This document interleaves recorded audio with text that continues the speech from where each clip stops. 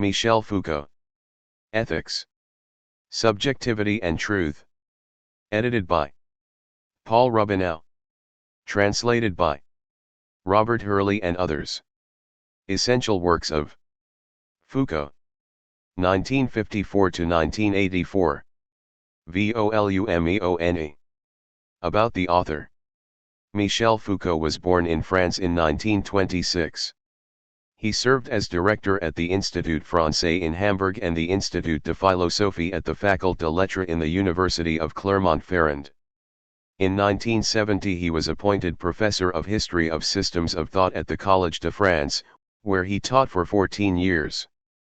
Himself a controversial intellectual presence, his lectures were often radically unconventional. His public life involved militant and courageous campaigning on behalf of prisoners, dissidents, and homosexuals.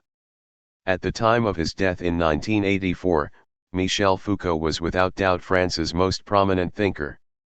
His profoundly original studies of madness, crime, sexuality, and methods of classification influenced disciplines as diverse as history, philosophy, sociology, medical history, and literary criticism. He set new agendas for research in political theory, stimulated debates over gender identity, and raised questions about the meaning of truth and reason through the analysis of knowledge and power systems. His many publications include Madness and Civilization, 1961, The Order of Things, 1966, The Archaeology of Knowledge, 1972, The Birth of the Clinic, 1973, Discipline and Punish, 1975, and 3 volumes of The History of Sexuality, 1976, 1984, 1984. Paul Rubinow is a professor of anthropology at the University of California at Berkeley. His previous books include The Foucault Reader and Michel Foucault, Beyond Structuralism and Hermeneutics, with Herbert L. Dreyfus. Series Preface. Michel Foucault provides a splendid definition of work, that which is susceptible of introducing a significant difference in the field of knowledge, at the cost of a certain difficulty for the author and the reader, with, however, the eventual recompense of a certain pleasure, that is to say of access to another figure of truth. Diverse factors shape the emergence, articulation, and circulation of a work and its effects. Foucault gave us intellectual tools to understand these phenomena. In Michel Foucault's essential works, we use these very tools to understand his own work.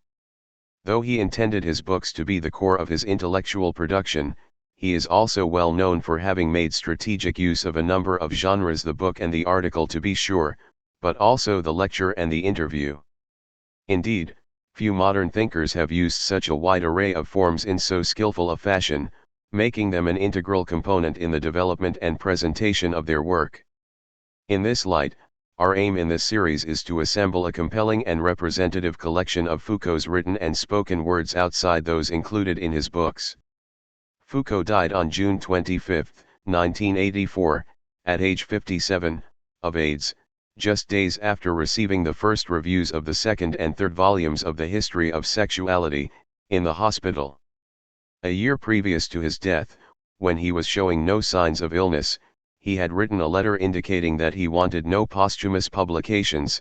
Through the course of complex negotiations between those legally responsible to him, intellectually engaged with him, and emotionally close to him, it was decided that this letter constituted his will. He left behind, as far as we know, no cache of unpublished texts. We must conclude, then, that his papers were in order. 10 years later, Editions Gallimard published Dits et Écrits, well over 3,000 pages of texts, organized chronologically. The editors, Daniel Deford and François Ewald, sought to collect all Foucault's published texts, prefaces, introductions, presentations, interviews, articles, interventions, lectures, and so on, not included in his books. We have made a selection, eliminating overlapping or repetition of different versions of similar materials. Likewise, a number of the lectures and courses will in time be published separately in English. What we have included in this and the following 2 volumes are the writings that seem to us central to the evolution of Foucault's thought. We have organized them thematically. Selecting from this corpus was a formidable responsibility that proved to be a challenge and a pleasure.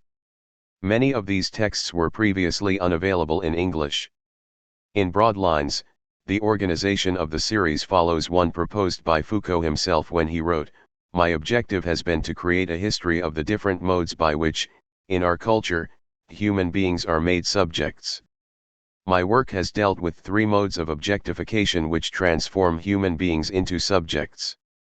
2. In Volume 1, following his course summaries from the Collège de France, which provide a powerful synoptic view of his many unfinished projects, the texts address the way a human being turns him or herself into a subject. 3. Volume 2 is organized around Foucault's analysis of the modes of inquiry which try to give themselves the status of the sciences. 4. Science, for Foucault, was a domain of practices constitutive of experience as well as of knowledge. Consequently, this volume treats the diverse modes of representations, of signs, and of discourse. Finally, Volume 3 contains texts treating the objectivizing of the subject in dividing pratices. 5. Or, more generally, power relations. Notes. 1. Foucault, de Travaux, in Dits et Écrits, Paris, Gallimard, 1994, Volume 4, p. 367. 2. Foucault, The Subject and Power, in Michel Foucault, Beyond Structuralism and Hermeneutics, ed. Hubert Dreyfus and Paul Rubinow, Chicago, University of Chicago Press, 1983, p. 208. 3 idem. 4 idem. 5 idem. Acknowledgements. Thanks for their detailed reading and comments to Joe Aubeel and James Fabian. The support and/or comments of Judith Butler, Didier Arabin, Claude Imbert, Mike Panicity, Mark Rubinow, André Schifrin, Marilyn Seid, and Arpad Sakalze are much appreciated. Introduction. The History of Systems of Thought. Michel Foucault delivered his first lecture at the Collège de France, France's most prestigious academic institution, on December 1970. At the age of 44.1 he named his chair at the college The History of Systems of Thought. Systems of thought, he wrote, are the forms in which, during a given period of time, knowledge savoirs individualize, achieve an equilibrium, and enter into communication. FN1.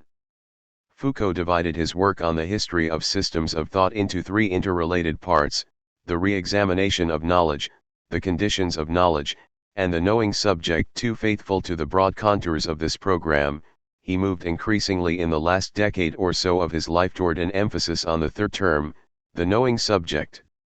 As part of his application to the Collège de France, Foucault had submitted a project of instruction and research, on the knowledge savoir of heredity as a system of thought. The choice of heredity as a research topic is fully in line with the work he had carried out in cooperation with Georges Canguilhem, the historian and philosopher of the life sciences with whom he was working during this period.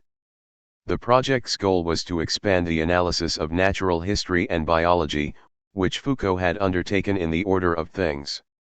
How did it happen, he asked, that a non-prestigious set of knowledges, such as those surrounding breeding, eventually took the form and function of a science unconnaissance scientific as important as genetics?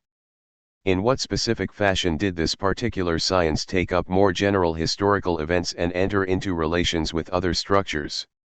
The answers to these questions, Foucault held, would require philosophical concepts and detailed empirical inquiry.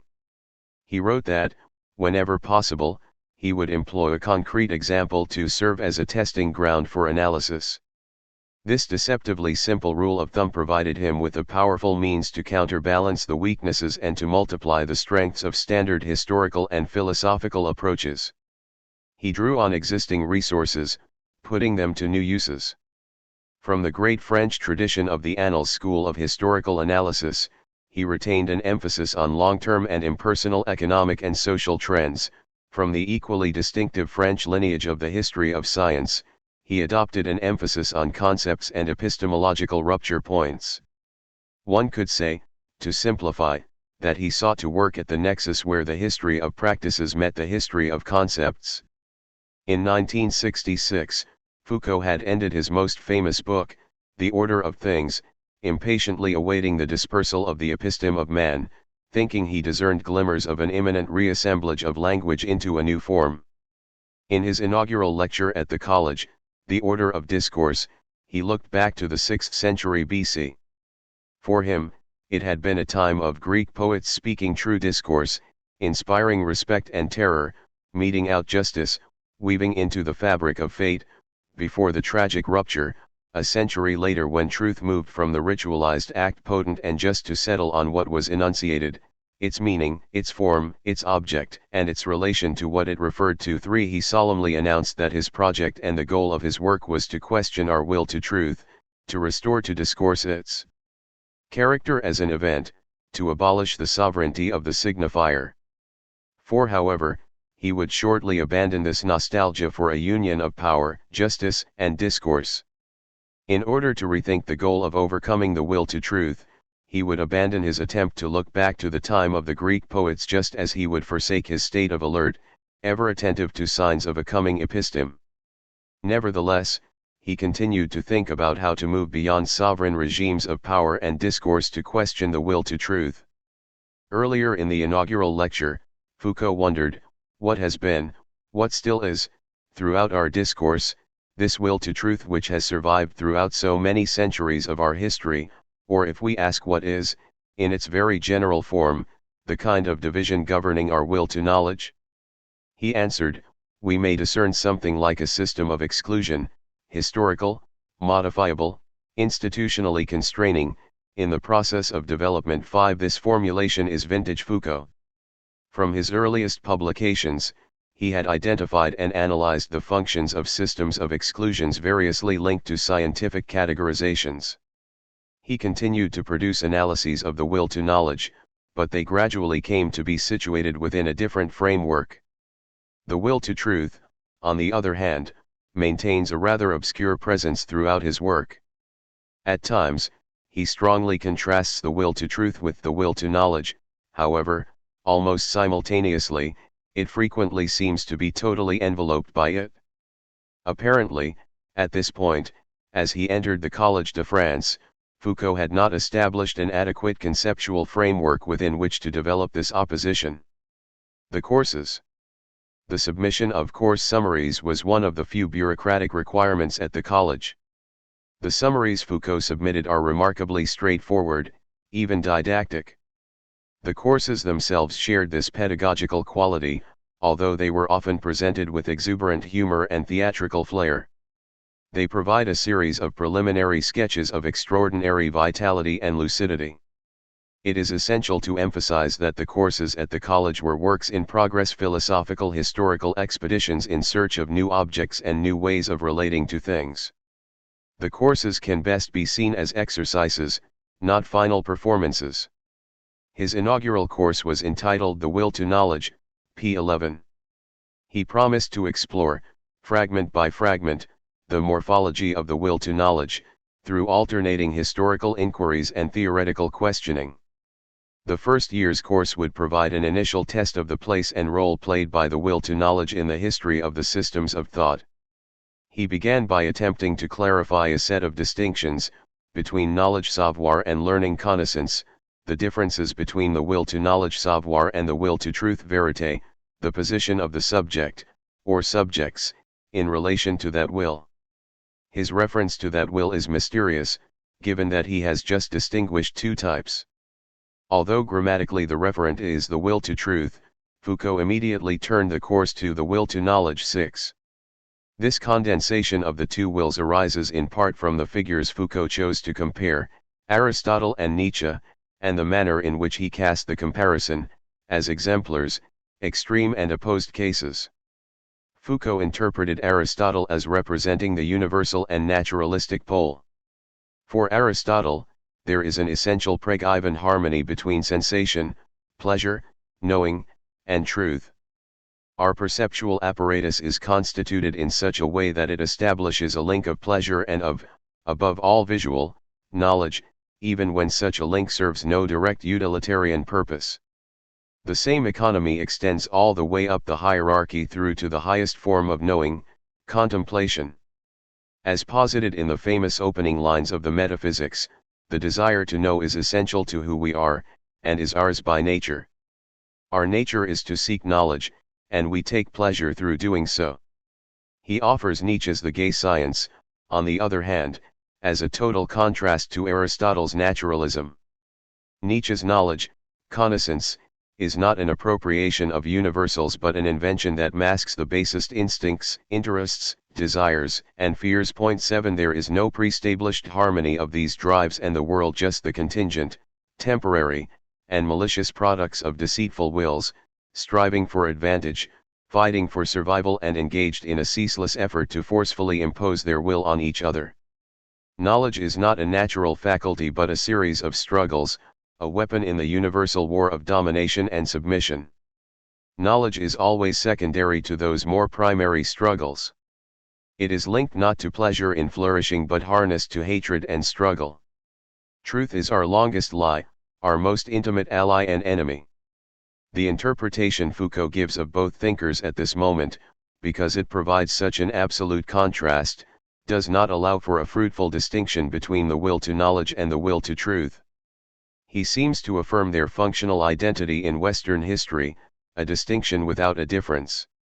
Had Foucault chosen Aristotle's Ethics rather than his Metaphysics as his paradigmatic text, these same relations of pleasure, knowledge, and the body would have been present, but they would have taken a different form. Over the course of the next decade, he would re-examine the elements of his interpretation of both Aristotle and Nietzsche and recombine them differently. Later on, Foucault would indeed come a good deal closer to posing the relations of pleasure, friendship, and practices of truth as a problem, in a way reminiscent of the Ethics, although he would never adopt Aristotle's answers, or his Metaphysics. The move toward power. During the early 70s, for reasons his biographers have sought to explain in terms of his personal life, Foucault began to move away from these philosophical themes as well as the project on heredity.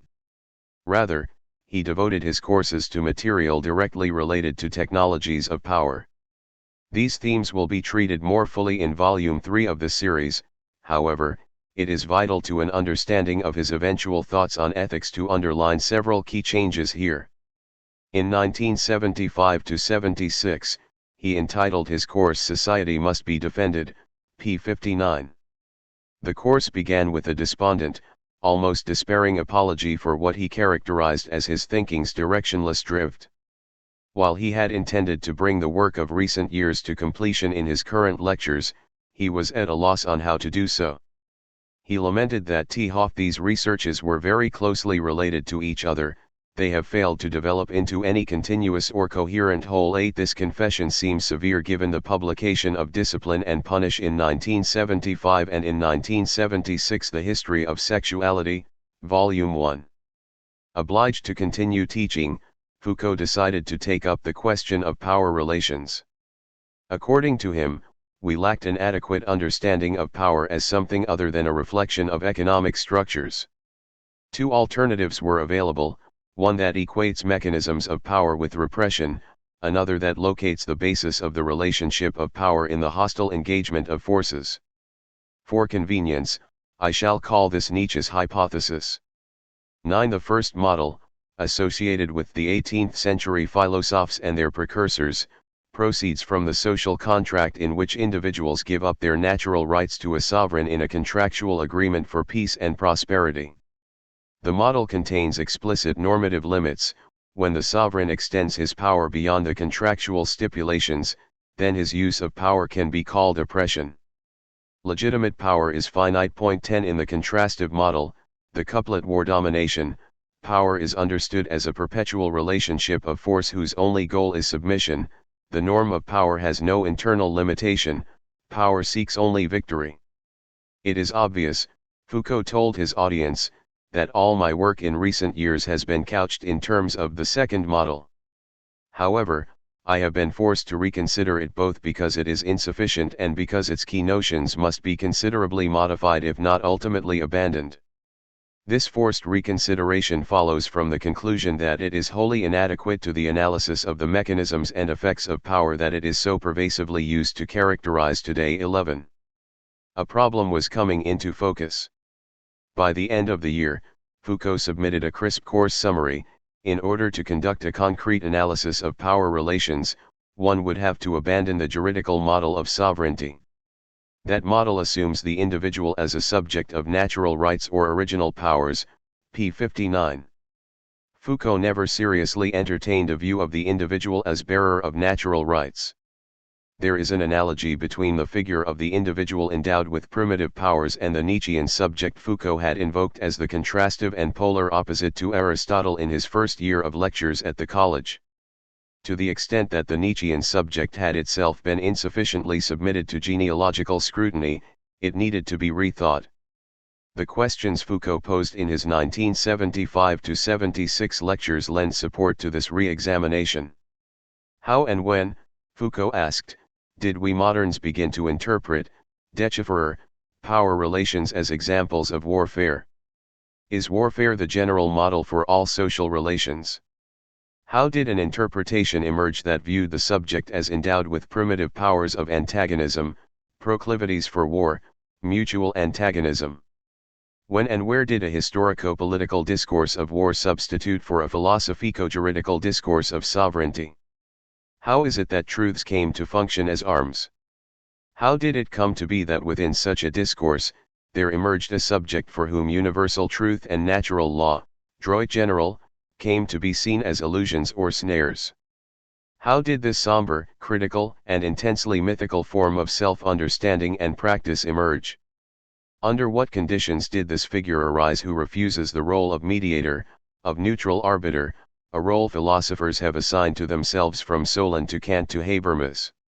How should we analyze a principle of interpretation that proceeds from violence, hatred, passions, revenge, that makes brute givens such as vigor, physique, force, and temperament the underpinnings of thought, that views history as a series of chance events? What has been the trajectory of such a historical discourse that can be advanced both by bearers of aristocratic nostalgia as well as popular revenge? Pursuing this line of inquiry would make it possible not only to answer the question of how von Clausewitz became possible but, more unexpectedly, to pose the question of how Nietzsche became possible. By the publication of The Will to Knowledge in 1976, Foucault had reshaped his understanding of power relations. He was also on the road to transforming his understanding of knowledge and the subject. Foucault coined the phrase the speaker's benefit for those who combined a discourse in which sex, the revelation of truth, the overturning of global laws, the proclamation of a new day to come, and the promise of a certain felicity are linked together. 12 Foucault's sarcasm about this longing for a space of knowledge simultaneously outside formations of power and yet capable of undermining them all reaches its rueful culmination in the closing lines of the first volume of the History of Sexuality. The irony of this deployment is in having us believe that our liberation is in the balance. 13 The highest form of irony is self-irony. Although the main target of the speaker's benefit was the reigning militant orthodoxy in France, Foucault was equally looking back over a path he himself had traveled. His true problem, he began to think, was the subject and its relations to the will to truth. Over the next 4 years, Foucault carried out a major recasting and consolidation of his core conceptual tools. The details of this complex rethinking will receive extended treatment in the introduction to Volume 3 of this series. Nevertheless, it is again crucial to underline a central shift in his views on power relations, for it situates the problems that his later thought sought to address. During the courses of the late 70s, Foucault further refined his view of power relations. Simply and schematically, he concluded, "It seems to me we must distinguish between power relations understood as strategic games between liberties in which some try to control the conduct of others, who in turn try to avoid allowing their conduct to be controlled or try to control the conduct of others, and the states of domination that people ordinarily call power. And between the two, between games of power and states of domination, you have technologies of government understood, of course, in a very broad sense. To denote this broad understanding of government, Foucault used the term governmentality. It implies, he continued, the relationship of the self to itself, and covers the range of practices that constitute, define, organize, and instrumentalize the strategies which individuals in their freedom can use in dealing with each other. I believe that the concept of governmentality makes it possible to bring out the freedom of the subject and its relationship to others, which constitutes the very stuff matière of ethics. Beginning from this premise, Foucault understands thought as the exercise of freedom. 14. Signs of existence. In 1979, Foucault reviewed the era of ruptures by his friend Jean Daniel, the editor of a Parisian weekly, Le Nouvel Observateur, to which Foucault had regularly contributed political commentary. His review, Pour un moral de l'inconfort 15, best translated as For an Ethic of Discomfort for reasons that will be elucidated below, is a kind of editorial, a combination of praise, reflection, and advocacy addressed to the journal's urbane, leftist audience at a time when their political arid intellectual hopes were rather dampened. Foucault set forth several guiding principles and themes, to which he would return incessantly in the remaining years of his life, albeit in different contexts and using different forms. See, for example, What is Enlightenment, p. 303. He began by invoking a question posed in 1784 by the Berlinist Minnetrift to a number of leading Aufklärer, including Kant: what is enlightenment? The question, as well as Kant's response, would preoccupy Foucault over the next several years. These reflections provided him with a starting point from which to transform the newspaper's question and Kant's answer into a different question: what is modernity? Or, as he posed it in his book review, who are we in the present? What is this fragile moment from which we can't detach our identity and which will carry that identity away with itself? Good journalism required a passion for stalking the elusive singularity of the present. More challenging yet was the task of observing oneself, with a certain distance, in the process of practicing this métier, midst the hurly-burly of everyday events, crises, deadlines, and myriad pressing demands. Foucault was intrigued by the fact that some journalists were better suited than philosophers and political activists for the task of sustaining a supple, yet critical, stance in the swirl of passing scenes, of resisting the temptation to always have a position. Foucault praised Jean Daniel for his deft handling of this ever-renewed demand on the left to have a firm, well-defended, vantage point for anchoring one's analysis. Vantage point, after all, is a military term connoting an overall perspective from afar, the proverbial bird's-eye view, but strategic advantage, however, does not necessarily provide understanding. For Foucault, in order to establish the right relationship to the present, to things, to others, to oneself, one must stay close to events, experience them, be willing to be affected and affected by them. Foucault was not singing the praises of vacillation and indecision, or of a total refusal of perspective. Banality of thought, resolute opportunism, or a program of deconstruction and transgression as ends in themselves all seemed to him to be equally dubious. The demand exigence for an identity, he insisted, and the injunction to break that identity, both feel, in the same way, abusive. 16. Such demands are abusive because they assume in advance what one is, what one must do, what one always must be closed to, which side one must be on. He sought not so much to resist as to evade this installed dichotomy. One might say he refused the blackmail of having to choose between a unified, unchanging identity and a stance of perpetual and obligatory transgression. One's way facon of no longer remaining the same, he wrote, is, by definition, the most singular part of who I am. However, that singularity was never a blanket negation. If one knew in advance that everything, including oneself and the current state of affairs, was bad, what would there be to learn? What would be the sense of acting? Why think? A life without the possibility of error would not be conceivable. One might say, following Georges Canguilhem, such a life would not be alive. Who one is, Foucault wrote, emerges acutely out of the problems with which one struggles.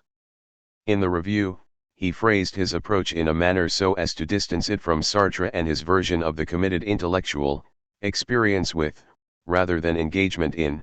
Privileging experience over engagement makes it increasingly difficult to remain absolutely in accord with oneself, for identities are defined by trajectories, not by position taking. Such an attitude is an uncomfortable one insofar as one risks being mistaken and is vulnerable to the perfect hindsight of those who adopt firm positions, especially after events have passed, or who speak assuredly of universals as though the singular were secondary. To that extent, one could say, adopting a distinction Foucault developed in his work leading up to the second volume of the History of Sexuality, The Uses of Pleasure, that this attitude is rooted in an ethics and not a morality, a practice rather than a vantage point, an active experience rather than a passive waiting.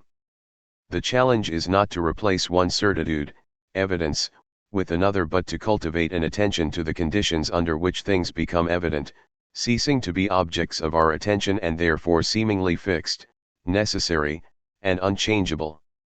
A few pages later in the review, Foucault approvingly invoked Maurice Merleau-Ponty's definition of the task of philosophy, to never consent to be completely at ease with what seems evident to oneself. What seems so new, if we are attentive, often can be seen to have been around, at the back of our minds, at the corner of our vision, at the edge of things we almost, but never quite, saw or said. The most fragile of passing moments has its antecedents.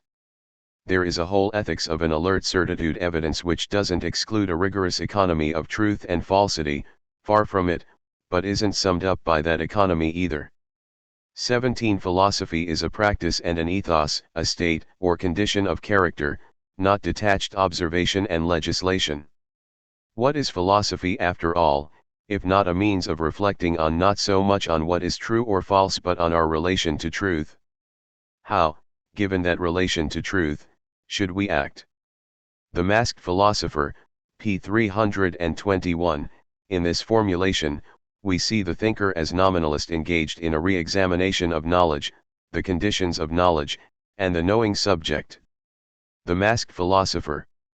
Foucault's exasperation with what he continued to see and feel as political posturing and lack of imagination in France found another articulation in an anonymous interview he gave in April 1980 to the leading French daily, Le Monde, which was interviewing leading thinkers about their views on the current scene.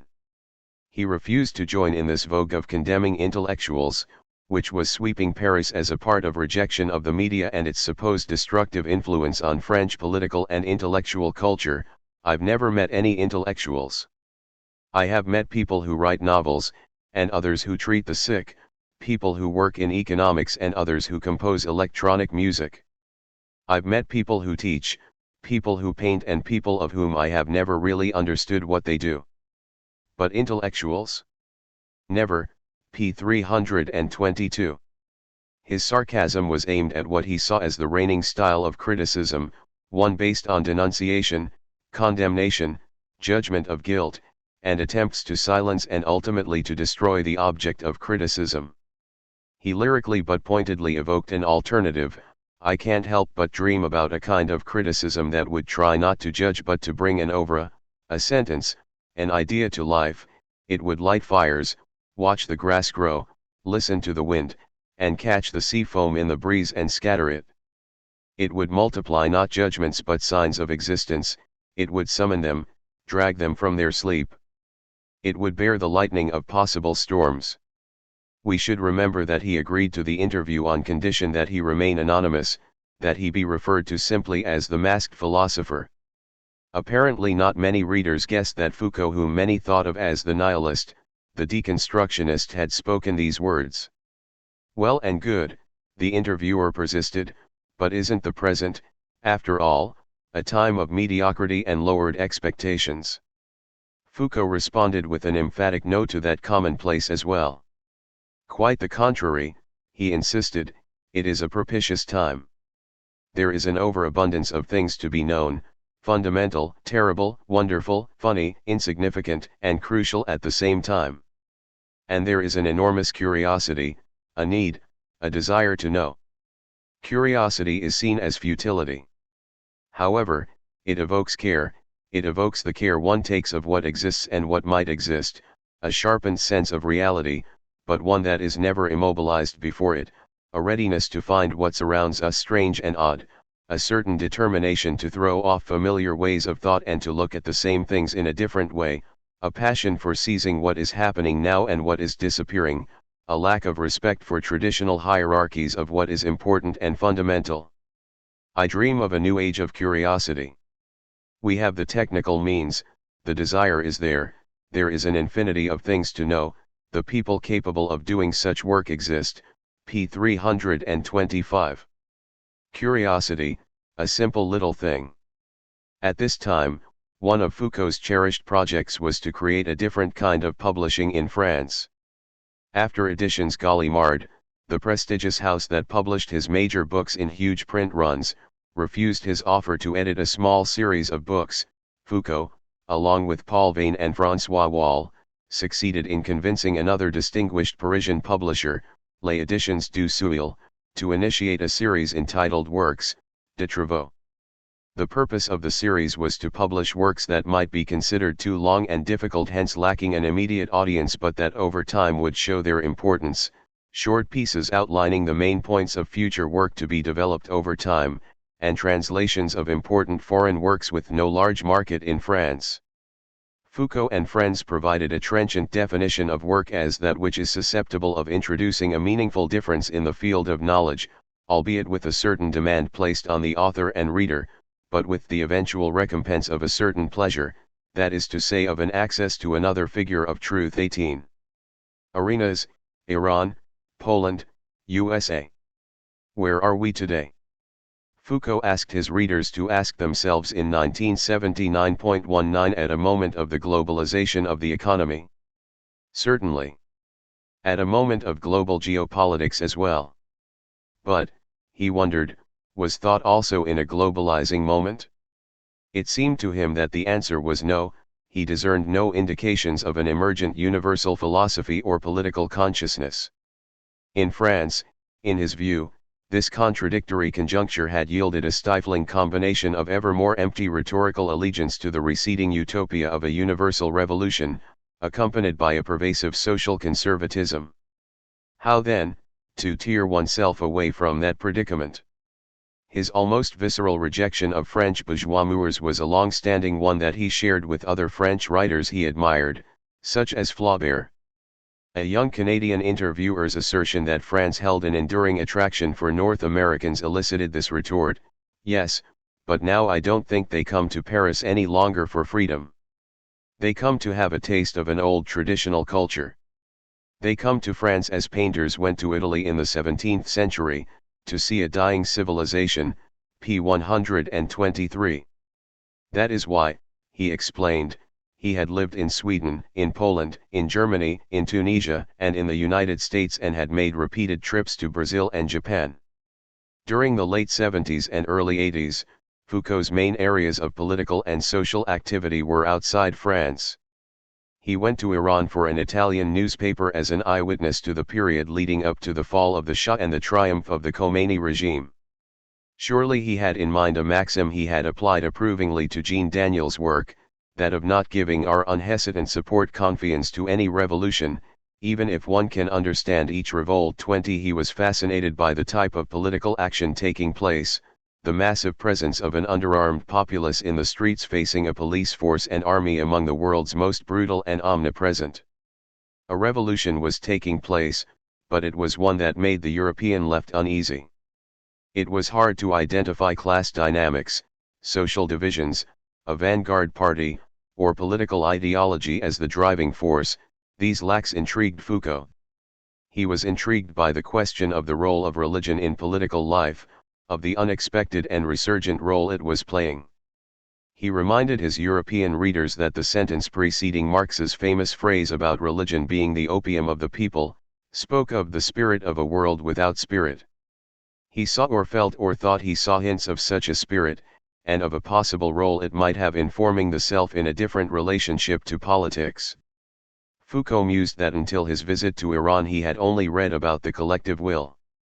In Iran, it seemed that he had encountered it in the streets, focused in determined opposition to the Shah.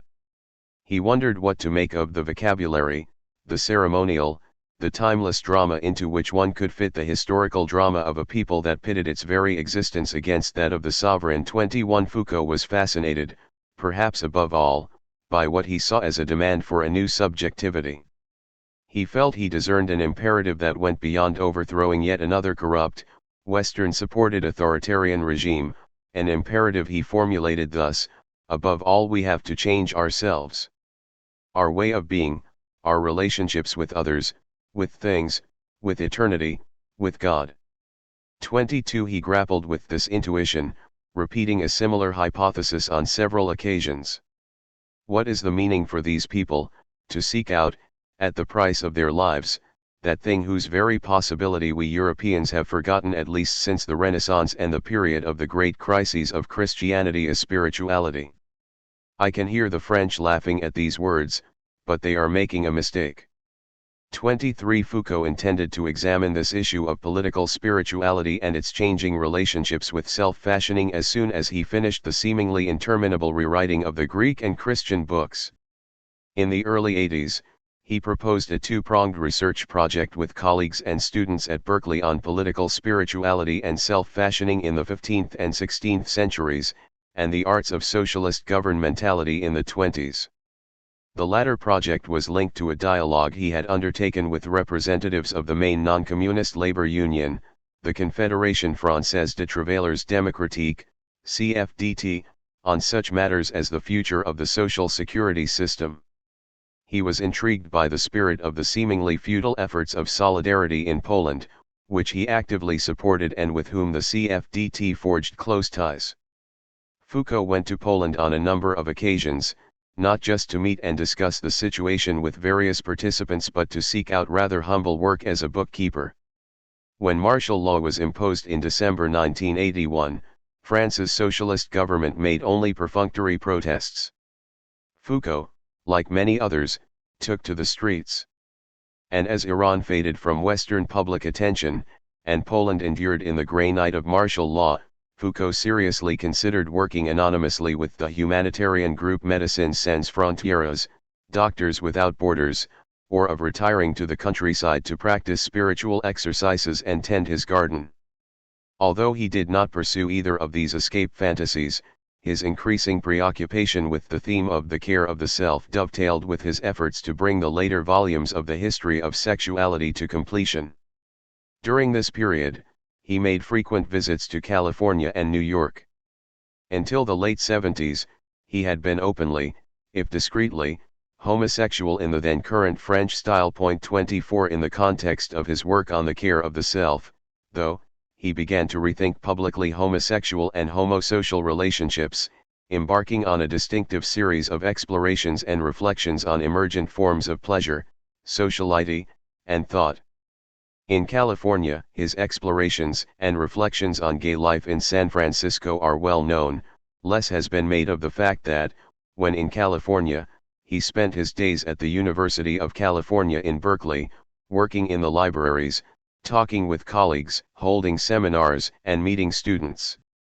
It seems fair to say that Foucault was experimenting in his own life with the twin imperatives to know thyself and to care for thyself. A modern ethos. Max Weber, Foucault argued, had placed the following question on the historical, sociological, and ethical agenda: if one wants to behave rationally and regulate one's action according to true principles, what part of oneself should one renounce? What is the ascetic price of reason?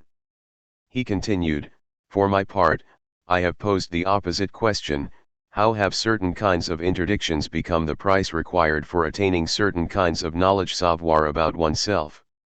What must one know connaître about oneself in order to be willing to accept such renunciation?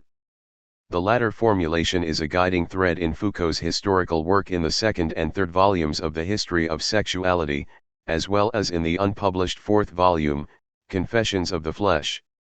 Despite his reformulation of Weber's question, Foucault's core concern applies equally well to Foucault himself: what is the place of asceticism in a philosophic life?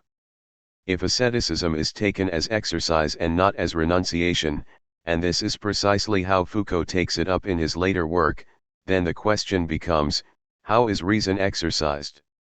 How is reason practiced? One of the main themes Foucault explored in the early 80s was the care of the self.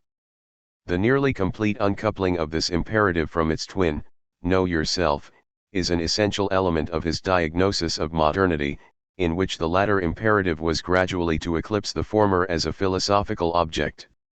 From Descartes to Husserl, the imperative to know thyself increasingly predominated over that to take care of thyself. As the care of the self had traditionally passed through or entailed relationships with others, this disproportionate weighting of knowledge has contributed to the universal unbrotherliness that caused Weber so much pain and which he lacked the tools to do more than decry. For Foucault, the equation of philosophical ascesis with renunciation of feeling, solidarity, and care for oneself and for others as the price of knowledge was one of our biggest wrong turnings. However, reversing such a course is not merely a matter of willing or desiring it to be otherwise.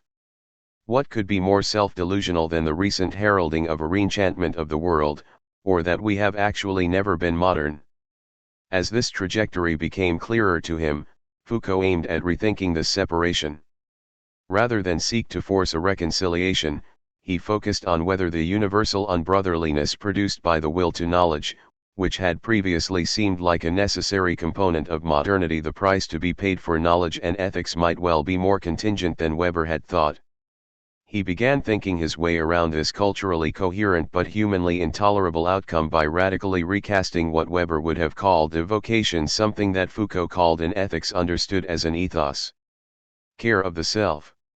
In an interview published as The Ethic of the Concern for the Self as a Practice of Freedom, p. 281, Foucault provides an unusually unqualified formulation of his philosophical and ethical work. He reiterates that his project has always been to untangle the relations between the subject and truth. Although his argument is not presented as a set of working premises, it is convenient and plausible to view it this way. Premise 1. What is ethics, if not the practice of freedom, the considered reflechi practice of freedom, p. 284. Freedom is the ontological condition of ethics. But ethics is the considered form that freedom takes, p. 284. Thus, a condition of liberty is the ontological starting point. Premise 2. In the Western tradition, taking care of oneself requires knowing connaître oneself, p. 285. To take care of the self is to equip oneself with these truths, p. 285. It is through these tools and this conceptual linkage that ethics is linked to the game of truth, p. 285. Premise 3, ethics is not just a theory, it is equally a practice, an embodiment, a style of life. Hence, the problem is to give liberty shape in an ethos, p. 286. Premise 4, the subject is not a substance. It is a form, and this form is not primarily or always identical to itself, p. 290. Self is a reflexive pronoun, and it has two meanings. Auto means the same, but it also conveys the notion of identity. The latter meaning shifts the question from what is this self, to departing from what ground shall I find my identity. p. 230. Premise 5, the central arena of inquiry is the historical constitution of these forms and their relation to games of truth. A game of truth is a set of procedures that lead to a certain result, which, on the basis of its principles and rules of procedure, may be considered valid or invalid, p. 297. High truth? And why must the care of the self occur only through the concern for truth? This is the question for the West. How did it come about that all of Western culture began to revolve around this obligation of truth? p. 295. Given these premises, one must conclude equally that one escaped from a domination of truth only by playing that game differently, p. 295. Premise 6, the relationship between philosophy and politics is permanent and fundamental, p. 293. By politics Foucault means both power relations and the life of the city as understood in the ancient world, the modern equivalent being governmentality. Premise 7, philosophy, understood as a practice and a problem, is a vocation. The manner in which liberty is taken up by the philosopher is distinctive, differing in intensity and zeal from other free citizens, p. 293. Since the Enlightenment, while demand for an ethics has been incessant, the philosophical fulfillment of that demand has been notably scarce. This impasse has led to many fundamentalist projects, none of which has achieved any general acceptance, even among the philosophers and moralists. Such a meager harvest has also led to the categorical or partial rejection of such projects. Foucault himself argued in The Order of Things that there could be no moral system in modernity, if by moral system one meant a philosophical anthropology that produced firm foundations concerning the nature of man and, thereby, a basis for human action. Ultimately, though, Foucault may well be remembered as one of the major ethical thinkers of modernity. Foucault sets up two ideal types of moral systems, one that emphasizes the moral code, and another that emphasizes ethical practices. Within systems of the first type, the authority that enforces the code takes a quasi-juridical form. The subject refers his conduct to a law, or set of laws. 25 The great monotheistic religious systems exemplify this type of moral system. In the second ideal typical form, which Foucault associated with the ancient world, it is the mode of subjectivation, the way a subject freely relates to himself, that receives greater elaboration. In this type of system, the codes and explicit rules of behavior may be rudimentary, while greater attention is paid to the methods, techniques, and exercises directed at forming the self within a nexus of relationships. In such a system, authority would be self-referential and might take a therapeutic or philosophical form. He stressed that, in practice, these forms were not wholly distinct. Subject-oriented practices have been widespread in Christianity, just as there were moral prohibitions in the ethical practices of the ancient world. Nonetheless, the contrast is an instructive one. In volumes 2 and 3 of The History of Sexuality, Foucault undertook a restorative historical analysis of the place of the self-formation as an ethical subject in the ancient world.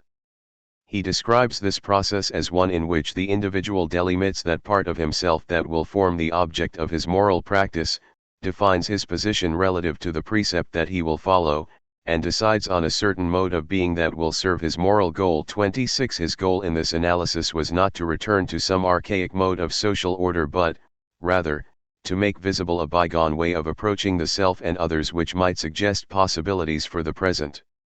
He was seeking not to denaturalize the subject of desire, not to invent a philosophic system per se, but to contribute to a mode of living. He thought that elements of that possible mode of living were already in existence.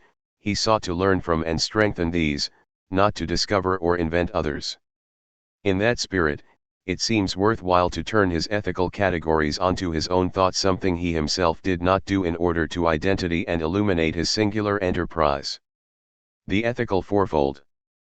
Foucault saw ethical analysis as the free relationship to the self, rapport à soi, a relationship that could be examined through four basic categories: ethical substance, mode of subjectivation, ethical work, and telos. Although he treats these categories as independent one from the other, he recognizes that, in any historical instance, they are always found in a specific configuration. In his genealogy of the subject of desire, he gives us historical examples of how such an analytics of ethics had been elaborated, of the internal systematicity, and of the differential mode of alteration over time.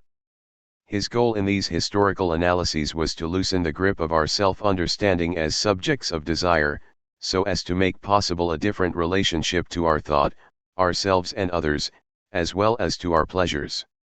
However, as he was wont to say, there is more. What if one was undertaking not only a history of sexuality but also a genealogy of ethics? How, then, would one cast the analytics of a free relationship to the self that a life of thinking entailed? In an interview in Berkeley, on the genealogy of ethics, p. 253, he was asked why he was not intending to talk more about friendship in his forthcoming books. He responded, "Don't forget L'Usage de Plaisirs is a book about sexual ethics, it's not a book about love, or about friendship, or about reciprocity." Friendship is reciprocal and sexual relations are not reciprocal, p. 257. What I want to ask is, are we able to have an ethics of acts and their pleasures which would be able to take into account the pleasure of the other? p. 258. There are two important points here. First, Foucault makes it clear that the content of the ethical discussion he provides in volumes 2 and 3 of the History of Sexuality follow from the subject matter under discussion. As we shall see, the general categories of ethics he provides can be elaborated differently in the context of a different genealogy. At the end of the Archaeology of Knowledge, he stated that it would have been perfectly possible to construct other archaeologies of other objects, and that he was never talking about the spirit of an age or a unified understanding of being. Second, he is very clear that he is not advocating a return to the Greek model of sexual or human relations. Ancient Greek society was characterized by essential inequalities and non-reciprocities that moderns can only find intolerable. Consequently, what he identifies in the ancient world is a problematic, a way of thinking about ethical issues, and a form of practice ascesis integrally linked to that thought. It should be stressed again, though, that when in 1984 Foucault was asked if he found the ancient Greeks admirable, he answered, "Not very." They were stymied right away by what seems to be the point of contradiction of ancient morality, between, on the one hand, this obstinate search for a certain style of existence and, on the other hand, the effort to make it common to everyone, a style that they approached more or less obscurely with Seneca and Epictetus but which would find the possibility of realization only within a religious style. All of antiquity appears to me to have been a profound error. Laughs. 27 It is not entirely clear what exactly he was laughing at, certainly not the obstinate search for a style of existence. Was it the religious stylization? Was it the effort to make a stylized life common? The offending term appears to be common, understood as uniform. Foucault definitely rejected two possible interpretations of what common could mean, either that a class location or professional identity was the sine qua non of liberty and, hence, of ethics, or that everyone would have the same stylization. Foucault unequivocally equated the latter project with normalization and the will to knowledge, and there is no reason to believe he ever entertained the former, although the issue of leisure to pursue such questions remains unaddressed. This answer, perhaps appropriately, leaves entirely open how general and diverse Foucault thought such a project could be. Ethical substance, the will to truth. The way that the individual has to constitute this or that part of himself as the prime material of his moral conduct. Foucault 28. For Foucault as a thinker, the ethical substance, the prime material of moral conduct, is the will to truth. As we have seen, in the course summary of his first year at the college, he summarized his comparison between Aristotle and Nietzsche, discussed archaic practices of establishing the truth in the context of justice, and elucidated the general goal of his work. The primary, perhaps ultimate, task he had set for himself was to establish the difference between the will to knowledge savoir and the will to truth vérité, the position of the subject, or subjects with respect to that will, p. 12. The lion's share of Foucault's work centered on the historical analysis of this rancorous will to knowledge. 29 He did not abandon his attention to the dangers of knowledge-power complexes, even as he cautiously moved away from a central focus on the will to knowledge. He categorically refused appeals to science, religion, or law as the basis upon which a free person could shape his life. For him, whatever we were to become, it could not be legitimate by the will to knowledge. Still, of the will to truth he said very, very little. In his 1971 essay, Nietzsche, Genealogy, History, he offered an utterly bleak picture of modernity. The will to truth loses all sense of limitations and all claim to truth in its unavoidable sacrifice of the subject of knowledge. 30 In the order of discourse, he had told his audience it was as though the will to truth and its vicissitudes were masked by truth itself and its necessary unfolding. 31 The as though presents the smallest sliver of maneuvering space. 13 years later, in the introduction to the uses of pleasure, Foucault formulated his problem thus: how, why, and in what forms is thinking constituted as a moral domain. 32. A few paragraphs later he could ingenuously write, as for what motivated me, it is quite simple. I would hope that in the eyes of some people it might be sufficient in itself. It was curiosity, the only kind of curiosity, in any case, that is worth acting upon with a degree of obstinacy, not the curiosity that seeks to assimilate what is proper for one to know, but that which enables one to get free of oneself. 33. Foucault presents curiosity as a modest impulse, but his qualification that curiosity is what enables one to get free of oneself, the telos of his ethics, signals that the stakes of this simple little thing could not be higher. But, then, what is philosophy today? Philosophical activity, I mean, if it is not the critical work that thought brings to bear on itself. 34. In another version of the preface to the Uses of Pleasure, Foucault wrote, "It is easy to see how the reading of Nietzsche in the early 50s has given access to these kinds of questions." Nietzsche does indeed provide access to these kinds of questions. In The Gay Science, he had already specified the problem, this unconditional will to truth. What is it? Is it the will not to allow oneself to be deceived? Or is it the will not to deceive? He concludes, consequently, will to truth does not mean I will not allow myself to be deceived, but there is no alternative. I will not deceive, even myself, and with that we stand on moral ground. 35. Nietzsche and Weber are clearly Foucault's precursors in making these topics into problems. Mode of subjectivation, self-stylization or form-giving. The way in which the individual establishes his relation to the rule and recognizes himself as obligated to put it into practice. Foucault. 36. Mf. What strikes me is the fact that, in our society, art has become something that is related only to objects and not to individuals or to life. That art is something which is specialized or done by experts who are artists. But couldn't everyone's life become a work of art? Why should the lamp or the house be an art object, but not our life? Q.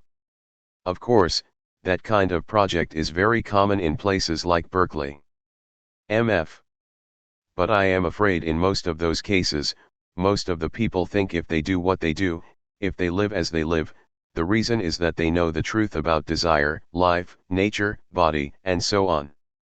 Pages 261 to 262. For Foucault, the challenge of the mode of subjectivation is not to base one's subjectivity, that multidimensional relationship, to others, to things, and to ourselves, on any science, nor on any previously established doctrine.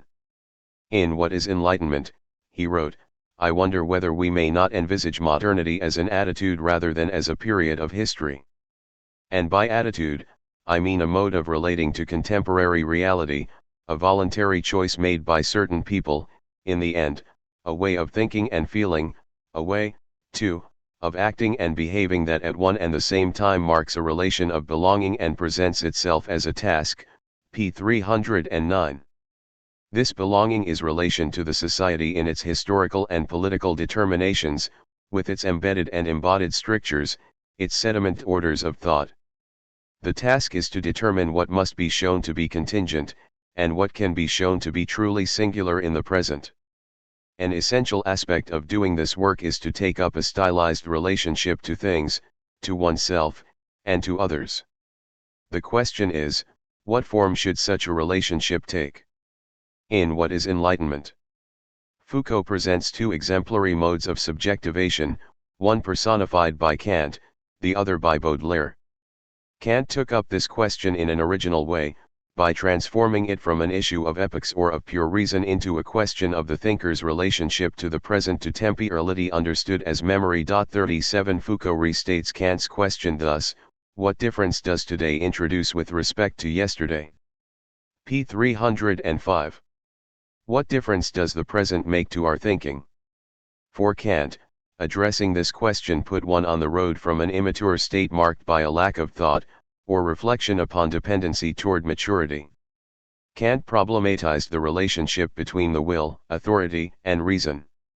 For him, thinking about the relationship of these terms was not only a process but, equally, a task and an obligation. We are responsible for our own maturity.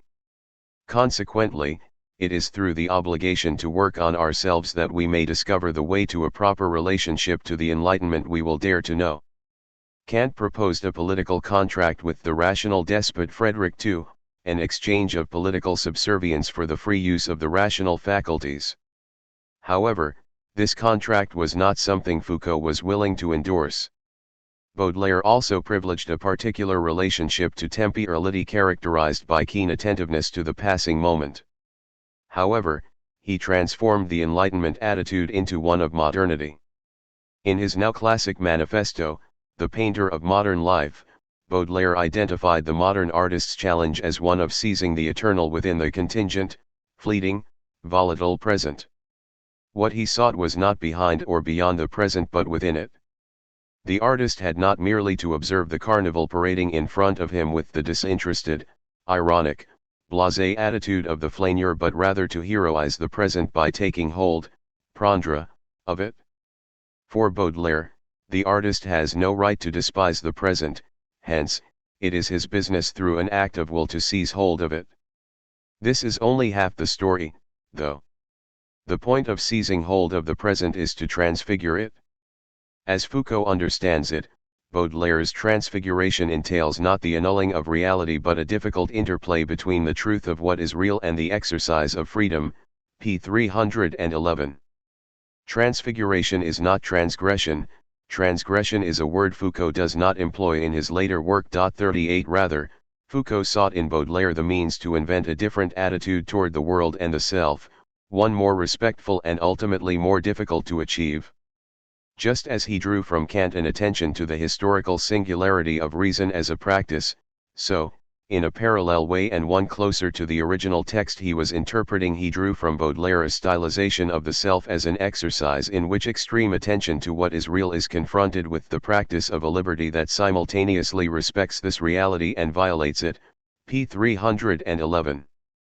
Baudelaire gives form to the self in art. He never imagined, Foucault insists, that such stylization could operate on society itself or on the body politic, p. 312.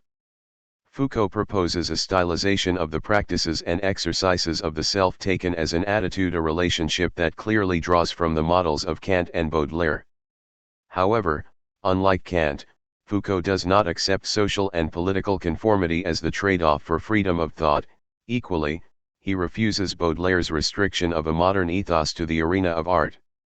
Rather, Foucault hopes to invent a mode of subjectivation in which this ethos would be a practice of thought formed in direct contact with social and political realities.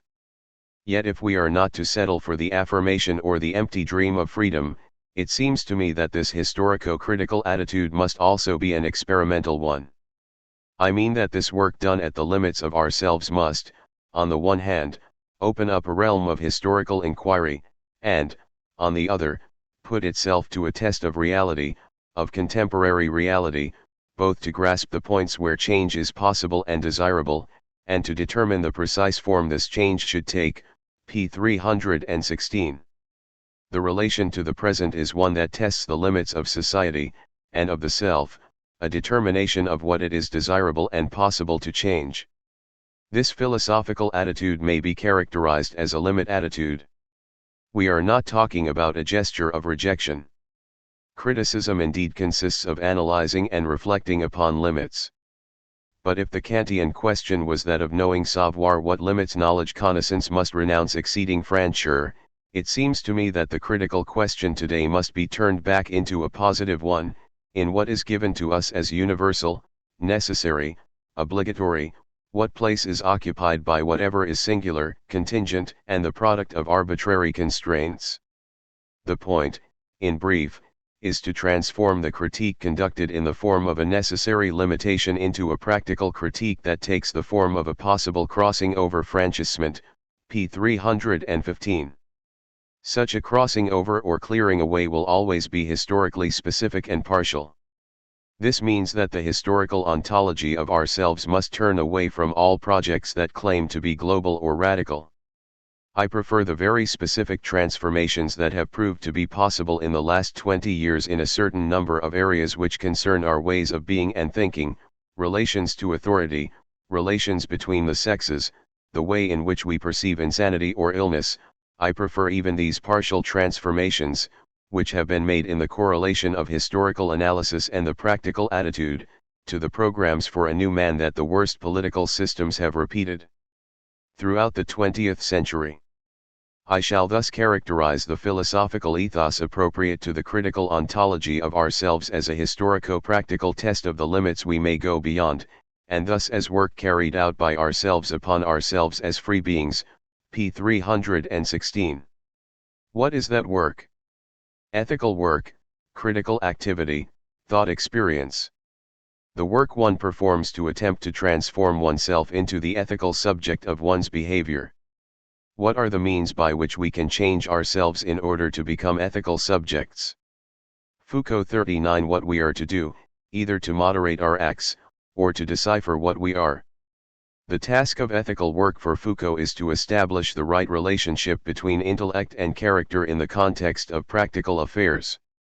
His clearest discussion of this relationship between thought and experience is found in a version of the preface to The Uses of Pleasure, where he states that his attempt in this work had been to develop a satisfactory means to analyze sexuality as a historically singular form of experience.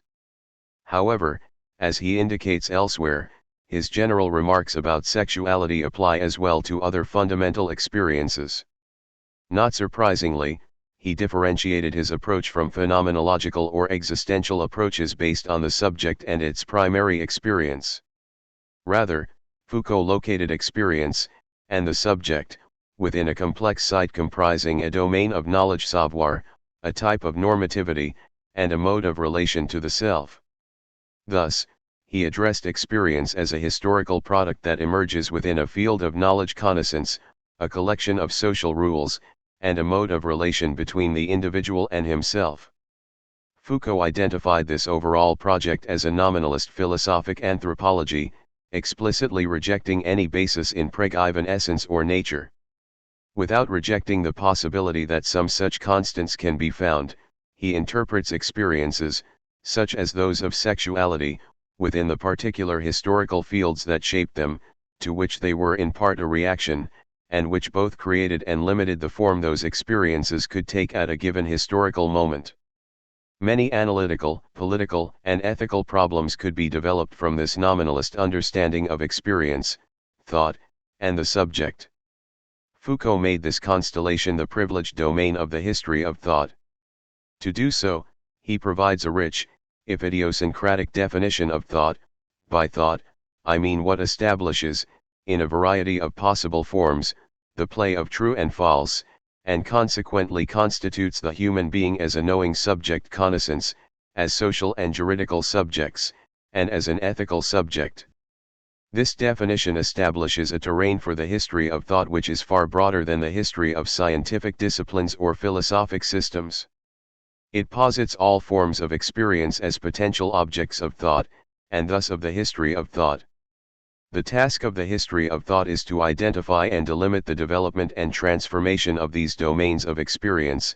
As these domains and these experiences are diverse, it follows that so, too, are modes of thought.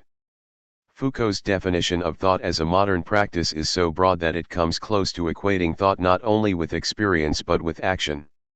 However, it is important to avoid a misunderstanding here, as in a parallel way with Foucault's definition of power. Since thought is a defining aspect of any historically singular complex, a vital aspect of its singularity and analysis of such complexes is always possible for a history of thought. But that does not mean that thought, or power relations, which are also an unsurpassable part of such historical singularities, is totally coextensive with the object of analysis. As Foucault put it, the study of forms of experience can thus proceed from an analysis of practices, as long as one qualifies that word to mean the different systems of action insofar as they are inhabited by thought. Insofar, to the extent that, qua a classic and elementary philosophic proviso that is often misunderstood today as totalization. In this light, we can make sense of Foucault's claim that thought is, the very form of action. He is referring to a potential present both in the object of analysis and for the analyst.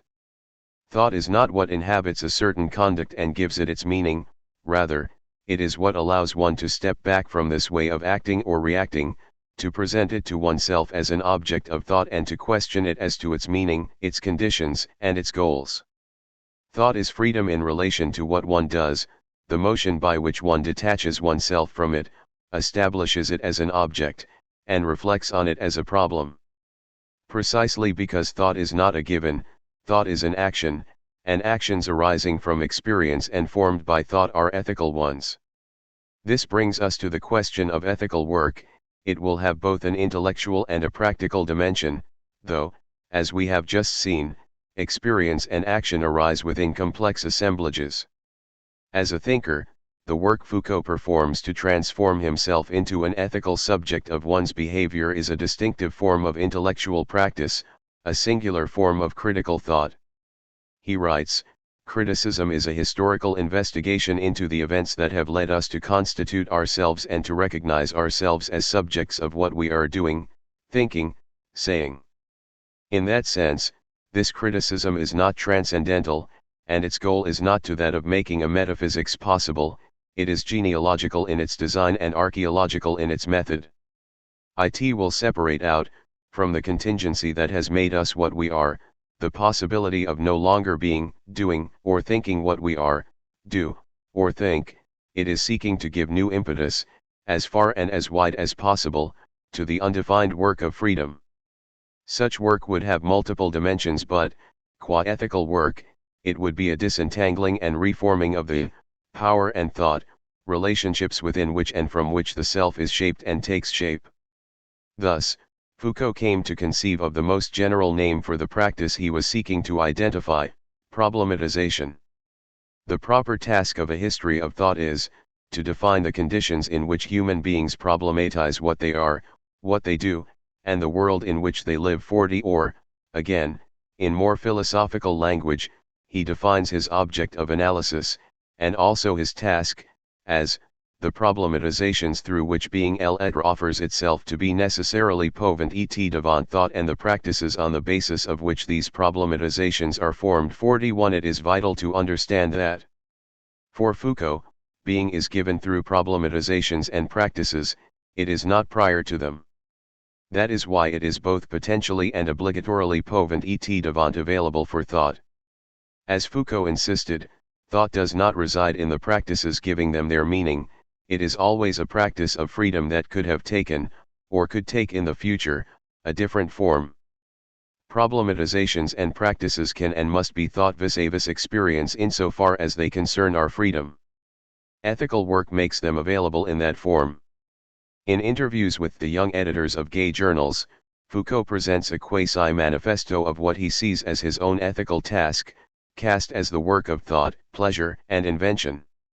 In these interviews, he is especially crisp in his formulations, speaking as a member of the community.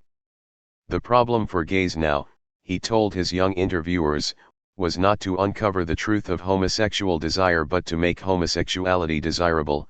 Sex is not a fatality, it's a possibility for creative life. p. 163. The search should be not for the secret of one's identity but for how to invent new modes of relationship and a new way of life. How, that is, to become homosexual rather than affirming that one already is so. I am not sure we should create our own culture. We have to create a culture. p. 164. Could such a quest lead to a way of life not based on social class and other existing divisions? One that could be shared among individuals of different ages, statuses, and so on? One that could reopen affective and relational virtualities, p. 138, and invent the instruments for polymorphic, varied, and individually modulated relationships, p. 139? He thought this was possible. What needed to be problematized was the whole tissue of sociality. What was needed was not a means of making everyone the same but of creating new modes of being together. Gays, Foucault told his interviewers, have come a long way in overcoming sexual renunciation, so perhaps they have an obligation, to themselves and to others, to invent a homosexual ascesis, a manner of being that today seems improbable. Ascesis is the work that one performs on oneself in order to transform oneself or make the self appear which, happily, one never attains. Can that be our problem today? P 137. To make the self a continuous creative task, a social experience. For gays, the problem might be how to make ourselves infinitely more susceptible to plaisirs. We must escape and help others to escape the two ready-made formulas of the pure sexual encounter and the lover's fusion of identities, p. 137. Or, he asked in the same interview, what is friendship? His answer, the sum of all those things through which people can give each other pleasure, p. 136. A provocative answer, no doubt, but what he means by pleasure is not very well spelled out. A few things, however, can be said about his use of the term. First, he is opposing pleasure to desire, as surface to depth, as the body to the person. He is seeking to break open the equation of the forms of pleasure one enjoys and one's supposed identity. Second, his attention to pleasure does not entail embracing the doctrine of hedonism. Pleasure is neither the unique nor the highest good but, rather, an accompaniment to other activities. Foucault's pleasure is embedded in a practice, an ascesis. One might say, it supervenes on other practices. For him, pleasure seems to function as a kind of ethical heuristic, in the sense that he suggests that where one encounters pleasures, one will be in the vicinity of experiences worthy of further reflection, experimentation, and reformulation. 42. In another interview for a gay audience, Foucault insisted that gays should not privilege the model of individual rights or heterosexual marriage, that is, rights to inheritance and so on. As important as the struggles to obtain basic rights and legal protections for homosexuality were, Foucault argued, the real target was the general impoverishment of social relationships in contemporary society. Instead of treating the task as one of normalizing homosexuality in the heterosexual model, he urged his readers to try and invent something else. Such work, while arising within gay relationships, might be partially transposable to others, albeit with some imagination and tenacity. The problem, as he saw it, was to create new social forms. We should fight against the impoverishment of the relational fabric, p. 158. Why not imagine new practices, and eventually new forms of law, that were not restricted to individual rights but began from a premise of giving new forms to relational activities? This work is not only ethical, it is also political, but it is politics without a program. Telos, disassembling the self. The place an action occupies in a pattern of conduct. It commits an individual to a certain mode of being, a mode of being characteristic of the ethical subject. Foucault 43. The mode of being to which Foucault was committed is captured in his ambiguous formula to release oneself from oneself, se déprendre de soi-même. The difficulties of finding a correct translation for the phrase indicate some of the ambiguities that surround it.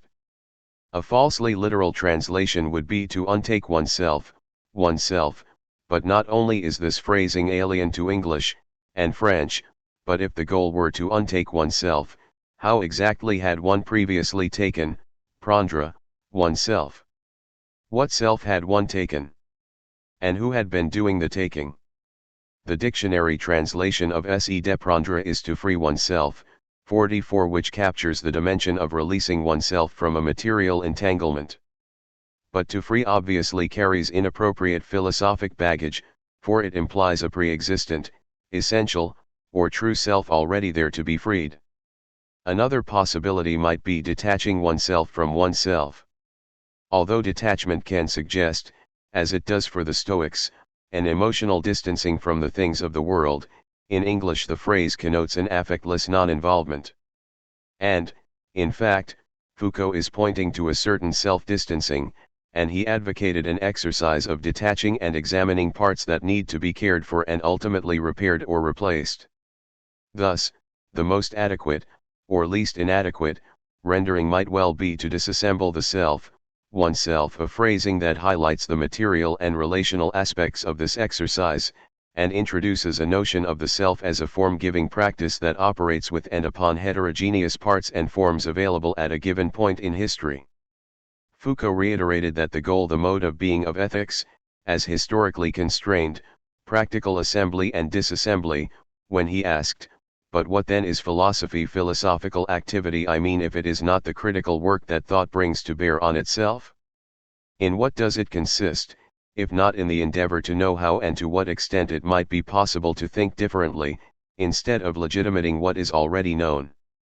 Thought is entitled to explore what might be changed, through the practice of a knowledge that is foreign to it. 45. Consequently, se déprendre de soi-même might be best understood as a form of continual self-bricolage. Levi-Strauss's classic description of the bricoleur, or handyman, constantly tinkering with heterogeneous objects in which there was no clear distinction between concrete thought, aesthetic form-giving, and a subject's material practice, is helpful up to a point.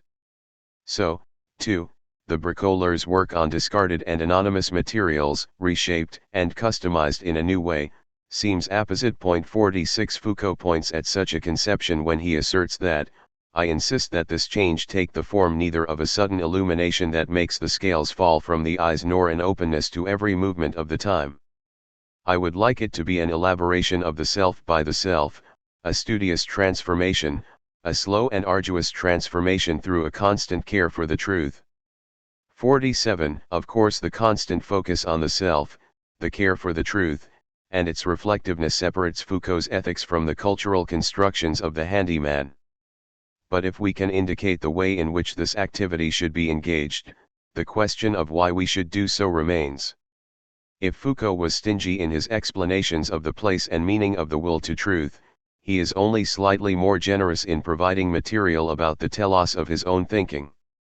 There are, however, some scattered and suggestive indications. For example, he wonders, what can the ethics of an intellectual be, if not, to render oneself permanently capable of self-detaching, se déprendre de soi-même, which is the opposite of the attitude of conversion? To be at the same time an academic and an intellectual is to try to engage a type of knowledge and analysis that is taught and received in the university in a way so as to modify not only the thought of others but one's own as well. This work of modifying one's own thought and that of others seems to me to be the intellectual's reason for being. 48. Elsewhere, after all, what would the value of the passion for knowledge be if it resulted only in a certain amount of knowledgeableness and not, in one way or another, and to the extent possible, in the knower straying afield from himself? 49. The word he uses that is translated as straying afield of oneself is agreement. 50. The L. E. Robert Dictionary gives the primary meaning of agreement as an action of getting a distance from what is defined as morality, reason, and the norm, and the state that ensues. This definition has a certain resonance with Georges Canguilhem's conception of errance, to err, to wander, to stray from the norm. For Canguilhem, as one commentator put it, we must move, err, adapt to survive. This condition of erring or drifting is not merely accidental or external to life but its fundamental form. 51. Norms are active states, error is a condition of truth. Disassembling the self suggests a modulated version of the second part of Levi-Strauss's definition of bricolage, in fact the original meaning of the word, unmovement incident, or a swerve. This incidental movement originally referred to the motion of a billiard ball caroming off a cushion, or a horse swerving to avoid an unexpected obstacle. Foucault's agreement is a slower and more meandering swerve, but nonetheless it is fair to take it as an unplanned, if reflective, avoidance or alteration of historical constituted obstacles, and as a patient disentanglement from the encumbrances of contingency. Foucault stresses the obligation to analyze historical forms that, with all their constraints and their diversity, make us what we are, and the patient labor required to reformulate them, fragment by fragment. In that work lies both the necessity and the pleasure of thought. Note on terms and translations. This volume comprises texts written and published over a range of nearly 2 decades. A few were originally published in English. Several others have already been translated into English. The majority, however, appear in English here for the first time. The last category, which includes all the course summaries, and self-writing, are due to Robert Hurley, a distinguished translator of 20th-century French social thought and the translator in particular of the second and third volumes of Foucault's History of Sexuality. As a matter of principle, the editorial hand has been exercised lightly. Texts originally in English are accordingly subject to mechanical, but only to the most compelling stylistic, emendations. Translations are another, and more complex, matter. With only a few exceptions, extant translations have proved to be of sufficient quality to merit reprinting. Even so, they vary in any number of ways with their translators. Even the most polished of translations is, moreover, far from timeless. Certain words and phrases become standard at the cost that others become misleading or seem strange. Certain early words or phrases, certain early lexical distinctions emerge as crucial only in the light of the later oeuvre. Initially unexceptionable glosses emerge as controversial only in the light of retrospective discussion and debate. James Fabian's review of the available translations was undertaken with such problems in mind. His emendations are of several different sorts. The first sort seeks to highlight or clarify Foucault's usage by inserting French terms in brackets after their English glosses, when the translator has not himself or herself inserted them. Such terms are relatively rare, but worth noting in advance. One is episteme. It appears in English as episteme, an inevitable coinage, but a misleading one insofar as it conjures associations with such apparent cognates as phoneme or lexeme. Episteme is rather a transliteration of the Greek pi 1 sigma tau mu n, science or systematic understanding of a conceptual domain, or of an art or craft. The least troublesome of them is savoir, which can usually be glossed straightforwardly as knowledge, or in its verbal form, to know. Much more troublesome is connaissance and its related verb connaître. Connaissance can also frequently be glossed as knowledge, indeed, sometimes must be, even when its usage is not synonymous with savoir. English has no consistent way of registering the difference between that sort of knowledge that derives from acquaintance or familiarity with someone or something, connaissance, and that which is, or may be, purely theoretical or abstract, savoir. The lack of a register is all the more troublesome because Foucault's usage sometimes suggests that the distinction between connaissance and savoir is analytically pivotal. A more extended discussion of the distinction must, however, be reserved for Fabian's introduction to the second volume of the series. Fabian has also undertaken a variety of more direct editorial interventions, more or fewer from one available translation to the next. In some cases, he corrects what seems to be an obvious error. In many others, however, he merely seeks to render more literally or more to the letter what the translator has rendered more freely or inventively. In general, his corrections have the purpose of clarifying the semantic content in some cases, the semantic ambiguity of assertions that allow of diverse English representations. In a few cases, he has appended footnotes, marked by lowercase Roman letters, that elaborate upon the context of some remark or allusion. Finally, he has standardized the gloss and the spelling of a few words and phrases that take on special thematic significance as Foucault's thought unfolds. Foucault himself sometimes writes of problemization, sometimes of problematization, but with no alteration of meaning from one instance to the next. Translations preserve the variation in English. In this volume, however, we render both terms throughout as problematization, after problematic.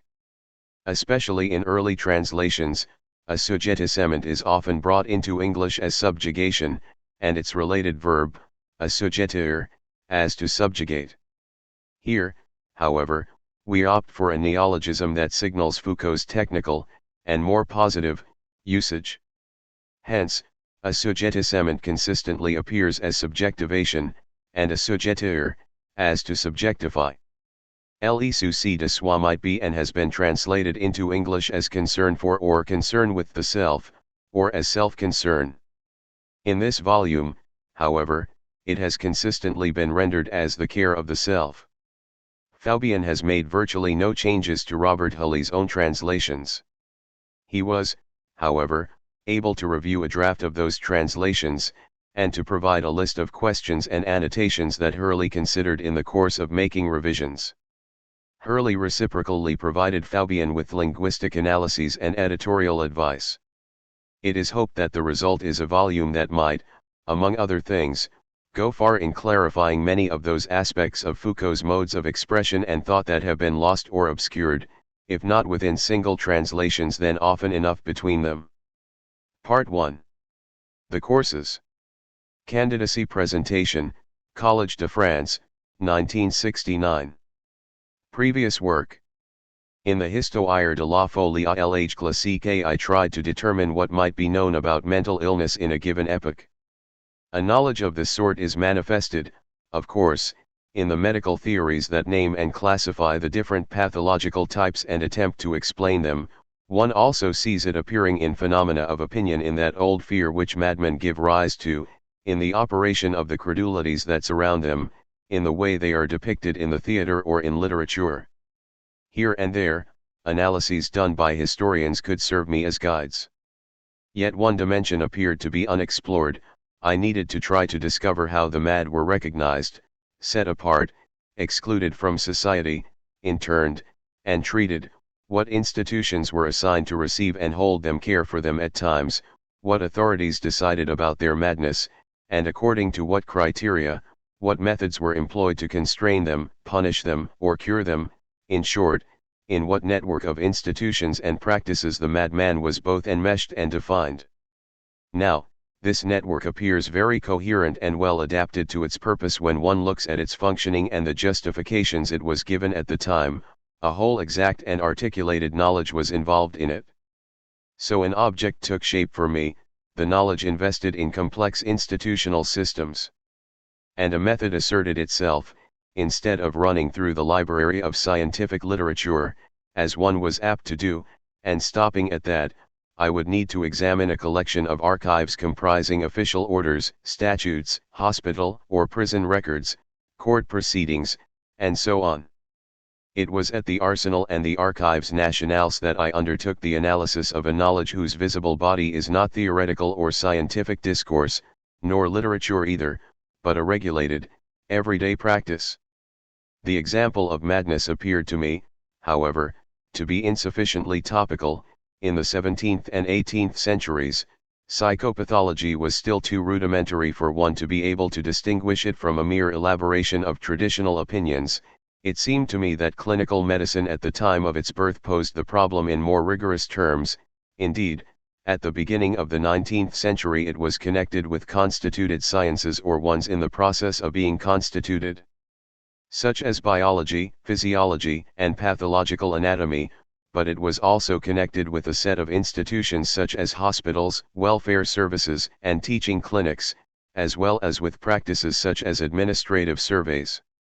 I wondered how, between these two reference points, a knowledge could have come into being, transformed itself and developed, offering to scientific theory new fields of observation, fresh problems and objects unperceived until then, but how, on the other hand, scientific knowledge connaissances scientifics had been introduced into it, had taken on a prescriptive value and become a source of ethical standards. The practice of medicine is not limited to combining a rigorous science and an uncertain tradition to form an unstable blend. It is built as a knowledge system that has its own balance and coherence. So one could grant the existence of domains of knowledge that were not exactly identifiable with sciences yet were not just mental habits either. Thus, in Les mots et les choses I tried an opposite experiment, neutralize the whole practical and institutional side but without giving up the idea of going back to it one day. Consider, for a given period, several of these domains of knowledge, natural classifications, general grammar, and the analysis of wealth in the 17th and 18th centuries, and examine them in turn to define the type of problems they raise, of concepts they bring into play, the theories they put to the test. Not only could one define the internal archaeology of each of these domains taken one by one, but from one to the other there were discernible identities, analogies, sets of differences that must be described. An overall configuration emerged. To be sure, it was far from characterizing the classical mind in general, but it organized in a coherent way a whole area of empirical knowledge. I was thus presented with two very distinct groups of results. On the one hand, I had established the specific and relatively autonomous existence of vested knowledges, on the other, I had noted systematic relations in the architecture peculiar to each one of them. A clarification became necessary. I outlined it in L'Archéologie du Savoir. Between opinion and science connaissance scientific one can recognize the existence of a particular level that we may call the level of knowledge savoir. This knowledge is embodied not only in theoretical texts or empirical instruments but also in a whole set of practices and institutions. However, it is not the pure and simple result, the half-conscious expression, of these. In point of fact, it comprises rules that properly belong to it, characterizing its existence, its operation, and its history. Some of these rules are peculiar to a single domain, others are common to several, and there are rules that may be general to a whole epoch. Finally, the development of this knowledge savoir and its transformations involve complex relations of causality. Teaching project. The work to come is subject to two imperatives: never lose sight of the reference of a concrete example that may serve as a testing ground for the analysis, frame the problems that I have come across or will no doubt encounter. 1. The sector chosen as a privileged example, which I will adhere to for a certain time, is the knowledge of heredity. It developed throughout the 19th century, starting from breeding techniques, on through attempts to improve species, experiments with intensive cultivation, efforts to combat animal and plant epidemics, and culminating in the establishment of a genetics whose birth date can be placed at the beginning of the 20th century. On the one hand, this knowledge responded to quite particular economic needs and historical conditions. Changes in the dimensions and forms of cultivation of rural properties, in the equilibrium of markets, in the required standards of profitability, and in the system of colonial agriculture deeply transformed this knowledge. They altered not only the nature of its information but also its quantity and scale. On the other hand, this knowledge was receptive to new developments in sciences such as chemistry or plant and animal physiology. Witness the use of nitrate fertilizer or the technique of hybridization, which had been made possible by the theory of plant fertilization, defined in the 18th century. But this dual dependence does not deprive it of its characteristics and its internal regulation. It gave rise both to adapted techniques, such as those of Vilmorin for species improvement, and epistemologically productive concepts, such as that of hereditary trait, explained in detail if not defined by Naughton. Darwin was not mistaken when he found in this human practice the model enabling him to understand the natural evolution of species.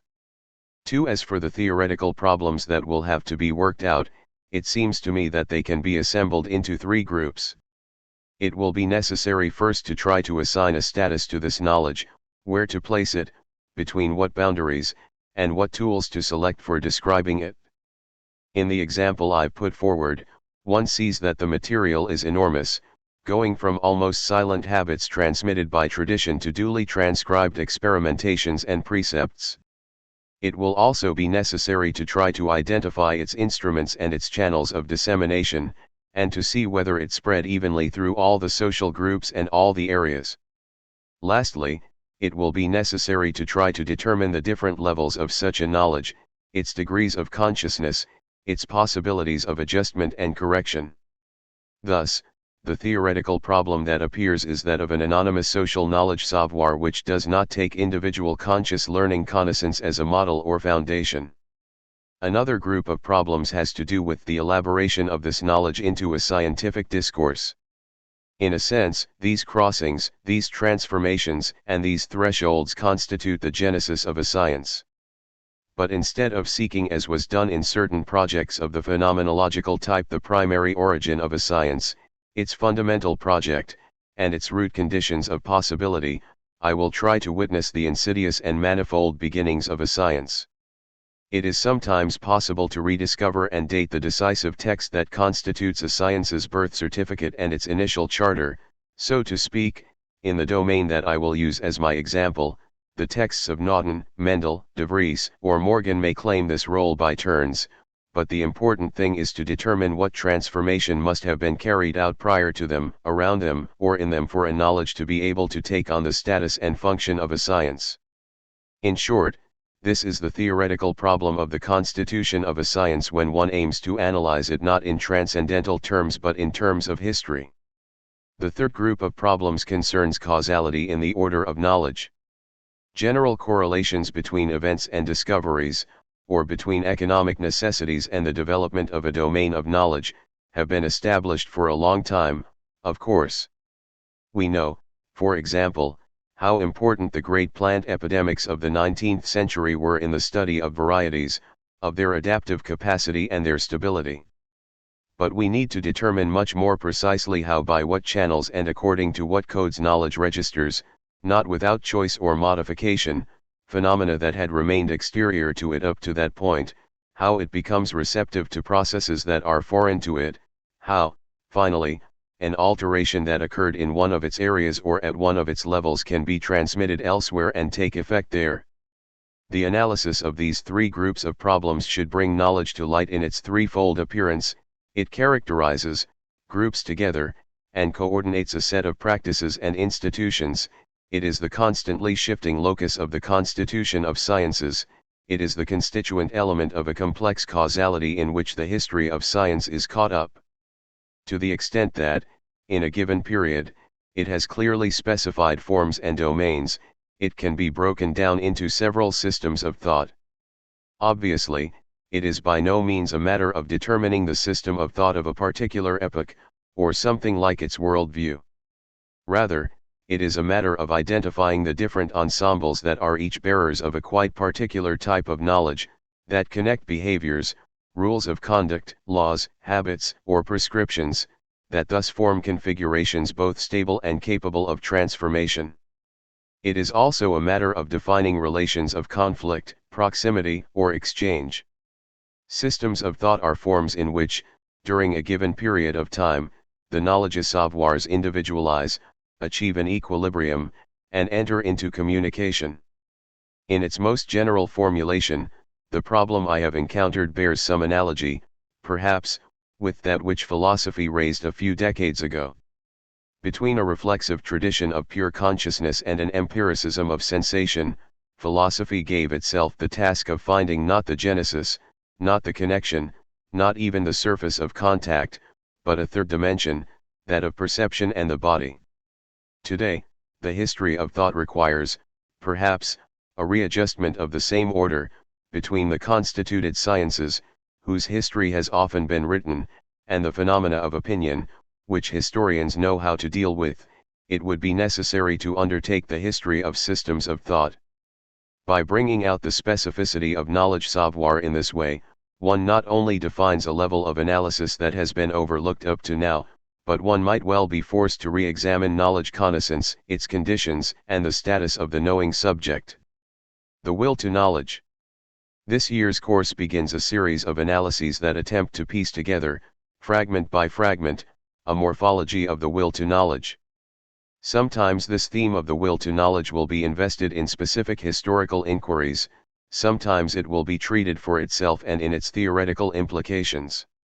The aim this year was to determine its place and define its role in a history of systems of thought, to decide, at least provisionally, upon an initial model of analysis, and to test its effectiveness on a first batch of examples. One previous research had made it possible to recognize a peculiar level among all those which enable one to analyze systems of thought, that of discursive practices. There one finds a type of systematicity which is neither logical nor linguistic. Discursive practices are characterized by the demarcation of a field of objects, by the definition of a legitimate perspective for a subject of knowledge, by the setting of norms for elaborating concepts and theories. Hence, each of them presupposes a play of prescriptions that govern exclusions and selections. Now, these sets of regularities do not coincide with individual works. Even if they are manifested through the latter, even if they happen to stand out, for the first time, in one of them, they extend well beyond such works and often group together a considerable number of them. but neither do they coincide necessarily with what are usually called sciences or disciplines, although their boundaries may sometimes be provisionally the same. More often, it happens that a discursive practice brings together various disciplines or sciences, or it passes through a number of them and gathers several of their areas into a sometimes inconspicuous cluster. Discursive practices are not purely and simply modes of manufacture of discourse. They take shape in technical ensembles, in institutions, in behavioral schemes, in types of transmission and dissemination, in pedagogical forms that both impose and maintain them. Finally, they have specific modes of transformation. One cannot reduce these transformations to a precise individual discovery, and yet one cannot merely characterize them as an overall change of outlook, mentalite, of collective attitude or state of mind.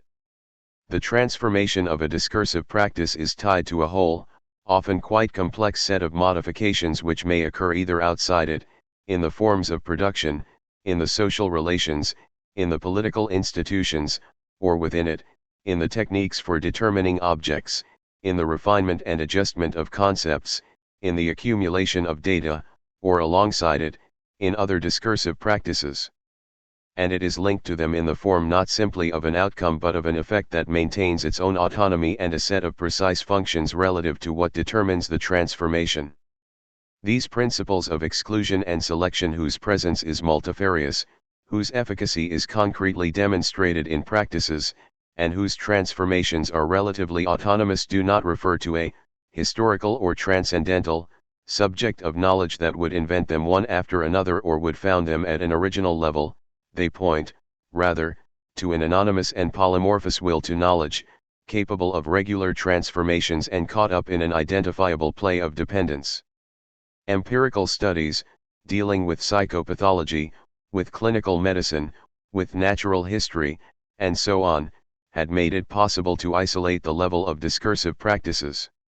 The general features of these practices and the appropriate methods for analyzing them had been inventoried under the name of archaeology. Research concerning the will to knowledge should now be able to give a theoretical justification to this ensemble. For the moment, one can indicate in a very general way the directions in which it will need to advance, involving the distinction between knowledge savoir and learning connaissance, the difference between the will to knowledge savoir and the will to truth vérité, the position of the subject, or subjects, with respect to that will. Too few conceptual tools for analyzing the will to knowledge have been developed up to now. Most of the time, rather crude notions are used. Anthropological or psychological notions, curiosity, the need to master or appropriate through learning connaissance, anguish in the face of the unknown, reactions to the threats of the undifferentiated. Historical generalities, like the spirit of an epoch, its sensibility, its types of interest, its conception of the world, its system of values, its basic needs. Philosophical themes such as that of a horizon of rationality which becomes explicit through time. Nothing, finally, allows one to think that the still quite rudimentary formulations of psychoanalysis on the position of the subject and the object in desire and knowledge might be imported unaltered into the field of historical studies.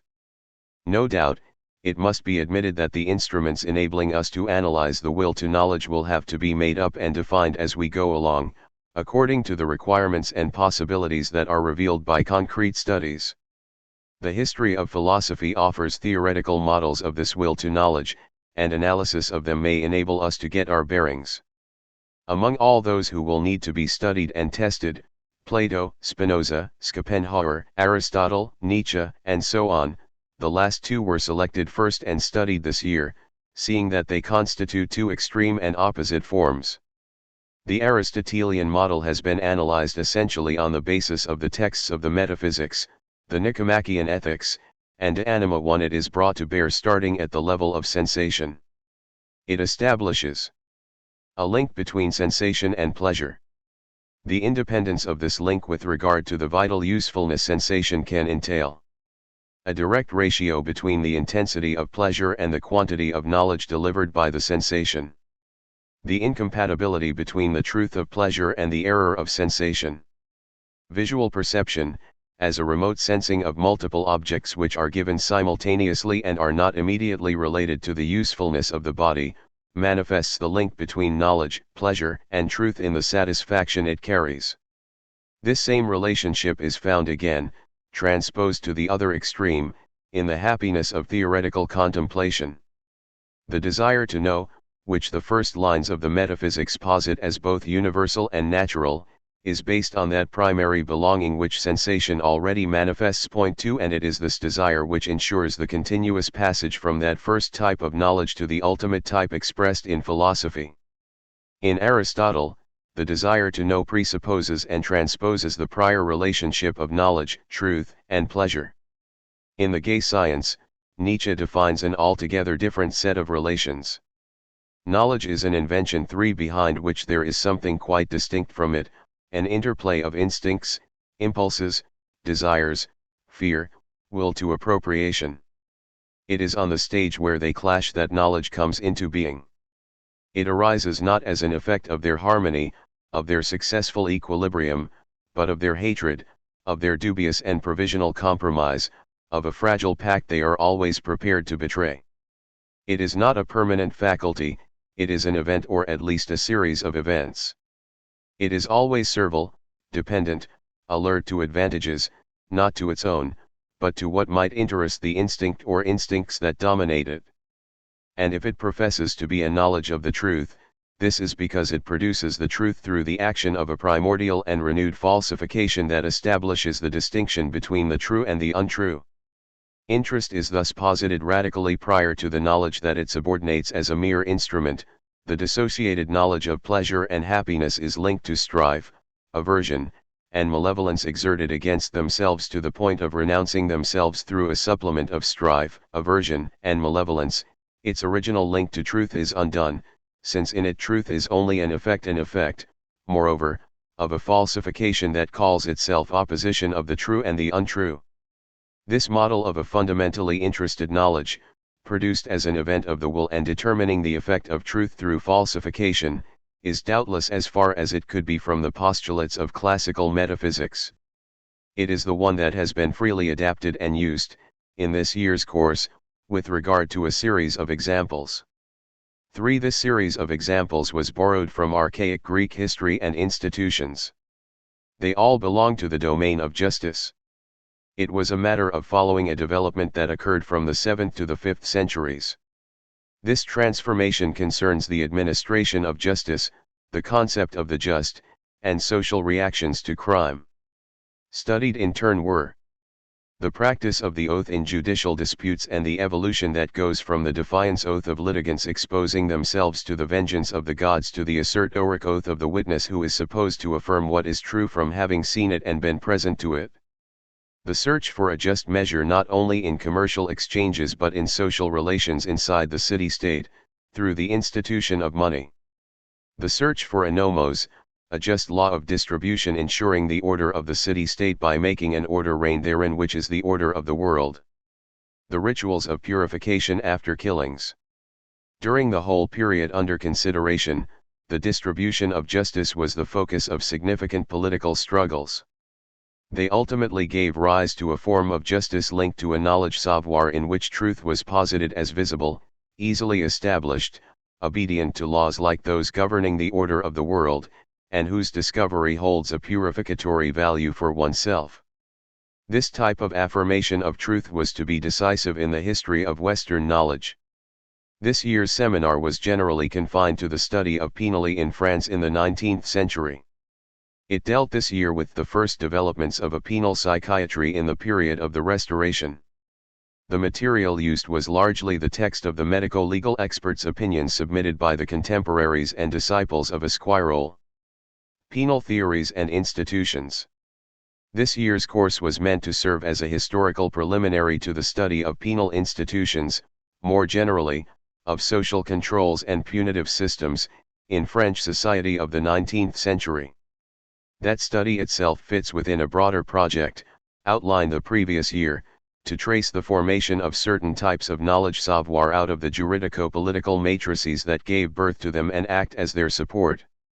The working hypothesis is this: power relations, together with the struggles that traverse them or the institutions that maintain them, do not simply play a facilitating or obstructing role with respect to knowledge, they do not merely encourage or stimulate it, distort or restrict it. Power and knowledge are not bound to each other solely through the action of interests and ideologies, so the problem is not just to determine how power subordinates knowledge and makes it serve its ends or how it superimposes itself on it, imposing ideological contents and limitations.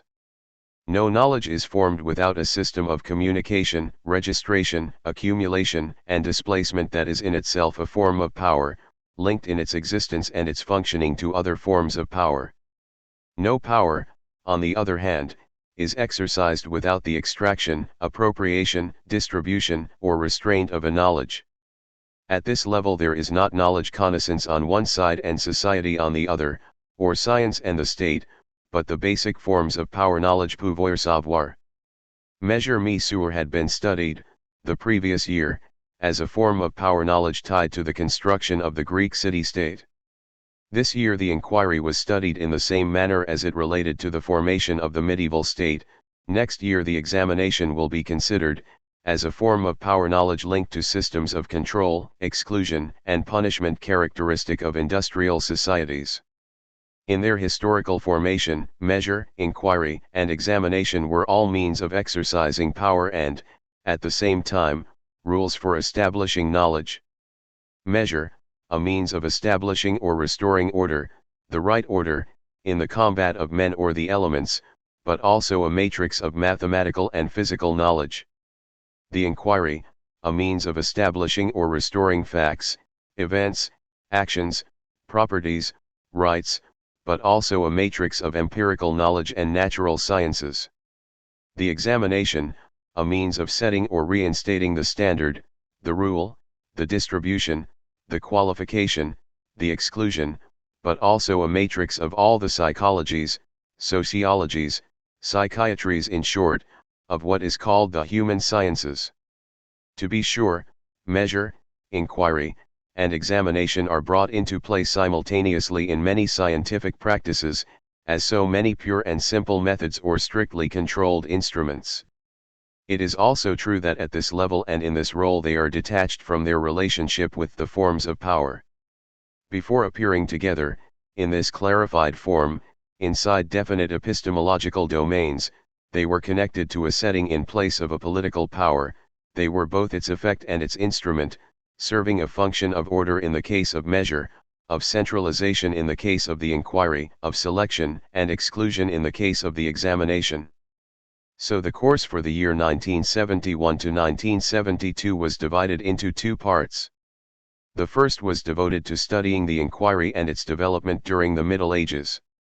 Special attention was given to the conditions of its emergence in the domain of penal practice. A transition from the system of revenge to that of punishment, from accusatory practice to inquisitory practice, from the injury that provokes the litigation to the infraction that determines the prosecution, from the decision upon testing to the judgment upon proof, from the combat that designates the victor and shows the just cause to the official report that establishes the fact by relying on the evidence.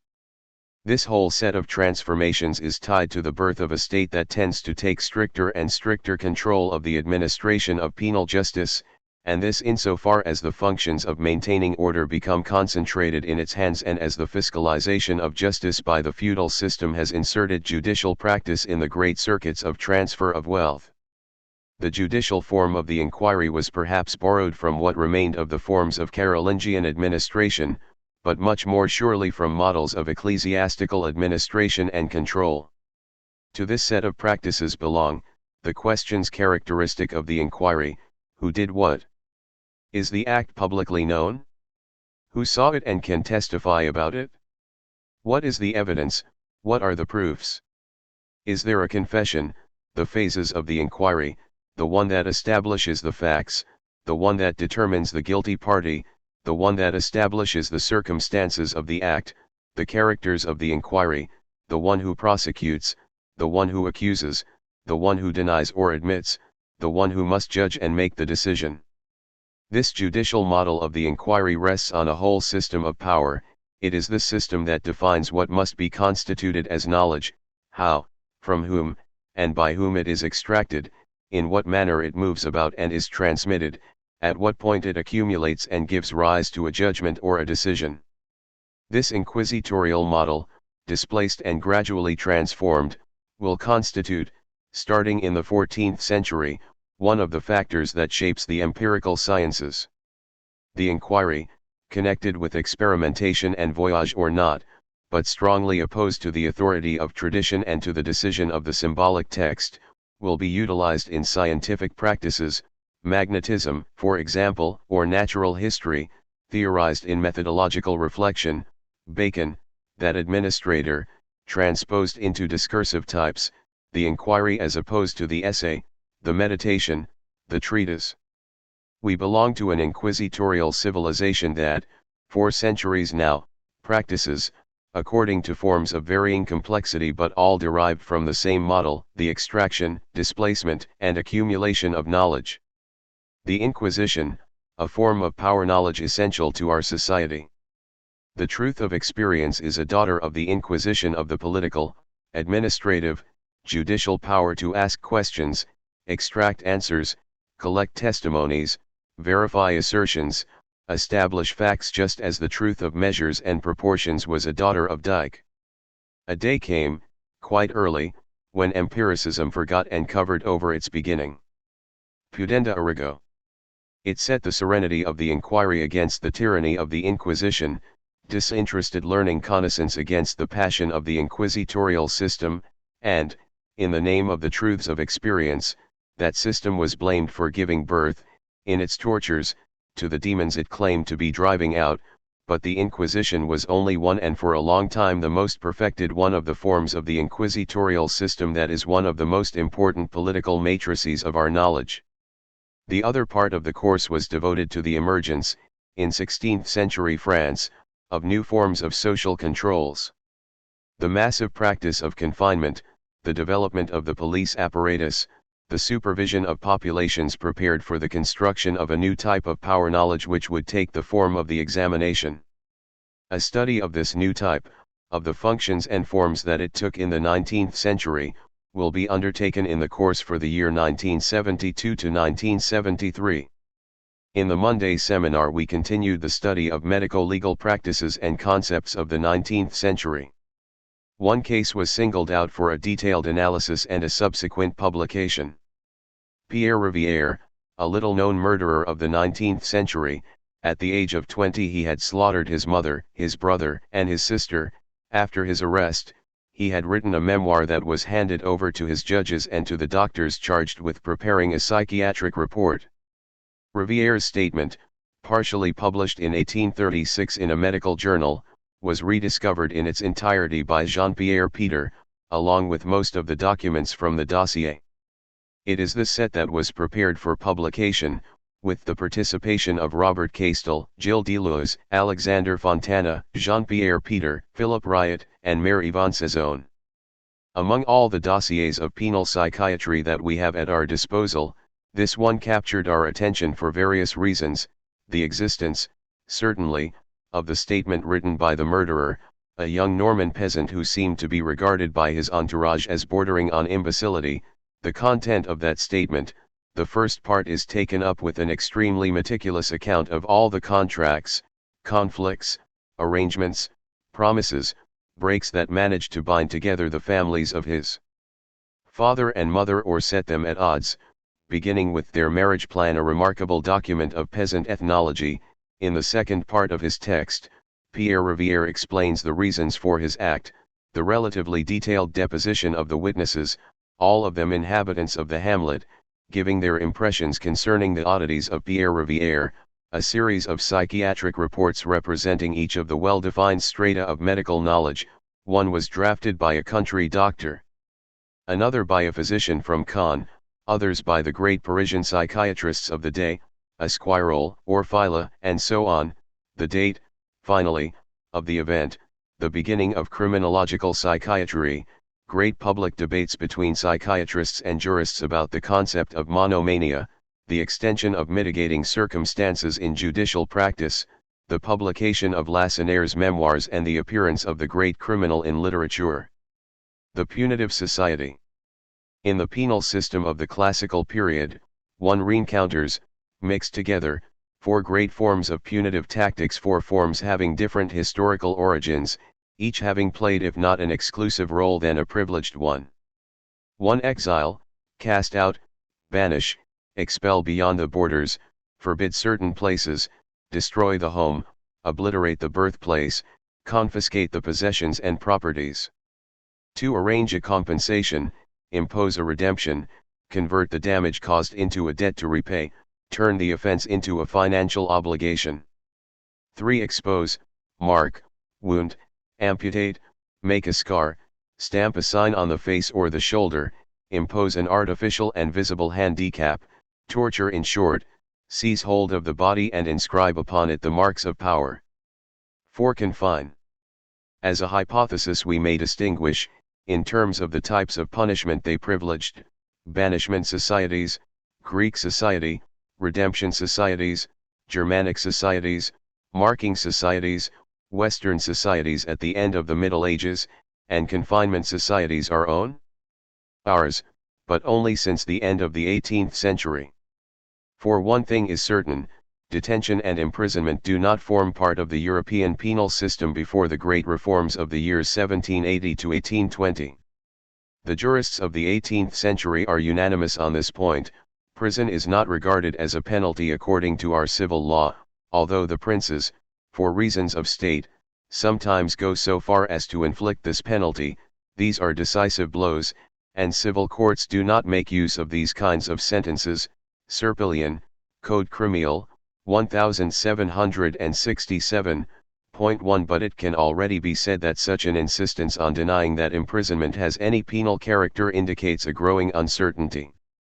In any case, the confinements that are practiced in the 17th and 18th century remain on the fringe of the penal system, even if they are close by and drawing ever closer.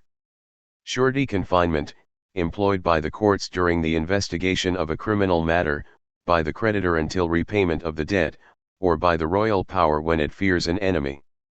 This is not so much a matter of punishing an offense as of making sure of a person. Substitute confinement, imposed on someone who doesn't come under criminal justice, either because of the nature of his offenses, which are only moral or behavioral in nature, or due to a privileged status. The ecclesiastical courts, which since 1629 no longer have the right to pass prison sentences in the strict sense, may order the guilty to withdraw to a monastery. The lettre de cachet is often a means for the privileged to escape criminal justice. Women are sent to houses of detention for mistakes that men will pay for on the convict ships. It should be noted, except in this last case, that this substitute confinement is characterized in general by the fact that it is not decided by judicial authority, that its duration is not set once and for all, and that it depends on a hypothetical purpose correction. Punishment rather than penalty. Now, 50 years or so after the great monuments of classical criminal law, Serpillion, Jausse tum with art de Vauglans 3, prison became the general form of penalty. In 1831, Remusat, in a speech to the Chamber, said, "What is the penal system authorized by the new law? It is incarceration in all its forms." Compare in fact the four main penalties that remain in the penal code. Forced labor is a form of incarceration. Penal servitude is an open-air prison. Detention, hard labor, and correctional imprisonment are in a way just different names for the same act of punishment. 4. And Van Menen, opening the Third Penitentiary Conference at Brussels, recalled the time of his youth when the land was still covered with wheels, gibbets, gallows, and pillories, with skeletons hideously spread. 5. It looks as if prison, parapenal punishment, had, at the end of the 18th century, made its entry into penal practice and had very quickly occupied the entire space. The Austrian Criminal Code, drafted under Joseph II, offers the most obvious evidence of this immediately triumphant invasion. The organization of a penal system of confinement is not simply recent, it is enigmatic. At the very time of its planning, it was the object of vehement criticism formulated in terms of basic principles, but also formulated with a view to the dysfunctions that prison might induce in the penal system and in society as a whole. 1. Prison prevents judicial authority from supervising and verifying the application of penalties. The law does not penetrate into the prisons, said de Casas in 1818. 2. Prison, by intermingling convicts who are both different and isolated, forms a homogeneous community of criminals who become comrades in confinement and who will remain such on the outside.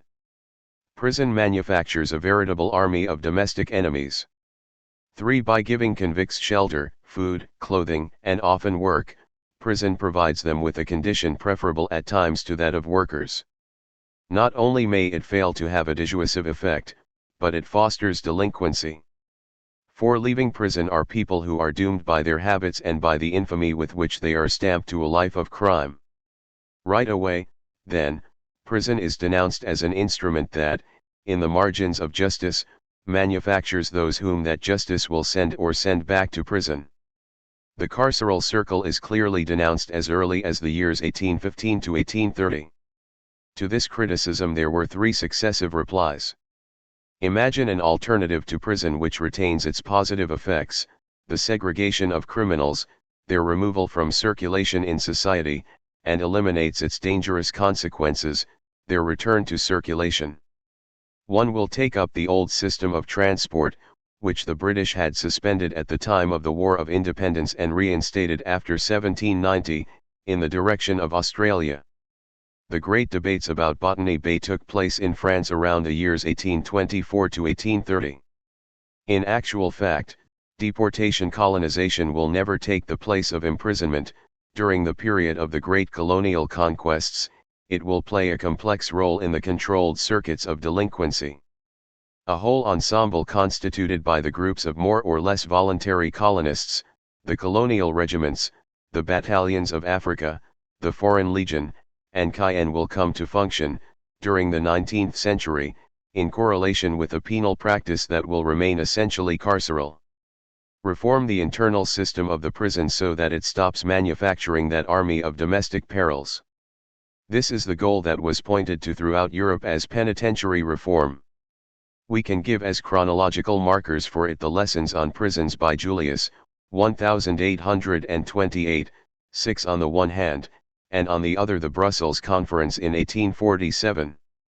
This reform includes 3 main aspects: complete or partial isolation of prisoners inside the prisons, debates about the systems of Auburn and Pennsylvania, moral reform of convicts through work, instruction, religion, rewards, sentence reductions, development of parapenal institutions of prevention or cooptation or supervision.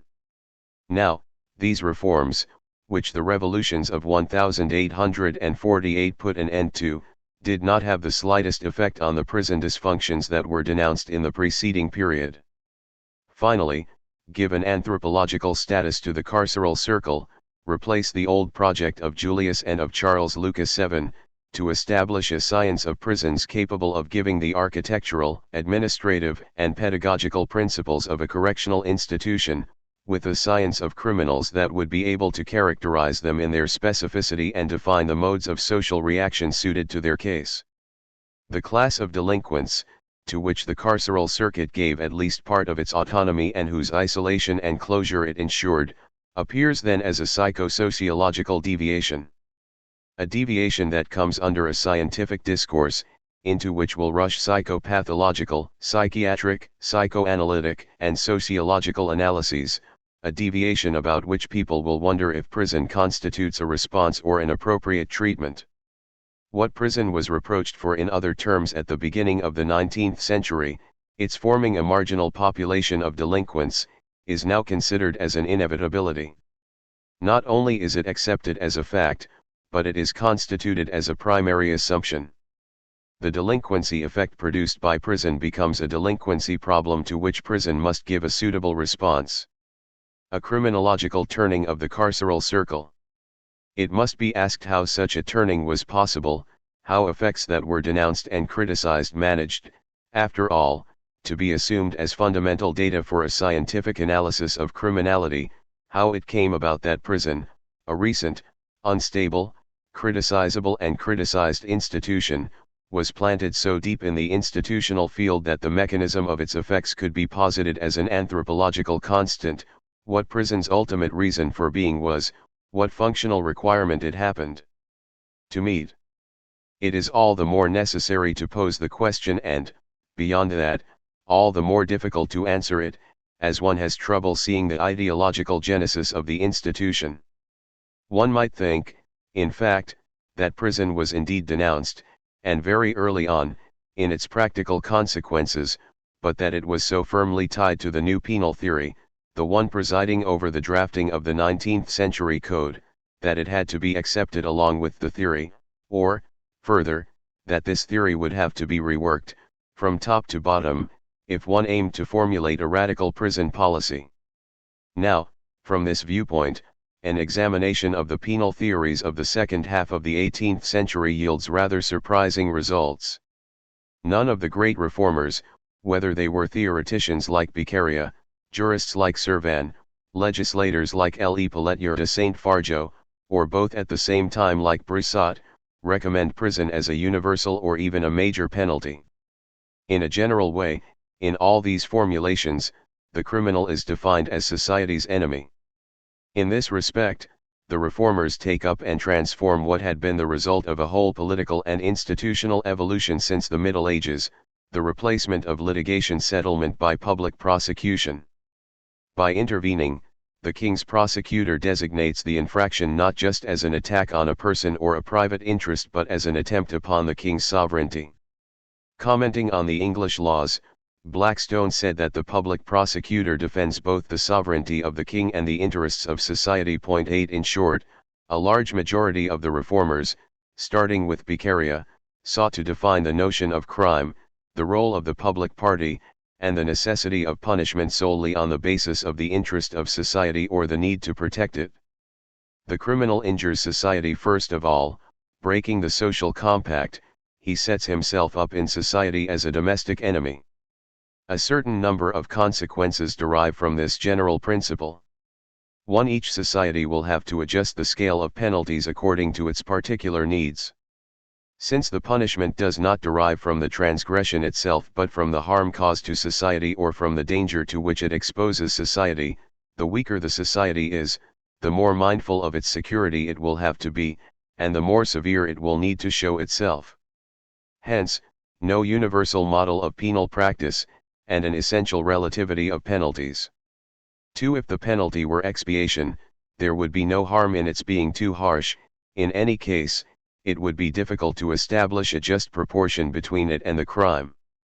Yet if it is a matter of protecting society, one can calculate it in such a way that it ensures exactly that function. Any additional severity becomes an abuse of power. The justice of the penalty is in its economy. 3. The role of the penalty is entirely oriented toward the exterior and toward the future, to prevent crime from recommencing. Logically, a crime that one knew for certain to be the last would not need to be punished. Hence, make the guilty incapable of further harm and dissuade the innocent from any similar infraction. Here, the certainty of the penalty, its inevitability, more than any severity, constitutes its effectiveness. Now, from such principles it is not possible to deduce what will actually come to pass in penal practice, namely, the universalization of prison as the general form of punishment. On the contrary, one sees the emergence of very different punitive models. One of these is geared to dishonor, that is, to the effects of public opinion. Dishonor is a perfect penalty, since it is the immediate and spontaneous reaction of society itself. It varies with each society, it is graduated according to the harmfulness of each crime, it can be revoked by a public rehabilitation. Lastly, it affects only the guilty person. It is therefore a penalty that is adjusted to the crime without having to go by way of a code, without having to be applied by a court, and without risk of being misused by a political power. It is exactly attuned to the principles of penal practice. The triumph of a good legislation is when public opinion is strong enough to punish offenses by itself. Fortunate is the people in whom the sense of honor can be the only law. It has little need of legislation. Dishonor, there is its penal code. 9. Another model employed in the plans for reform is that of retaliation. By sentencing the guilty individual to a punishment of the same type and of the same gravity as the crime, one is sure of obtaining a penalty that is both graduated and exactly proportional. The penalty takes the form of a counterattack. And, provided the latter is quick and inevitable, it almost automatically nullifies the advantages expected by the lawbreaker, rendering the crime useless. The benefit of the offense is abruptly brought back to zero. Doubtless, the retaliation model was never proposed in a detailed form, but it often enabled one to define some types of punishment. Vicaria, for example, attacks against persons ought to be punished by corporal penalties, personal injuries against honor ought to be pecuniary. One also finds it in the form of a moral retaliation: punish the crime not by turning its effects around but by turning back toward the beginnings and the vices that are its cause. 10 Le Pelletier de Saint-Fargeau recommends to the National Assembly, May 21, 1791, physical pain to punish heinous crimes, hard labor to punish crimes originating in idleness, and dishonor to punish crimes inspired by an abject and degraded soul. 11. Lastly, a third model, enslavement for the benefit of society. Such a penalty can be graduated, in its intensity and duration, according to the harm done to the community. It is connected with the transgression through that damaged interest. Vicaria, apropos of thieves, temporary slavery places the labor and the person of the guilty individual in the service of society so that the state of total dependence compensates it for the unjust despotism that he practiced by violating the social compact. 12 Brisot. By what should the death penalty be replaced? By slavery, which makes the guilty incapable of harming society; by labor, which makes him useful; by long and continuous suffering, which frightens those who might be tempted to imitate him. 13. Of course, in all these plans, prison often figures as one of the possible penalties, either as a condition of forced labor, or as a retaliation penalty for those who have interfered with the liberty of others. But it does not appear as the general form of penalty, nor as the condition for a psychological and moral transformation of the delinquent. It is in the first years of the 19th century that one will see the theoreticians grant this role to prison. Imprisonment is the preeminent penalty in civilized societies. Its tendency is moral when it is accompanied by the obligation of labor. P. Rossi, 1829.14. But during this period the prison will already exist as a major instrument of penalty. Prison as a place of improvement is a reinterpretation of a practice of imprisonment that had spread in the preceding years. Thus, prison practice was not implied in penal theory. It was born elsewhere and was formed for other reasons. And it was imposed from the outside, as it were, on penal theory, which would be obliged to justify it after the fact. For example, this is what Livingston would do, in 1820, when he said that the prison penalty had the fourfold advantage of being divisible into as many degrees as there were degrees of seriousness in the offenses, of preventing recurrence, of enabling correction, of being mild enough so that juries would not hesitate to punish and the people would not rebel against the law. 15. To understand how prison really functioned, beneath its apparent dysfunction, and how deeply successful it was beneath its surface failures, we must go back, no doubt, to those parapenal agencies of control in which it figured, as we have seen, in the 17th and especially the 18th centuries. In those instances, confinement plays a role that includes three distinct features. It intervenes, in the spatial distribution of individuals, through the temporary imprisonment of beggars and vagabonds. No doubt, ordinances, end of 17th and 18th century, sentence them to the convict ships, at least in the case of repeat offenses, but confinement remains in fact the most frequent punishment.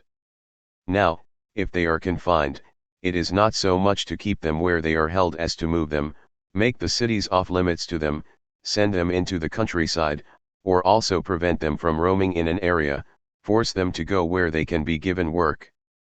This is at least a negative way of controlling their location relative to the apparatus of farm and factory production, a way of acting upon the population flow, taking into account the needs of production and of the job market. Confinement also intervenes at the level of individual conduct. It penalizes at an infrapenal level ways of living, types of discourse, political projects or intentions, sexual behaviors, rejections of authority, defiances of opinion, acts of violence, and so on. In short, it intervenes not so much on behalf of law as on behalf of order and regularity. The irregular, the unsettled, the dangerous, and the dishonorable are the object of confinement, whereas penally punishes the infraction, it penalizes disorder. Lastly, while it is true that it is in the hands of political power, that it totally or partly escapes the control of regular justice, in France it is almost always decided by the king, the ministers, the administrators, the subdelegates. It is not by any means the instrument of arbitrariness and absolutism. An analysis of the lettres de cachet, of both their functioning and their motivation, shows that the great majority of them were solicited by family men, by minor notables, by local, religious, and professional communities against individuals who in their estimation cause disturbance and disorder. The lettres de cachet rises from the bottom to the top, in the form of a request, before going back down the power apparatus in the form of an order bearing the royal seal. It is the instrument of a local and, so to speak, capillary control. A similar analysis could be done concerning associations in England from the end of the 17th century onward. Often led by dissidents, they aim to denounce, exclude, and bring action against individuals for delinquencies, refusals of work, and everyday disorders. Between this form of control and that ensured by the lettres de cachet the differences, obviously, are enormous. This one alone would suffice. The English associations, at least in the first part of the 18th century, are independent of any state apparatus. Moreover, rather popular in their recruitment, they direct their attack, in general terms, against the immorality of the rich and the powerful. Finally, the strictness they show toward their own members is doubtless also a way of helping them to escape an extremely strict penal justice. English penal laws, a bloody chaos, included more capital cases than any other European code. In France, by contrast, the forms of control were closely connected with a state apparatus that had organized Europe's first great police force, which the Austria of Joseph II, then England, undertook to imitate. As to England, it should be noted in fact that in the last years of the 18th century, essentially after the Gordon riots, and at the time of the great popular movements more or less contemporaneous with the French Revolution, new moral reform associations sprang up, much more aristocratic in their recruitment. Some of them militarily equipped. They requested royal intervention, the promulgation of a new set of laws, and the organization of a police force. The work and the person of Calhoun are at the center of this process. What transformed penally at the turn of the century was the adjustment of the judicial system to a mechanism of oversight and control. It is their joint integration into a centralized state apparatus, but also the establishment and development of a whole series of parapenal and at times non-penal institutions that serves the main apparatus as a point of support, as forward positions, or reduced forms. A general system of oversight and confinement penetrates all layers of society, taking forms that go from the great prisons built on the panopticon model to the charitable societies, and that find their points of application not only among the delinquents, but among abandoned children, orphans, apprentices, high school students, workers, and so on. In a passage of his Lessons on Prisons, Julius contrasted civilizations of the spectacle, civilizations of sacrifice and ritual, where it is a matter of giving everyone the spectacle of a unique event and the major architectural form is the theater, with civilizations of supervision, where it is a matter of ensuring an uninterrupted control by a few over the greatest number, its privileged architectural form the prison. And he added that European society, which had replaced religion with the state, offered the first example of a civilization of supervision. 16. The 19th century founded the age of panopticism. What needs did this transformation meet? It seems to have provided new forms and new rules in the practice of illegality. New threats, above all. The example of the French Revolution, but also of many other movements in the last 20 years of the 18th century, shows that the political apparatus of a nation is vulnerable to popular rebellions. A food riot, a revolt against taxes or rents, resistance to conscription are no longer those localized and limited movements which may well reach, and physically so, the representative of political power while leaving its structures and its distribution out of range. They may challenge the possession and exercise of political power.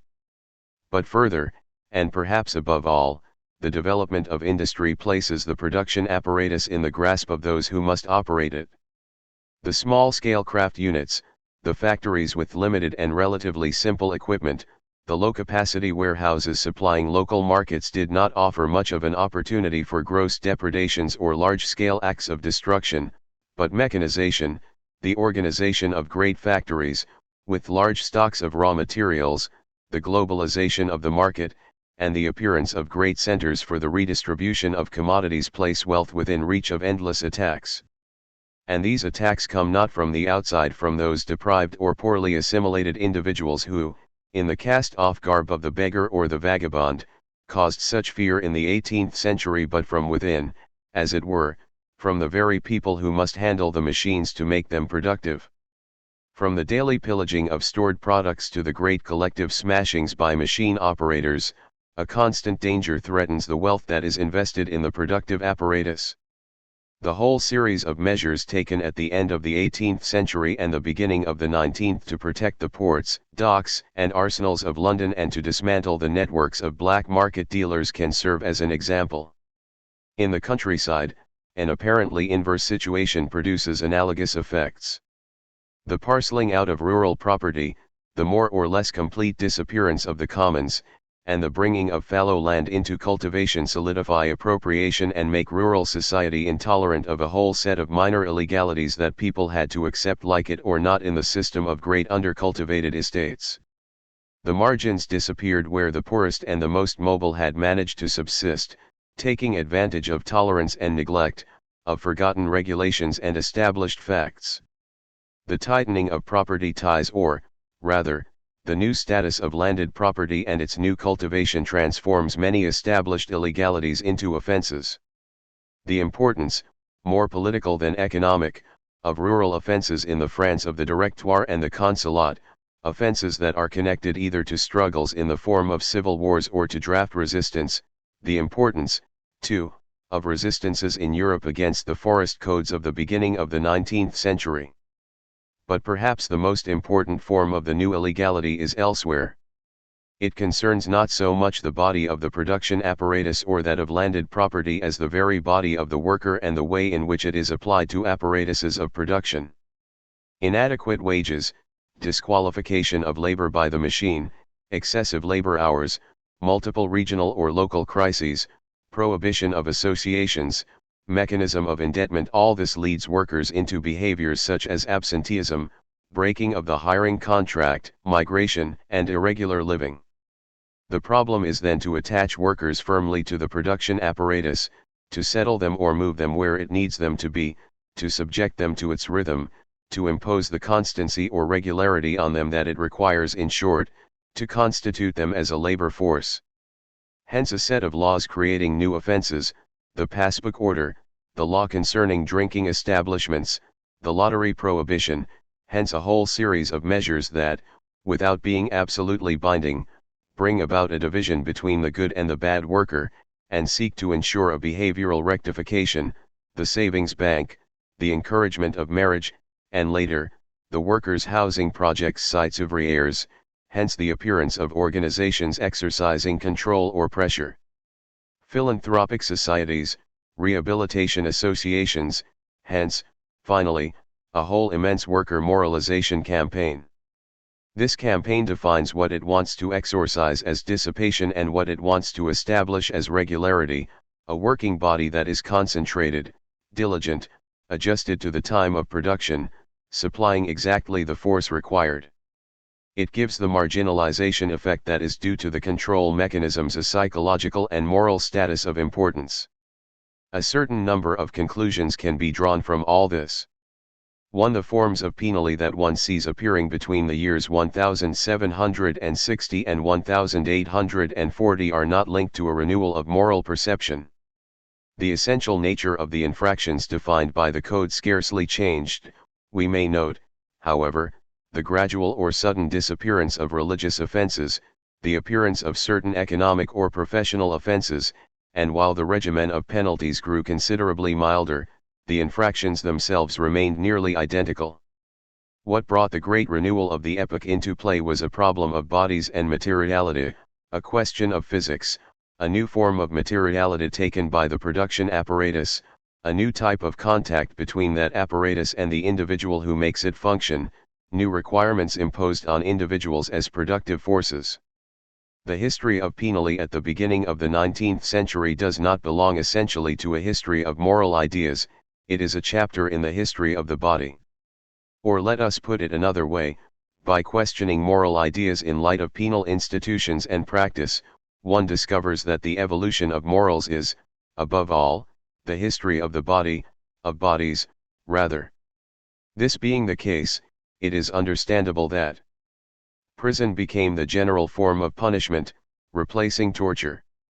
The body no longer has to be marked, it must be trained and retrained, its time must be measured out and fully used, its forces must be continuously applied to labor. The prison form of penalty corresponds to the wage form of labor. Medicine, as a science of the normality of bodies, found a place at the center of penal practice. The penalty must have healing as its purpose. 2. The transformation of penalty does not belong simply to a history of bodies, it belongs more specifically to a history of relations between political power and bodies. The coercion of bodies, their control, their subjectivation, the way in which that power is exerted on them directly or indirectly, the way in which they are adapted, set in place, and used are at the root of the change we have examined. A physics of power would need to be written, showing how that physics was modified relative to its earlier forms, at the beginning of the 19th century, at the time of the development of state structures.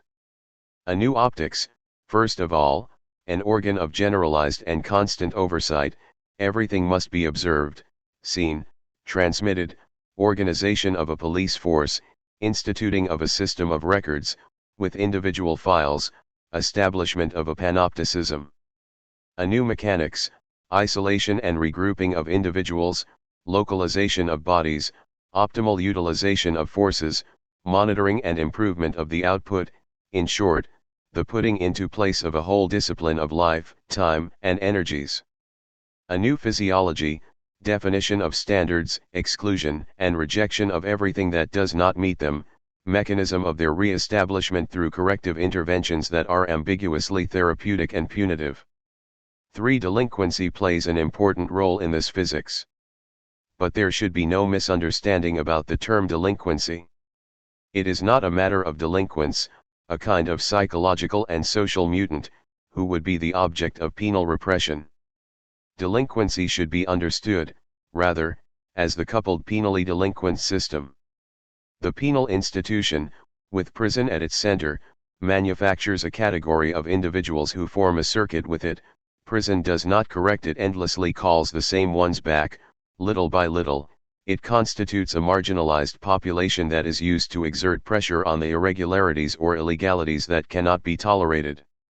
And it exerts this pressure on illegalities via delinquency in 3 ways: by gradually leading the irregularity or illegality toward the infraction, with the help of a whole process of exclusions and parapenal sanctions, a mechanism that we may call indiscipline leads to the gallows, by incorporating delinquents into its own instruments for supervising illegality, recruitment of provocateurs, informers, detectives, a mechanism that we may call every thief can become vidocq, by channeling the infractions of delinquents toward populations that need watching the most.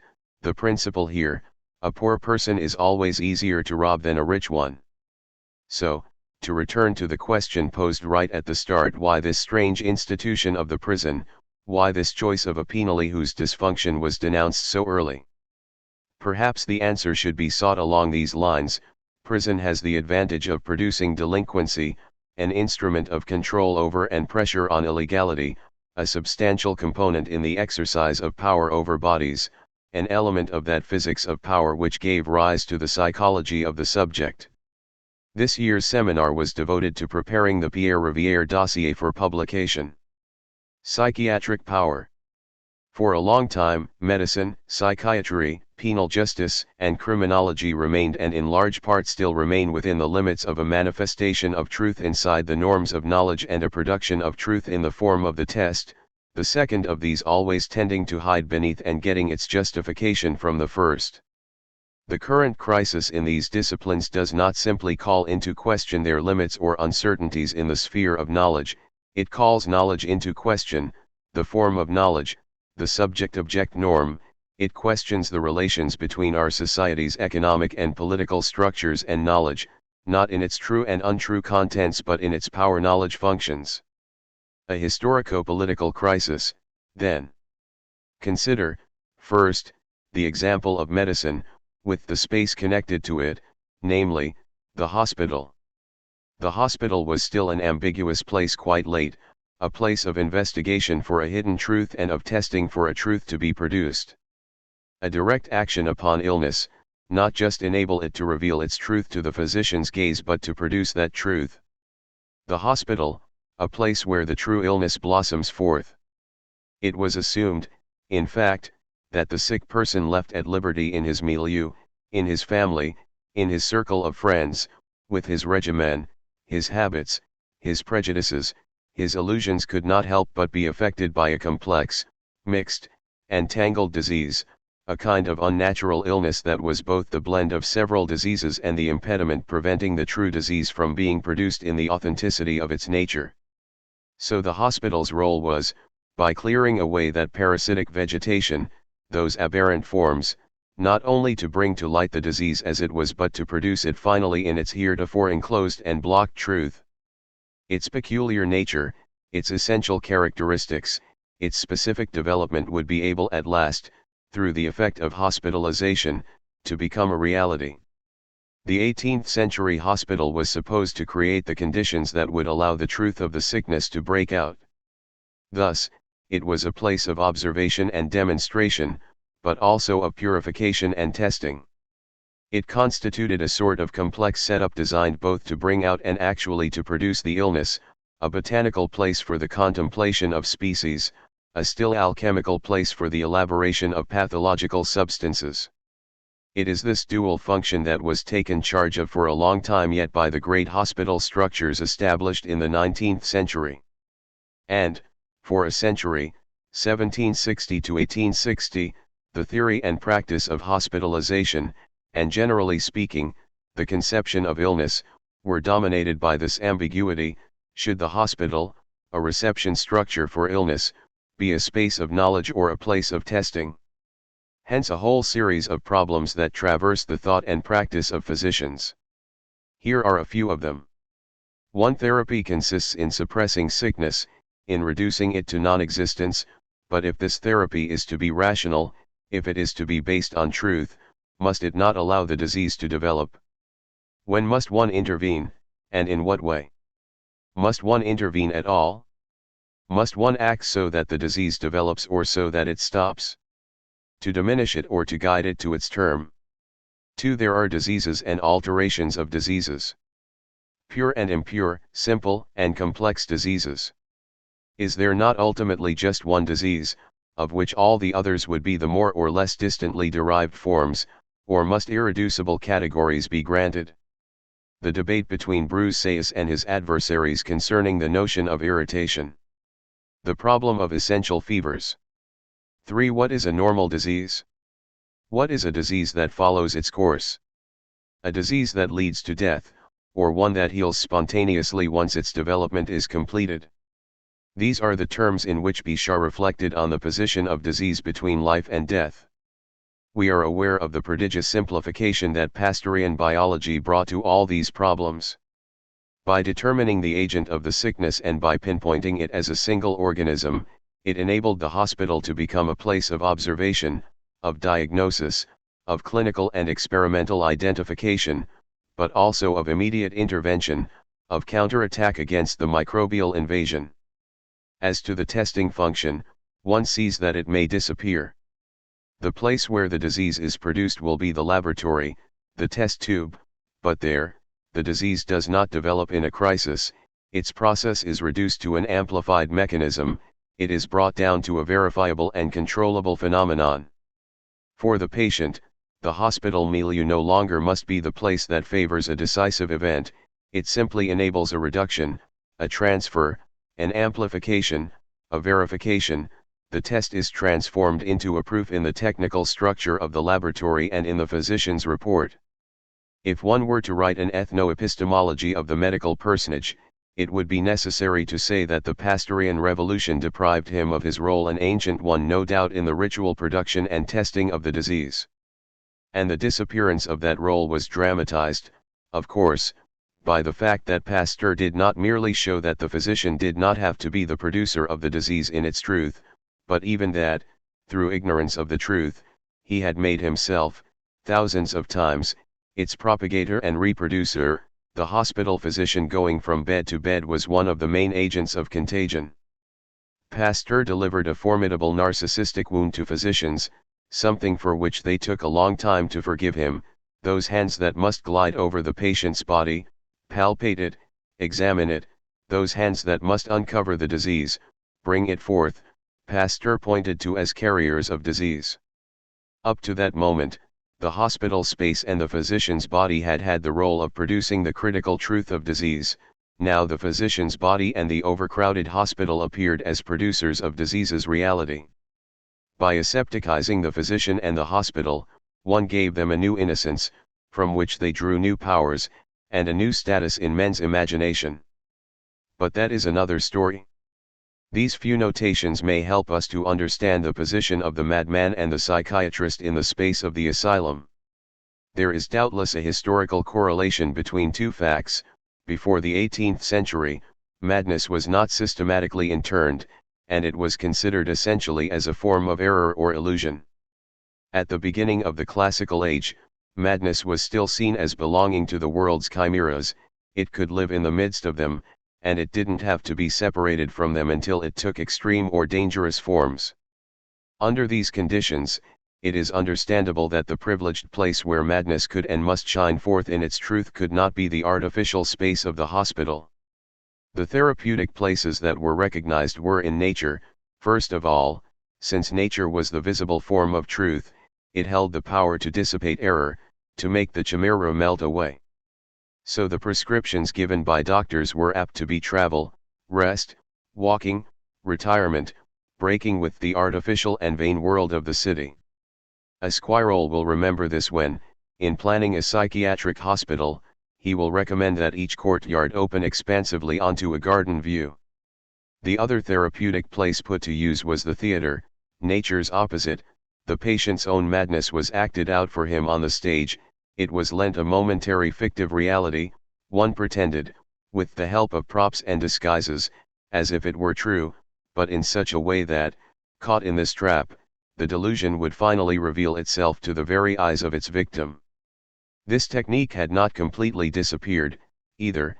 In the 19th century, a squirrel, for example, would recommend that proceedings be instituted against melancholics to stimulate their taste for fighting back.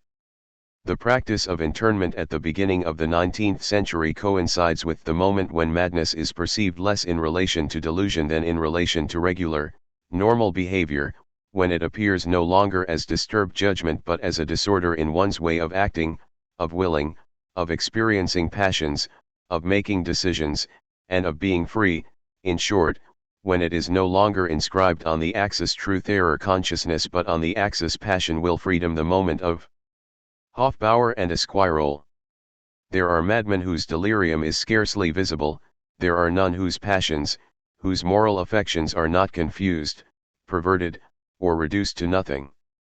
The lessening of the delirium is a sure sign of recovery only when the madmen return to their first affections. What is the process of recovery in fact? The movement by which the delusion is dissipated and the truth is newly brought to light. Not at all, rather, the return of the moral affections within their proper bounds, the desire to see one's friends, one's children, again, the tears of sensibility, the need to pour out one's heart, to be in the midst of one's family again, to resume one's habits too.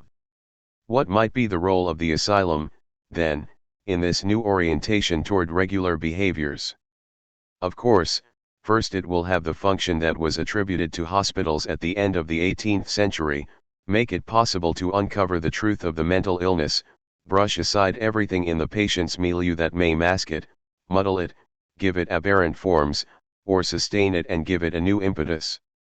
But even more than a place of unveiling, the hospital for which Esquirol supplied the model is a scene of confrontation.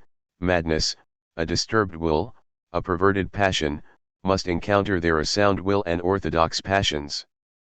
Their confrontation, their unavoidable, and in fact desirable, collision will produce two effects: the diseased will, which could very well remain beyond grasp so long as it did not express itself in any delirium, will produce illness in broad daylight through the resistance it offers against the healthy will of the physician. Moreover, the struggle that is engaged as a result should lead, if it is properly conducted, to the victory of the sound will, to the submission, the renunciation of the troubled will. A process of opposition, then, of struggle and domination. We must apply a perturbing method, to break the spasm by means of the spasm. We must subjugate the whole character of some patients, subdue their transports, break their pride, while we must stimulate and encourage the others. 3. In this way, the quite curious function of the 19th century psychiatric hospital was set into place, a place of diagnosis and classification, a botanical rectangle where the species of diseases are distributed over courtyards whose layout brings to mind a vast kitchen garden, but also an enclosed space for a confrontation, the scene of a contest, an institutional field where it is a question of victory and submission. The great asylum physician, whether it is Lurette, Charcot, or Kripelin, is both the one who can tell the truth of the disease through the knowledge savoir he has of it, and the one who can produce the disease in its truth and subdue it in its reality, through the power that his will exerts on the patient himself. All the techniques or procedures employed in asylums of the 19th century, isolation, private or public interrogations, punishment techniques such as cold showers, moral talks, encouragements or reprimands, strict discipline, compulsory work, rewards, preferential relations between the physician and his patients, relations of vassalage, of possession, of domesticity, even of servitude between patient and physician. At times all this was designed to make the medical personage the master of madness, the one who makes it appear in its truth, when it conceals itself, when it remains hidden and silent, and the one who dominates it, pacifies it, absorbs it after astutely unleashing it. Let us say, then, in a schematic way, that in the Pastorian hospital the truth-producing function of the disease continues to fade, the physician as truth producer disappears into a knowledge structure. On the other hand, in the hospital of Esquirol or Charcot the truth production function hypertrophies, intensifies around the figure of the physician. And this occurs in a process revolving around the inflated power of the physician. Charcot, the miracle worker of hysteria, is undoubtedly the figure most highly symbolic of this type of functioning. Now, this heightening occurs at a time when medical power finds its guarantees and its justifications in the privilege of expertise connaissance. The doctor is qualified, the doctor knows the diseases and the patients, he possesses a scientific knowledge that is of the same type as that of the chemist or the biologist, and that is what authorizes him to intervene and decide. So the power that the asylum gives to the psychiatrist will have to justify itself, and mask itself at the same time as a primordial superpower, by producing phenomena that can be integrated into medical science. One understands why the technique of hypnosis and suggestion, the problem of simulation, and diagnosis differentiating between organic disease and psychological disease were, for so many years, from I-860 to 1890 at least, at the center of psychiatric theory and practice. The point of perfection, of a too miraculous perfection, was reached when patients in the service of Charcot began to reproduce, at the behest of medical power knowledge, a symptomatology normed on epilepsy, that is, capable of being deciphered, known, and recognized in terms of an organic disease. A crucial episode where the two functions of the hospital, testing and truth production, on the one hand, recording and understanding of phenomena, on the other, are redistributed and superimposed. Henceforth, the physician's power enables him to produce the reality of mental illness characterized by the ability to reproduce phenomena completely accessible to knowledge. The hysteric was the perfect patient since she provided material for knowledge. Donat Akonatra, she herself would retranscribe the effects of medical power into the forms that the physician could describe according to a scientifically acceptable discourse. As for the power relation that made this whole operation possible, how could it have been detected in its decisive role, since supreme virtue of hysteria, unparalleled docility, veritable epistemological sanctity, the patients themselves took charge of it and accepted responsibility for it, it appeared in the symptomatology as a morbid suggestibility. Everything would spread out henceforth in the limpidness of knowledge cleansed of all power, between the knowing subject and the known object. A hypothesis, the crisis was opened, and the still imperceptible age of anti-psychiatry began, when people developed the suspicion, then the certainty, that Charcot actually produced the hysterical fit he described. There one has the rough equivalent of the discovery made by Pasteur that the physician transmitted the diseases he was supposed to combat. It seems to me, in any case, that all the big jolts that have shaken psychiatry since the end of the 19th century have essentially questioned the power of the physician, his power and the effect that he produced on the patient, more than his knowledge and the truth he told concerning the illness. Let us say more exactly that, from Bernheim to Lang or Bassaglia, in question was the way in which the physician's power was involved in the truth of what he said and, conversely, the way in which the truth could be manufactured and compromised by his power. Cooper has said, at the heart of our problem is violence. For and Bassaglia, the characteristic of these institutions, schools, factories, hospitals, is a clear-cut separation between those who hold the power and those who don't. 5. All the great reforms, not only of psychiatric power but of psychiatric thought, are focused on this power relation. They constitute so many attempts to displace it, mask it, eliminate it, nullify it. The whole of modern psychiatry is fundamentally pervaded by anti-psychiatry. If one understands by this everything that calls back into question the role of the psychiatrist formerly charged with producing the truth of illness in the hospital space. One might speak, then, of the anti-psychiatries that have traversed the history of modern psychiatry. Yet perhaps it would be better to distinguish carefully between two processes that are completely distinct from the historical, epistemological, and political point of view.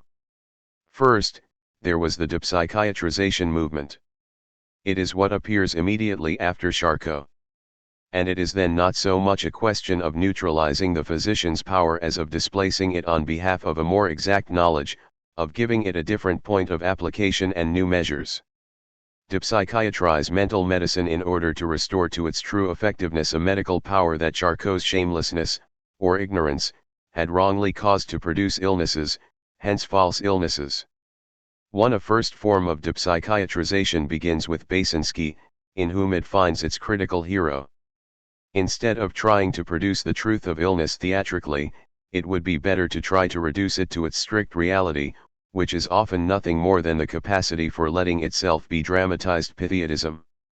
Henceforth, not only will the relation of domination by the doctor over the patient lose none of its rigor, but its rigor will be directed toward reducing the illness to its strict minimum, the signs necessary and sufficient for it to be diagnosable as a mental illness, and the techniques absolutely necessary in order for these manifestations to disappear. The object is to pasteurize the psychiatric hospital, as it were, to obtain the same simplification effect for the asylum that Pasteur had forced upon the hospitals, link diagnosis and therapy, knowledge of the nature of the illness and the suppression of its manifestations, directly to one another. The moment of testing, when the illness appears in its truth and is fully expressed, no longer must figure in the medical process.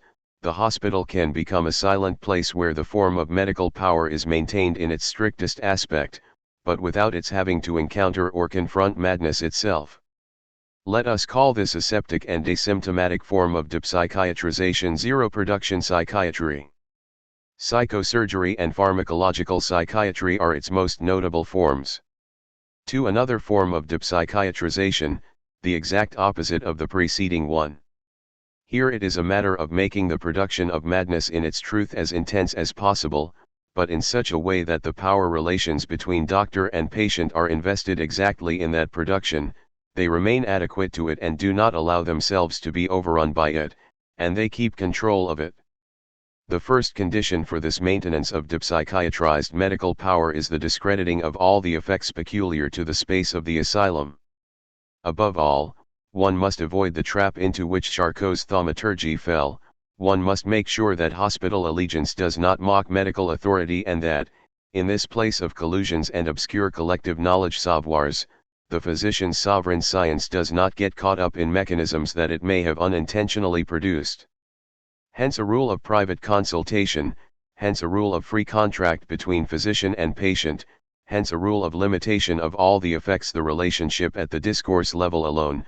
I only ask one thing of you, which is to speak, but to tell me effectively everything that crosses your mind, hence a rule of discursive freedom. You won't be able to boast about fooling your doctor anymore, since you will no longer be answering questions put to you, you will say what occurs to you. Without even needing to ask me what I think about it, and should you try to fool me by breaking this rule, I will not really be fooled, you will be caught in your own trap, because you will have interfered with the production of truth, and added several sessions to the total you owe me, hence a rule of the couch that grants reality only to the results produced in that privileged place and during that single hour when the doctor's power is exercised, a power that cannot be drawn into any counter-effect, since it is completely withdrawn into silence and invisibility. Psychoanalysis can be deciphered historically as the other great form of depsychiatrization that was provoked by Charcot's traumatism, a withdrawal outside the asylum space in order to obliterate the effects of psychiatric superpower, but a reconstitution of medical power as truth producer, in a space arranged so that that production would always remain perfectly adapted to that power. The notion of transference, as a process essential to the treatment, is a way of conceptualizing this adequation in the form of knowledge connaissance. The payment of money, the monetary counterpart of transference, is a way of preventing the production of truth from becoming a counterpower that traps, annuls, overturns the power of the physician. These two great forms of depsychiatrization, both of which are power-conserving, the first because it annuls the production of truth, the second because it tries to ensure an exact fit between truth production and medical power, become the target of anti-psychiatry. Rather than a withdrawal outside the asylum space, it is a question of its systematic destruction through an internal effort, and it is a matter of transferring to the patient himself the power to produce his madness and the truth of his madness, instead of trying to reduce it to zero. This being the case, one can understand, I believe, what is at issue in anti-psychiatry, which is not at all the truth value of psychiatry in terms of knowledge, of diagnostic correctness or therapeutic effectiveness. At the heart of anti-psychiatry, the struggle with, in, and against the institution. When the great asylum structures were put into place at the beginning of the 19th century, they were justified by a marvelous harmony between the requirements of the social order, which demanded to be protected against the disorder of madmen, and the needs of therapeutics, which called for the isolation of patients. Point 6. In justifying the isolation of madmen, Esquirol gave 5 main reasons for the practice: 1. To ensure their safety and that of their families; 2. To free them from outside influences; 3. To overcome their personal resistances; 4. To subject them to a medical regimen; 5. To impose new intellectual and moral habits on them. Obviously, everything is a matter of power. Subdue the power of the madman, neutralize the external powers that may be brought to bear on him, establish a power of therapy and rectification of orthopedics over him. Now, it is clearly the institution as a place, a form of distribution, and a mechanism of these power relations that anti-psychiatry attacks. Beneath the rationale of an internment that would make it possible, in a purified place, to determine what's what and to intervene when, where, and however necessary. It gives rise to the relations of domination that characterize the institutional setup. The sheer power of the doctor increases, says Bassaglia, observing the effects of Esquirol's prescriptions in the 20th century, and the power of the patient diminishes at the same vertiginous rate. The patient, from the mere fact that he is interned, becomes a citizen without rights, delivered over to the arbitrariness of the doctor and the orderlies, who can do what they please with him without any possibility of appeal. 7. It seems to me that one could situate the different forms of anti-psychiatry according to their strategies with respect to these institutional power games, escape from them in the form of a two-party contract freely agreed to by both sides. Zas 8. Arrange a privileged place where they must be suspended or rooted out if they manage to reconstitute themselves. Kingsley Hall 9.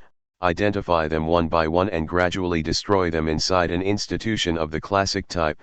Cooper, at Villa 2110, connect them to other power relations outside the asylum which may have already brought about the segregation of an individual as a mental patient.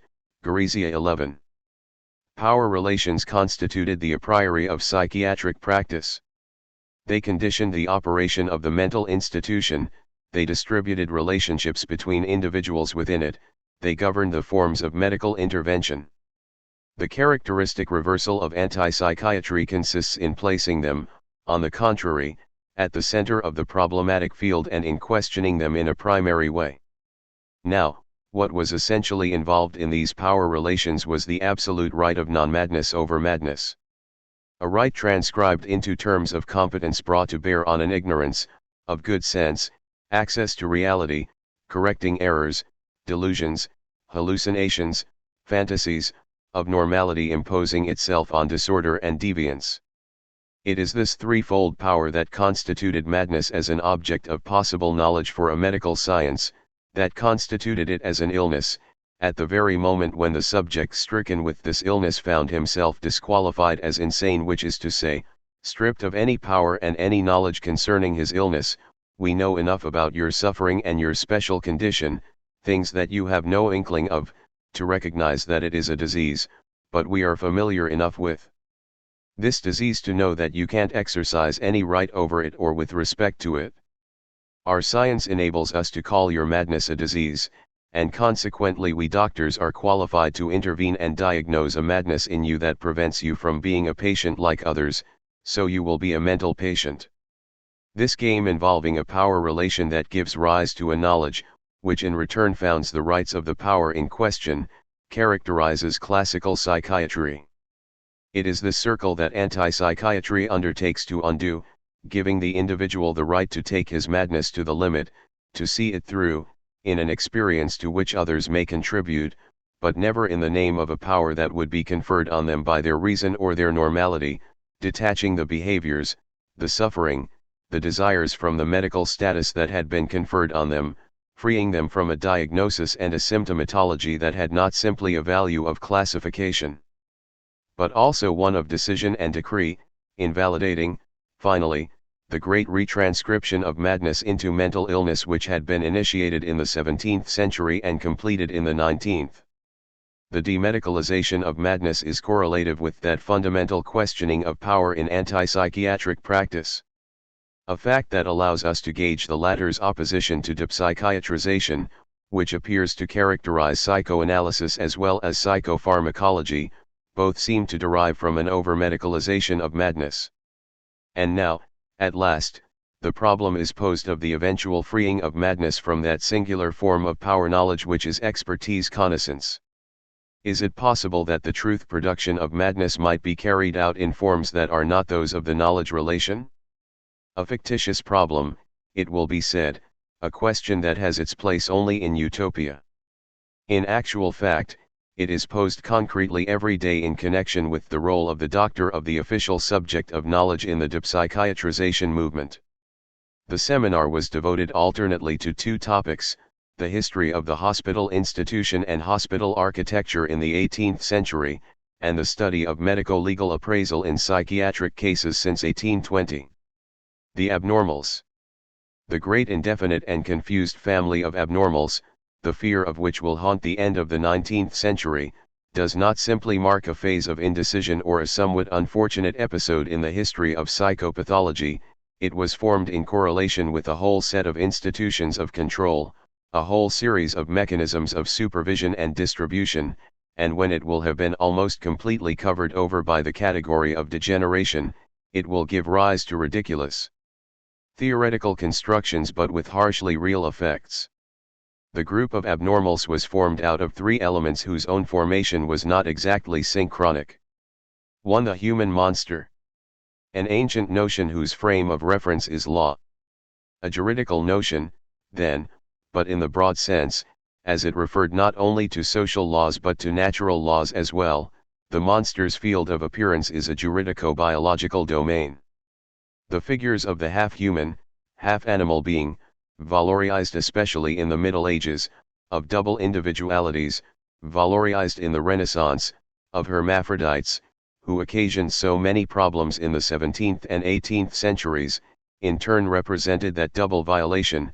What makes a human monster a monster is not just its exceptionality relative to the species form, it is the disturbance it brings to juridical regularities, whether it is a question of marriage laws, canons of baptism, or rules of inheritance. The human monster combines the impossible and the forbidden. One needs to study from this viewpoint the great trials of hermaphrodites in which jurists and physicians clashed from the Rouen affair I, beginning of the 17th century, to the trial of Engrangine II, in the middle of the following century, and also works like Cangiamilla's Sacred Embryology III published and translated in the 18th century. From this history one can understand a number of ambiguities that will continue to haunt the analysis and the status of the abnormal man, even when he will have reduced and appropriated the peculiar traits of the monster. In the first rank of these ambiguities one would have to place the unnatural act and the illegal offense. They cease to be superimposed without ceasing to be reciprocally related. The natural deviation from nature alters the juridical effects of the transgression yet does not obliterate them entirely. It does not refer purely and simply to the law but does not suspend it either. It snares the law, provoking effects, triggering mechanisms, calling in parajudicial and marginally medical institutions. We have been able to study in this regard the evolution of medico-legal appraisals in penal cases, from the monstrous act problematized at the beginning of the 19th century, with the Cornier, Ledger, and Papavoine affairs 4, to the emergence of that notion of the dangerous individual to which it is not possible to give a medical sense or a juridical status and which is nonetheless the fundamental notion of contemporary experts' assessments. By asking the doctor the properly senseless question, is this individual dangerous? A question that contradicts a penal law based solely on the condemnation of acts, and postulates a natural connection between illness and infraction. The courts revive, through transformations that need analyzing, the uncertainties of the age-old monsters. 2. The individual to be corrected. This is a more recent figure than the monster. It is the correlative not so much of the imperatives of the law as of training techniques with their own requirements. The emergence of the incorrigible is contemporaneous with the putting into place of disciplinary techniques during the 17th and 18th centuries, in the army, the schools, the workshops, then, a little later, in families themselves. The new procedures for training the body, behavior, and aptitudes open up the problem of those who escape that normativity which is no longer the sovereignty of the law. Interdiction constituted the judicial measure by which an individual was at least partially disqualified as a legal subject. This juridical and negative frame will be partly filled, partly replaced by a set of techniques and methods by which the authorities will undertake to train those who resist training and correct the incorrigibles. The confinement that was practiced on a wide scale starting in the 17th century may appear as a kind of intermediate formula between the negative judicial interdiction and the positive methods of rectification. Confinement does in fact exclude, and it functions outside the laws, but as justification it asserts the need to correct, to improve, to lead to repentance, to restore to better feelings.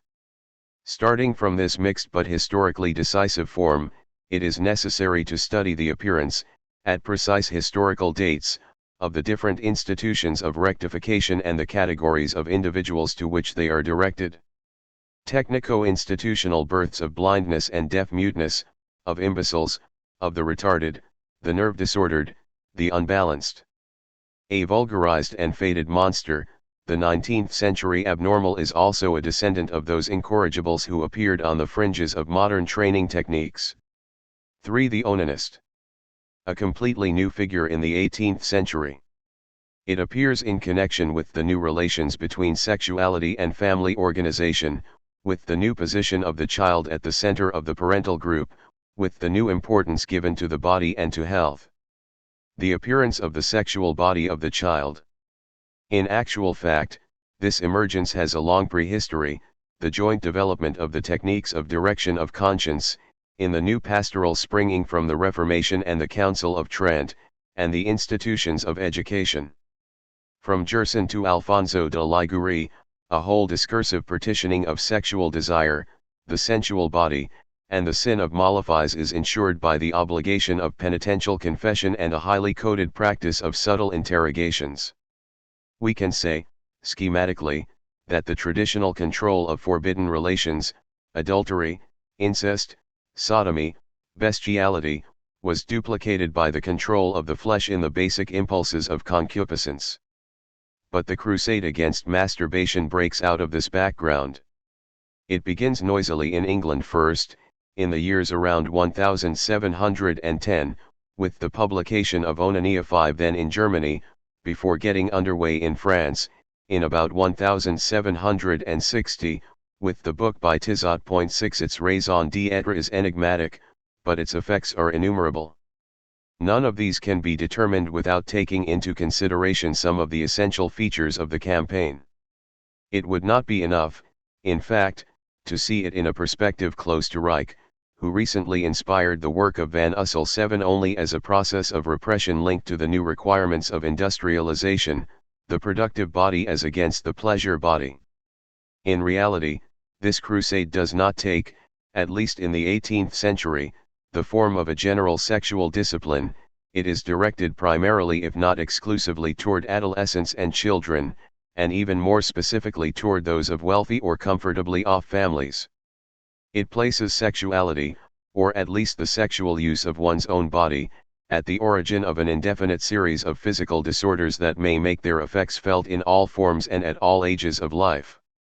Sexuality's limitless etiological power, at the level of bodies and diseases, is one of the most constant themes not only in the texts of that new medical ethics but also in the most serious works of pathology.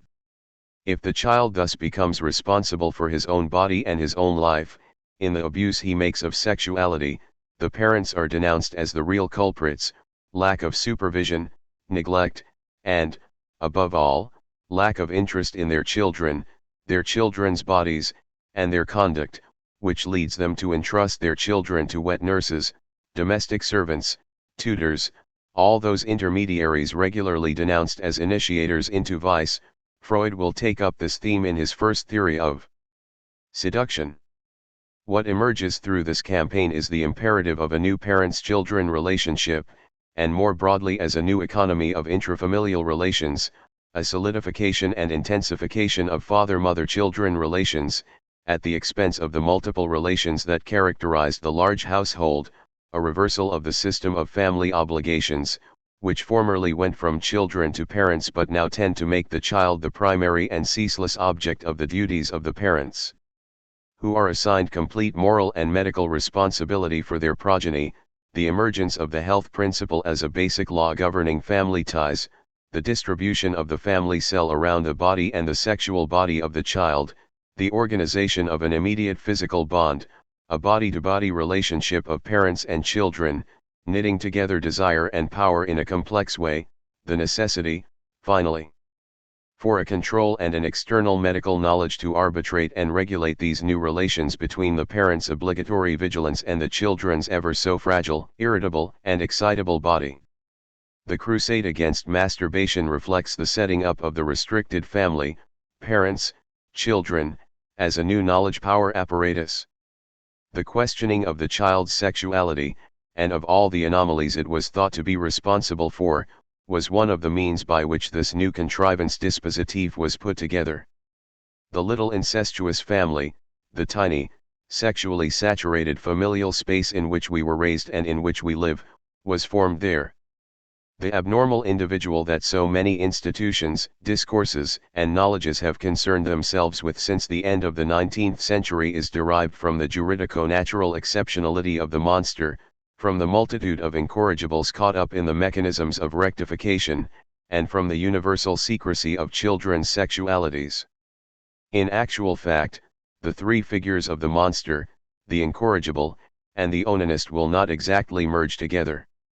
Each one will be taken into autonomous systems of scientific reference, the monster, into a teratology and an embryology that found its first great scientific coherence with Geoffroy Saint-Hilaire, 8. The incorrigible, into a psychophysiology of sensations, motricity, and capacities, the onanist, into a theory of sexuality that is slowly elaborated starting with Kahn's Psychopathia Sexualis. 9.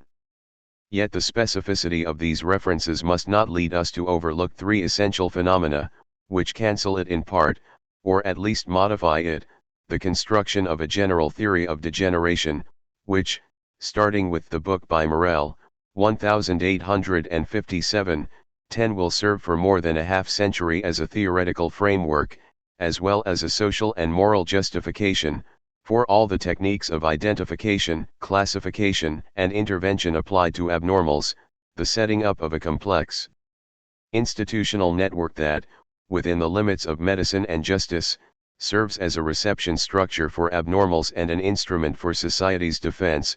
Lastly, the movement by which the historically most recent problem to appear, that of children's sexuality, will overlay the two others, to become, in the 20th century, the most productive principle for explaining all abnormalities.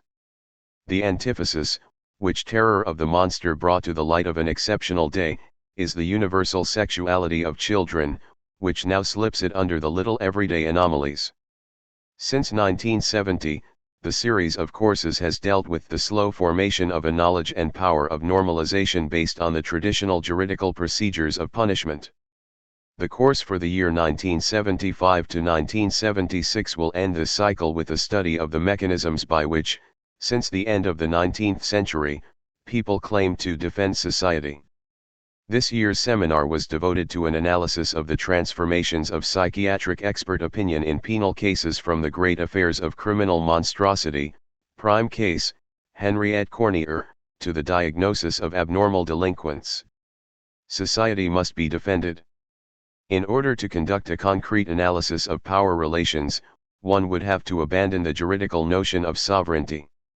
That model presupposes the individual as a subject of natural rights or original powers, it aims to account for the ideal genesis of the state, and it makes law the fundamental manifestation of power.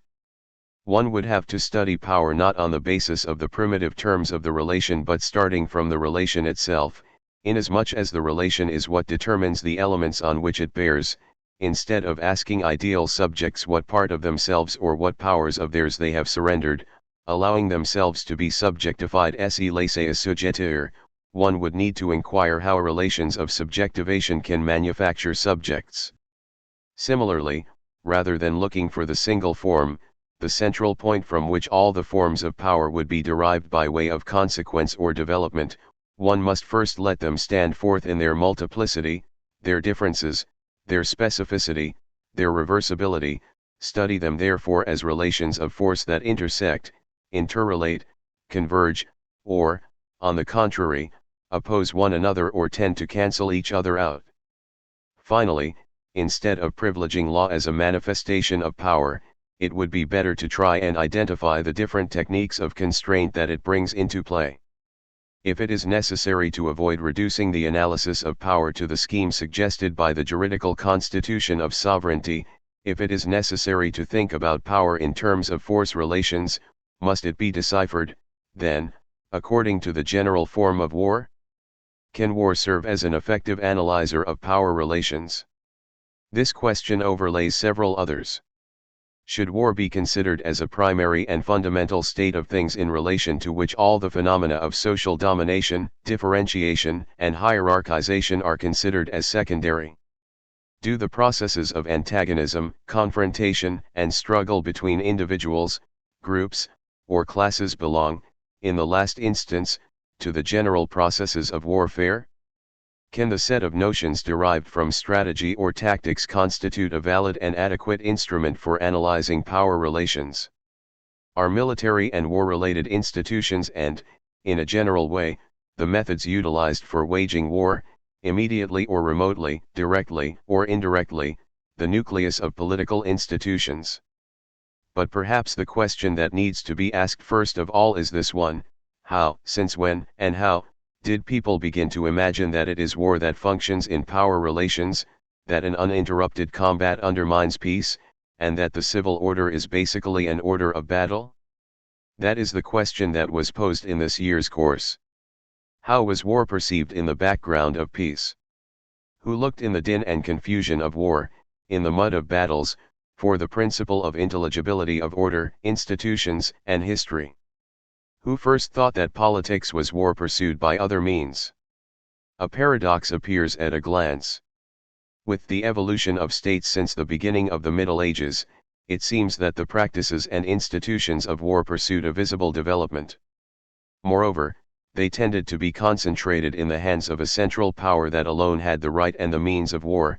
Owing to that very fact, they withdrew, albeit slowly, from the person-to-person, group-to-group relationship, and a line of development led them increasingly to be a state privilege. Furthermore, and as a result, war tends to become the professional and technical prerogative of a carefully defined and controlled military apparatus. In short, a society pervaded by warlike relations was slowly replaced by a state equipped with military institutions. Now, this transformation had scarcely been completed when there appeared a certain type of discourse on the relations of society and war. A historico-political discourse very different from the philosophico-juridical discourse organized around the problem of sovereignty makes war the permanent basis of all the institutions of power. This discourse appeared shortly after the end of the wars of religion and at the beginning of the great English political struggles of the 17th century. According to this discourse, which was illustrated in England by Coke or Lilbume, in France by Boulainvilliers and later by Du Buat-Nanquet, it was war that presided over the birth of states, not the ideal war imagined by the philosophers of the state of nature but real wars and actual battles. Laws are born in the middle of expeditions, conquests, and burning cities, but war also continues to rage within the mechanisms of power or, at least, to constitute the secret driving force of institutions, laws, and order. Beneath the omissions, illusions, and lies that make us believe in the necessities of nature or the functional requirements of order, we are bound to re-encounter war. It is the cipher of peace. It continuously divides the entire social body, it places each of us in one camp or the other. And it is not enough to find this war again as an explanatory principle, we must reactivate it, make it leave the mute, larval forms in which it goes about its business almost without our being aware of it, and lead it to a decisive battle that we must prepare for if we intend to be victorious. Through this thematic, which I have characterized loosely thus far, one can understand the importance of this form of analysis. One, the subject who speaks in this discourse cannot occupy the position of the universal subject. In that general struggle of which he speaks, he is necessarily on one side or the other, he is in the battle, he has adversaries, he fights for a victory. No doubt, he tries to make right prevail, but the right in question is his particular right, marked by a relation of conquest, domination, or antiquity, rights of triumphant invasions or millennial occupations. And if he also speaks of truth, it is that perspectival and strategic truth that enables him to win the victory. So, in this case, we have a political and historical discourse that lays claim to truth and right, while explicitly excluding itself from juridico-philosophical universality. Its role is not the one that lawmakers and philosophers dreamed of, from Solon to Kant, to take a position between the adversaries, at the center of and above the conflict, and impose an armistice, establish an order that brings reconciliation. It is a matter of positing a right stamped with dissymmetry and functioning as a privilege to be maintained or re-established, of asserting a truth that functions as a weapon. For the subject who speaks this sort of discourse, universal truth and general right are illusions and traps. 2. We are dealing, moreover, with a discourse that turns the traditional values of intelligibility upside down.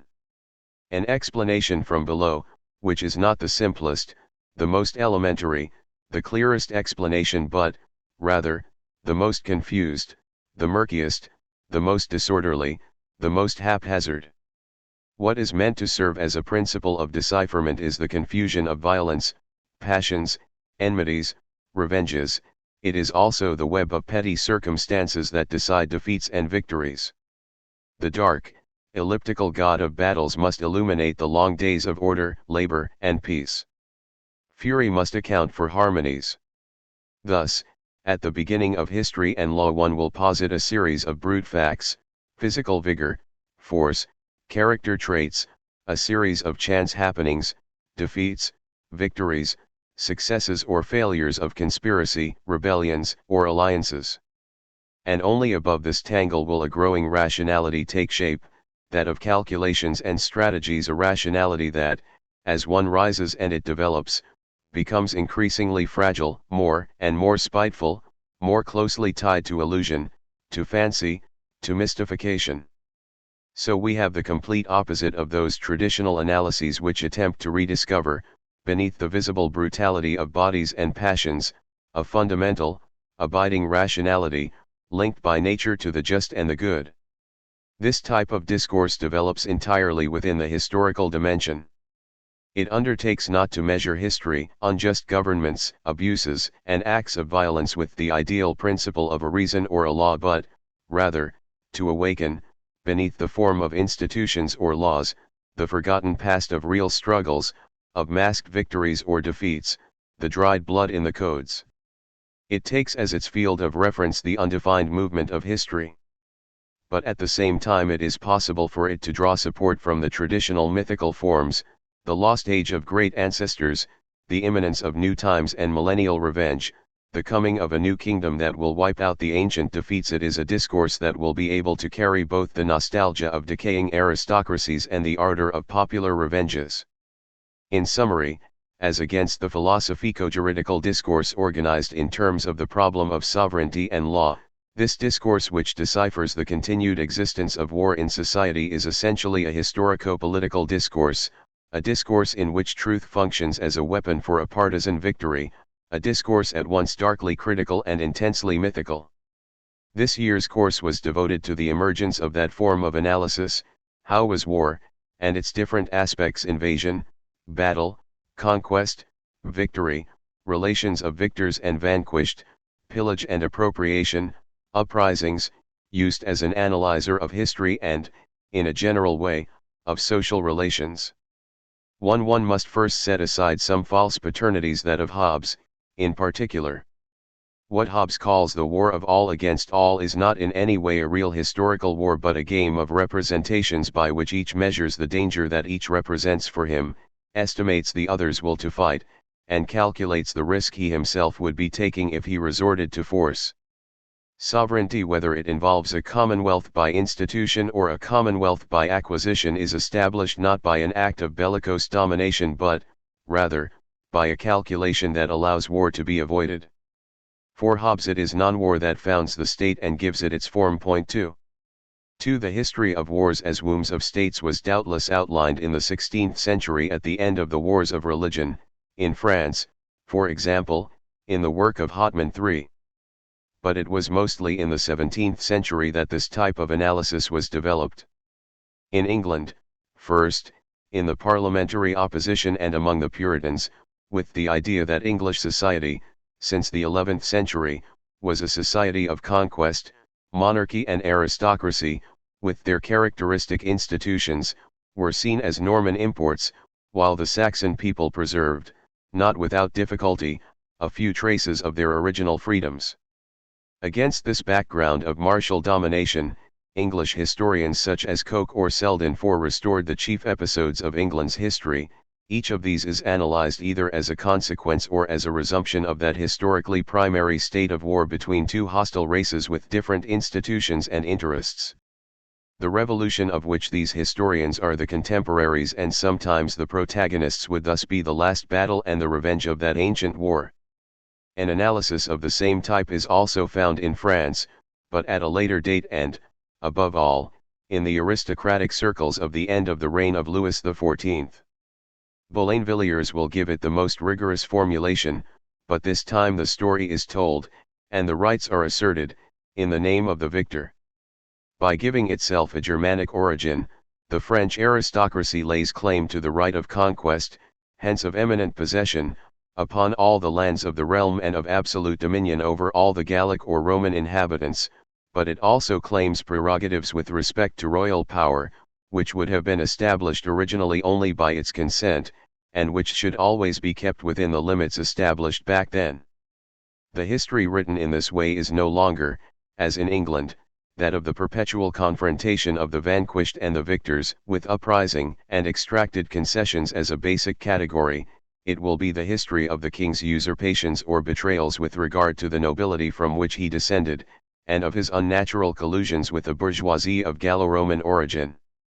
This scheme of analysis, taken up again by Frérot V and especially Du Buat-Nanquet, was the object of a whole series of polemical exchanges and the occasion of substantial historical research up to the Revolution. The important point is that the principle of historical analysis was sought in the duality and the war of races. Starting from there and going via the works of Augustin VI and Amédée Thierry VII, two types of decipherment of history will develop in the 19th century, one will be linked to class struggle, the other to biological confrontation. This year's seminar was devoted to a study of the category of the dangerous individual in criminal psychiatry. The notions connected with the theme of social defense were compared with the notions connected with the new theories of civil responsibility, as they appeared at the end of the 19th century. Security, territory, and population. The course dealt with the genesis of a political knowledge that was to place at the center of its concerns the notion of population and the mechanisms capable of ensuring its regulation. A transition from a territorial state to a population state? No, one would have to say, because what occurred was not a replacement but, rather, a shift of accent and the appearance of new objectives, and hence of new problems and new techniques. To follow that genesis, we took up the notion of government as our leading thread. One would need to do an in-depth inquiry concerning the history not merely of the notion but even of the procedures and means employed to ensure, in a given society, the government of men.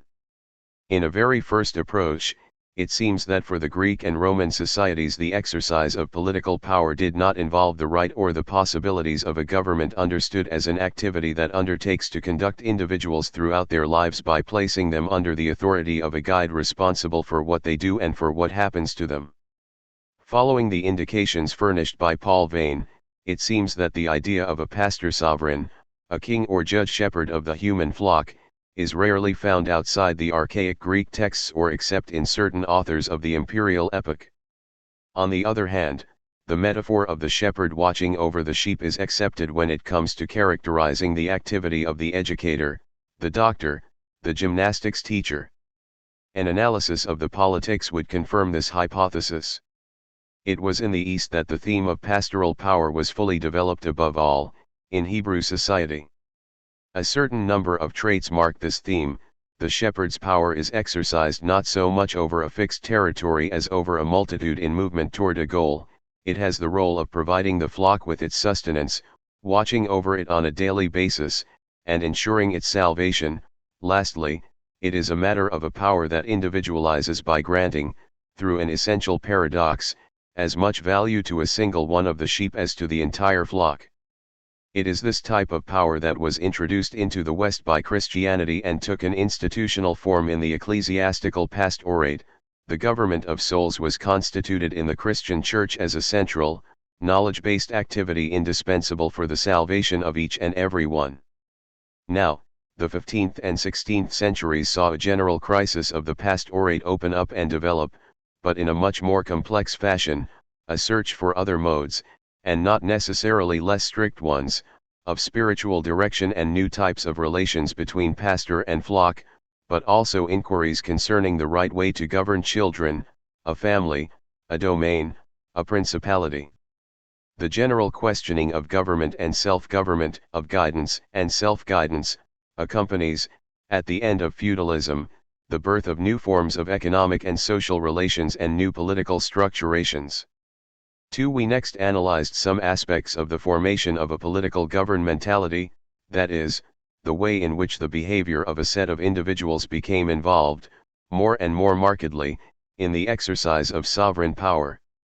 This important transformation is expressed in the different arts of governing that were written at the end of the 16th century and the first half of the 17th. No doubt, it is linked to the emergence of the reason of state.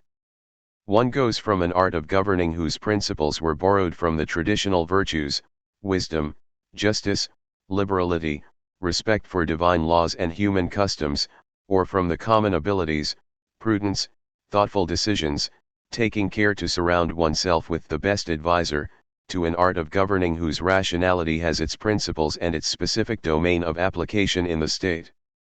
The reason of state is not the imperative in the name of which one can or must upset all the other rules, it is the new matrix of rationality according to which the prince must exercise his sovereignty in governing men. 1 is far from the virtue of the sovereign of justice, far, 2, from that virtue which is proper to Machiavelli's hero. The development of the reason of state is correlative with the fading away of the imperial theme. Rome finally disappears.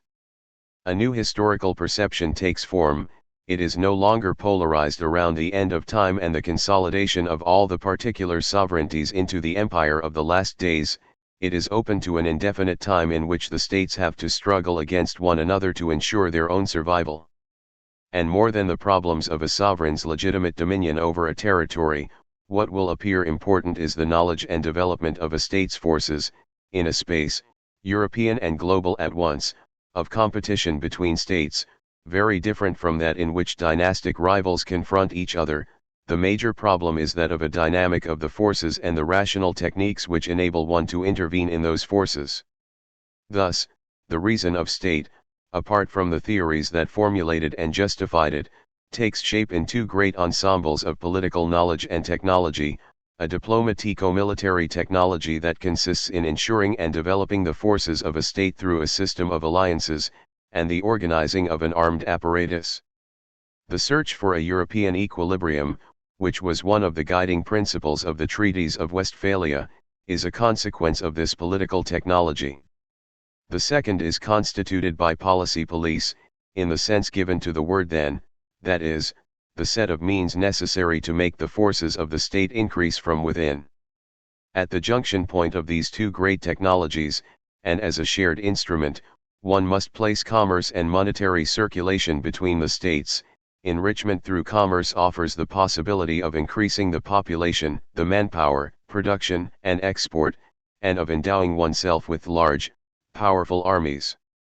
During the period of mercantilism and cameralistics, the population-wealth pair was the privileged object of the new governmental reason.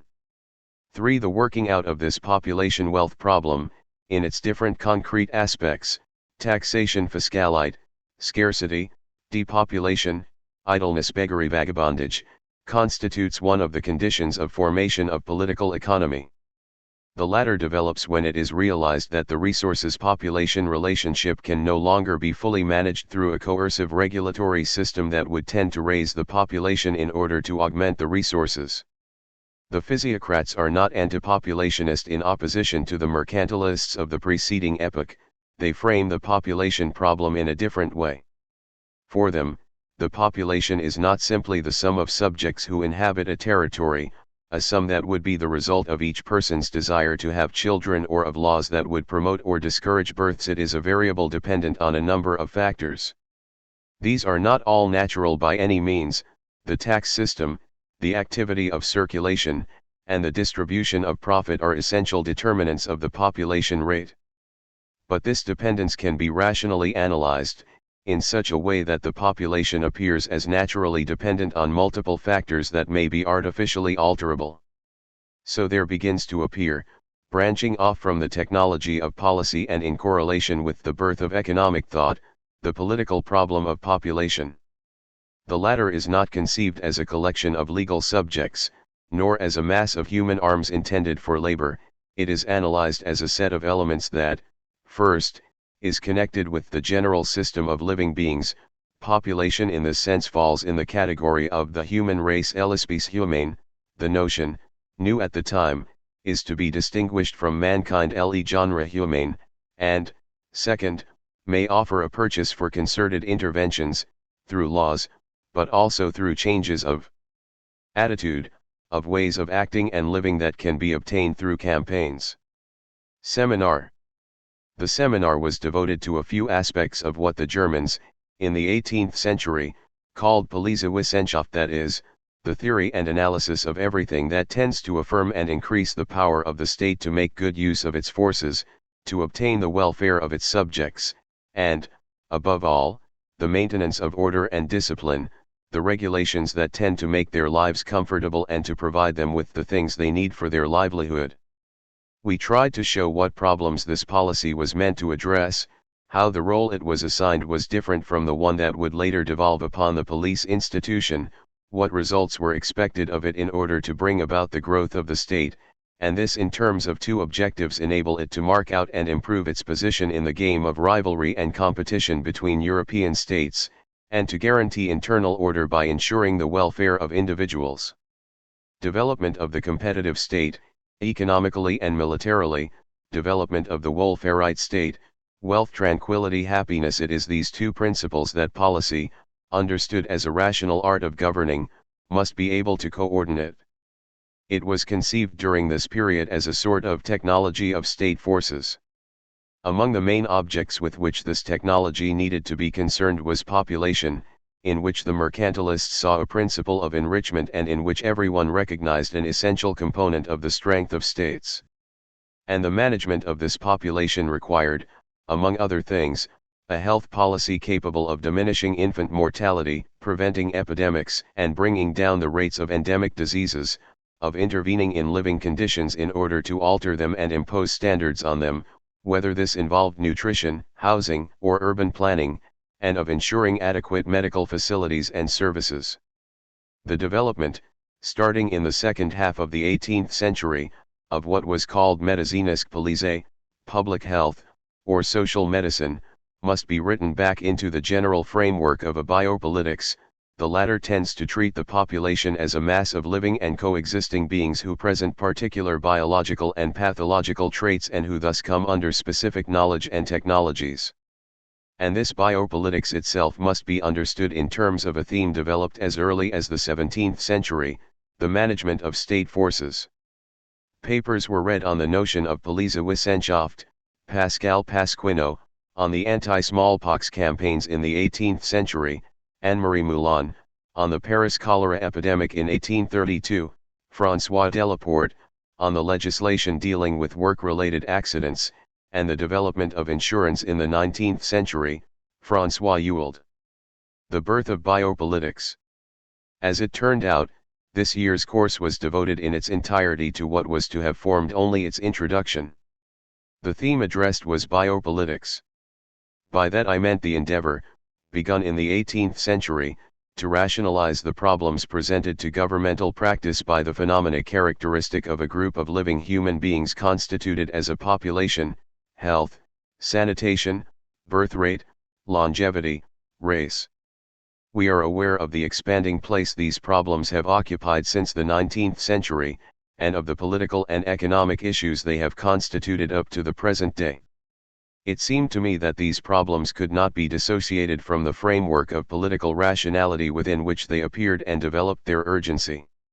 Liberalism enters the picture here, because it was in connection with liberalism that they began to have the look of a challenge. In a system anxious to have the respect of legal subjects and to ensure the free enterprise of individuals, how can the population phenomenon, with its specific effects and problems, be taken into account? On behalf of what, and according to what rules, can it be managed? The debate that took place in England in the middle of the 19th century concerning public health legislation can serve as an example. What should we understand by liberalism? I relied on Paul Vane's reflections concerning historical universals and the need to test a nominalist method in history. And taking up a number of choices of method already made, I tried to analyze liberalism not as a theory or an ideology, and even less, certainly, as a way for society to represent itself, but, rather, as a practice, which is to say, as a way of doing things oriented toward objectives and regulating itself by means of a sustained reflection. Liberalism is to be analyzed, then, as a principle and a method of rationalizing the exercise of government, a rationalization that obeys, and this is its specificity, the internal rule of maximum economy. While any rationalization of the exercise of government aims at maximizing its effects while diminishing, as far as possible, its cost, understood in the political as well as the economic sense, liberal rationalization starts from the assumption that government, meaning not the institution government, of course, but the activity that consists in governing human behavior in the framework of, and by means of, state institutions, cannot be its own end. It does not have its reason for being in itself, and its maximization, even under the best possible conditions, should not be its regulative principle. On this point, liberalism breaks with that reason of state which, since the end of the 19th century, had sought, in the existence and strengthening of the state, the end capable both of justifying a growing governmentality and of regulating its development. The Polizeiwissenschaft developed by the Germans in the 18th century either because they lacked a large state form, or also because the narrowness of their territorial partitions gave them access to much more easily observable units, given the technical and conceptual tools of the time always subscribed to the principle, one is not paying enough attention, too many things escape one's control, too many areas lack regulation and supervision, there's not enough order and administration. In short, one is governing too little. Polizeiwissenschaft is the form taken by a governmental technology dominated by the principle of the reason of state, and it is in a completely natural way, as it were, that it attends to the problems of population, which ought to be the largest and most active possible for the strength of the state. Health, birth rate, sanitation find an important place in it, therefore, without any problem. For its part, liberalism resonates with the principle, one always governs too much, or, at any rate, one always must suspect that one governs too much. Governmentality should not be exercised without a critique far more radical than a test of optimization. It should inquire not just as to the best, or least costly, means of achieving its effects, but also concerning the possibility and even the lawfulness of its scheme for achieving effects. The suspicion that one always risks governing too much is inhabited by the question, why, in fact, must one govern? This explains why the liberal critique barely detaches itself from a problematic, new at the time, of society. It is on the latter's behalf that one will try to determine why there has to be a government, to what extent it can be done without, and in which cases it is needless or harmful for it to intervene. The rationalization of governmental practice, in terms of a reason of state, implied its maximization in optimal circumstances insofar as the existence of the state immediately assumes the exercise of government. Liberal thought starts not from the existence of the state, seeing in the government the means for attaining that end it would be for itself, but rather from society, which is in a complex relation of exteriority and interiority with respect to the state. Society, as both a precondition and a final end, is what enables one to no longer ask the question, how can one govern as much as possible and at the least possible cost? Instead, the question becomes, why must one govern? In other words, what makes it necessary for there to be a government, and what ends should it pursue with regard to society in order to justify its existence? The idea of society enables a technology of government to be developed based on the principle that it itself is already too much, in excess, or at least that it is added on as a supplement which can and must always be questioned as to its necessity and its usefulness. Instead of making the distinction between state and civil society into a historical universal that allows us to examine all the concrete systems, we can try to see it as a form of schematization characteristic of a particular technology of government. It cannot be said, then, that liberalism is a utopia never realized unless the core of liberalism is taken to be the projections it has been led to formulate out of its analyses and criticisms. It is not a dream that comes up against a reality and fails to find a place within it. It constitutes, and this is the reason for both its polymorphism and its recurrences, a tool for criticizing the reality, 1. Of a previous governmentality that one tries to shed, 2. Of a current governmentality that one attempts to reform and rationalize by stripping it down, 3. Of a governmentality that one opposes and whose abuses one tries to limit. So that we will be able to find liberalism, in different but simultaneous forms, as a regulative scheme of governmental practice and as the theme of a sometimes radical opposition. English political thought, at the end of the 18th century and in the first half of the 19th, is highly characteristic of these multiple uses of liberalism. And even more specifically, the developments and ambiguities of Bentham and the Benthamites. There is no doubt that the market as a reality and political economy as a theory played an important role in the liberal critique.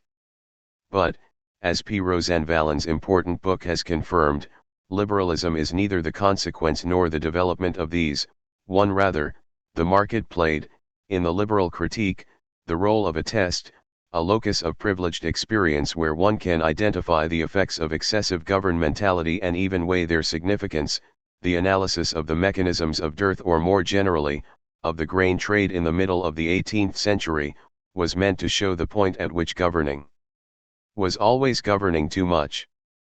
And whether it is a question of the physiocrat's table or Smith's invisible hand, whether it is a question, therefore, of an analysis aiming to make visible, in the form of evidence, the formation of the value and circulation of wealth, or, on the contrary, an analysis presupposing the intrinsic invisibility of the connection between individual profit-seeking and the growth of collective wealth economics, in any case, shows a basic incompatibility between the optimal development of the economic process and a maximization of governmental procedures.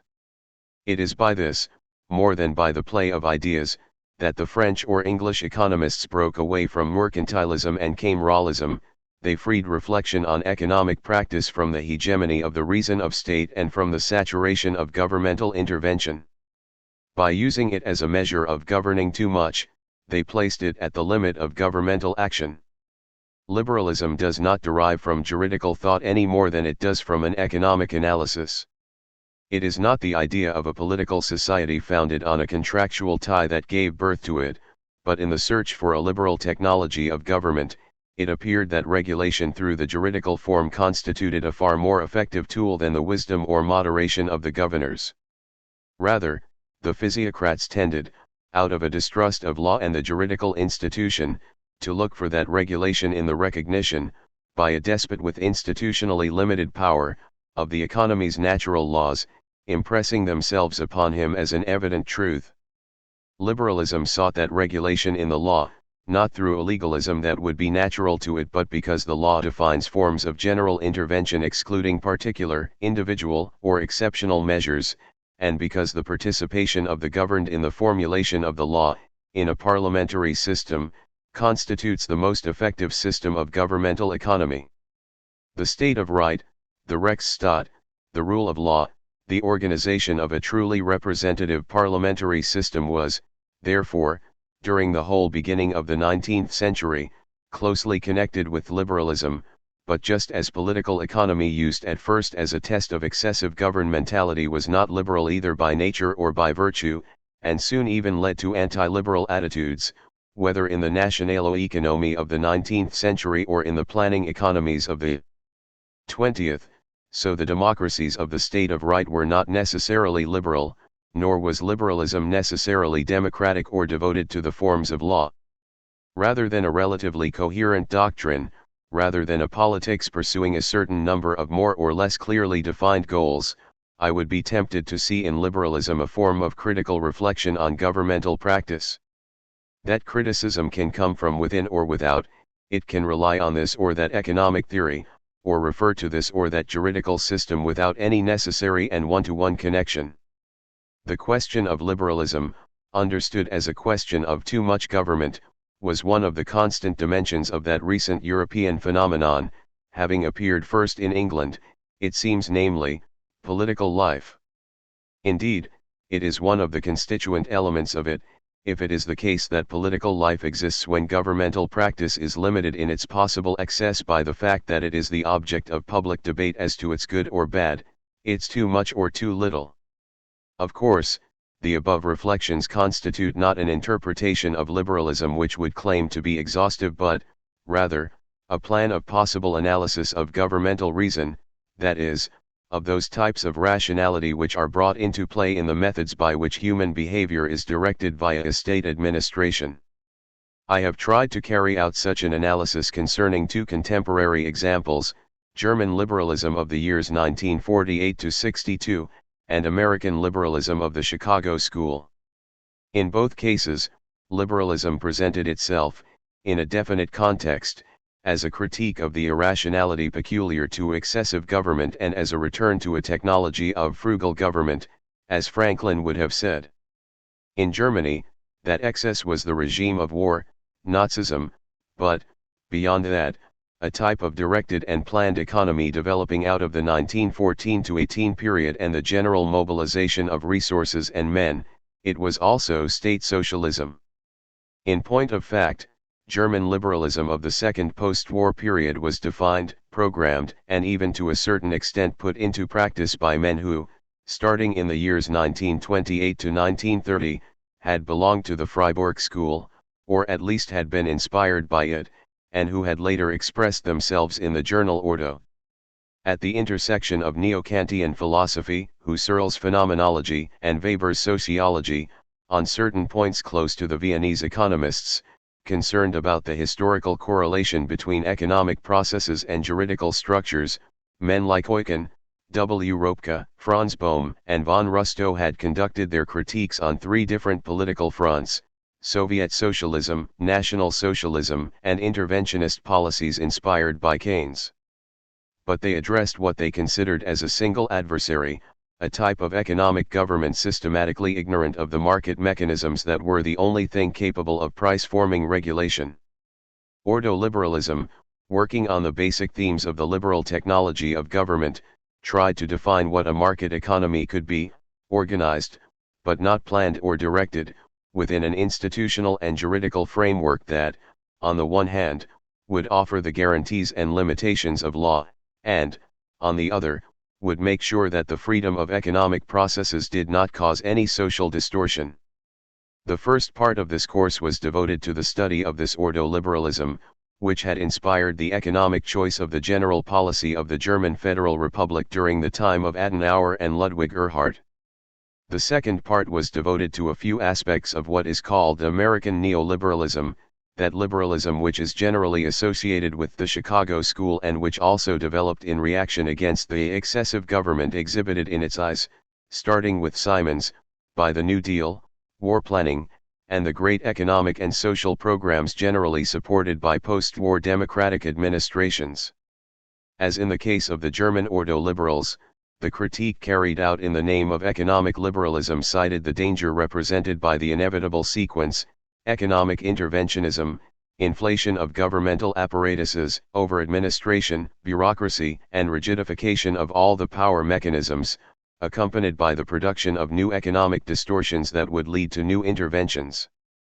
But what was striking in this American neoliberalism was a movement completely contrary to what is found in the social economy of the market in Germany, where the latter considers regulation of prices by the market the only basis for a rational economy to be in itself so fragile that it must be supported, managed, and ordered by a vigilant internal policy of social interventions, involving assistance to the unemployed, health care coverage, a housing policy, and so on. American neoliberalism seeks rather to extend the rationality of the market, the schemes of analysis it proposes, and the decision-making criteria it suggests to areas that are not exclusively or not primarily economic. For example, the family and birth policy, or delinquency and penal policy. What would need to be studied now, therefore, is the way in which the specific problems of life and population were raised within a technology of government which, without always having been liberal, far from it, was always haunted since the end of the 18th century by liberalism's question. The seminar was devoted this year to the crisis of juridical thought in the last years of the 19th century. Papers were read by François Ewald, on civil law, Catherine Melville, on public and administrative law, Elaine Allo, on the right to life in legislation concerning children, Natalie Coppinger and Pascal Pasquino, on penal law, Alexander Fontana, on security measures, François Delaporte and Anne-Marie Moulin, on health policy and health politics. Notes. 1P Rosanvallon, Le Capitalisme Utopique, Critique de l'idéologie économique, Paris, Seuil, 1979. On the Government of the Living. This year's course drew support from the analyses done the preceding years on the subject of government, this notion being understood in the broad sense of techniques and procedures for directing human behavior. Government of children, government of souls and consciences, government of a household, of a state, or of oneself. Inside this very general framework, we studied the problem of self-examination and confession. Speaking of the sacrament of penance, Tommaso de Vio called the confession of sins an act of truth. Let us retain this phrase, with the meaning that Cogiton gave to it. The question raised is this one, then: how is it that in Western Christian culture the government of men demands, on the part of those who are led, not only acts of obedience and submission but also acts of truth, which have the peculiar requirement not just that the subject tell the truth but that he tell the truth about himself, his faults, his desires, the state of his soul, and so on? How was a type of government of men formed in which one is required not simply to obey but to reveal what one is by stating it? After a theoretical introduction concerning the notion of truth regime, the longest part of the course was devoted to the procedures of examination of souls and of confession in early Christianity.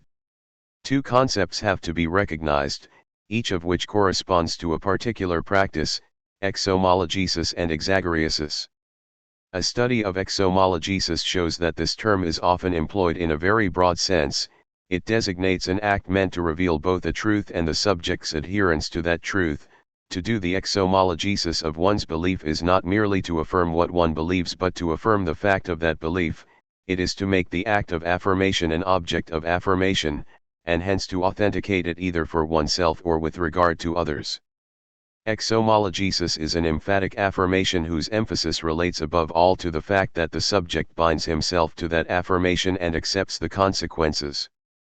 Exhomologesis as an act of faith is indispensable to the Christian, for whom the revealed and taught truths are not simply a matter of beliefs that he accepts but of obligations by which he commits himself to uphold his beliefs, to accept the authority that authenticates them, to profess them publicly if need be, to live in accordance with them, and so on.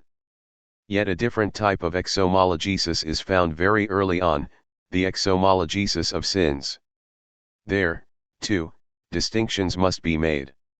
Recognizing that one has committed sins is an obligation laid either on catechumens who are candidates for baptism or on Christians who have been prone to a few lapses.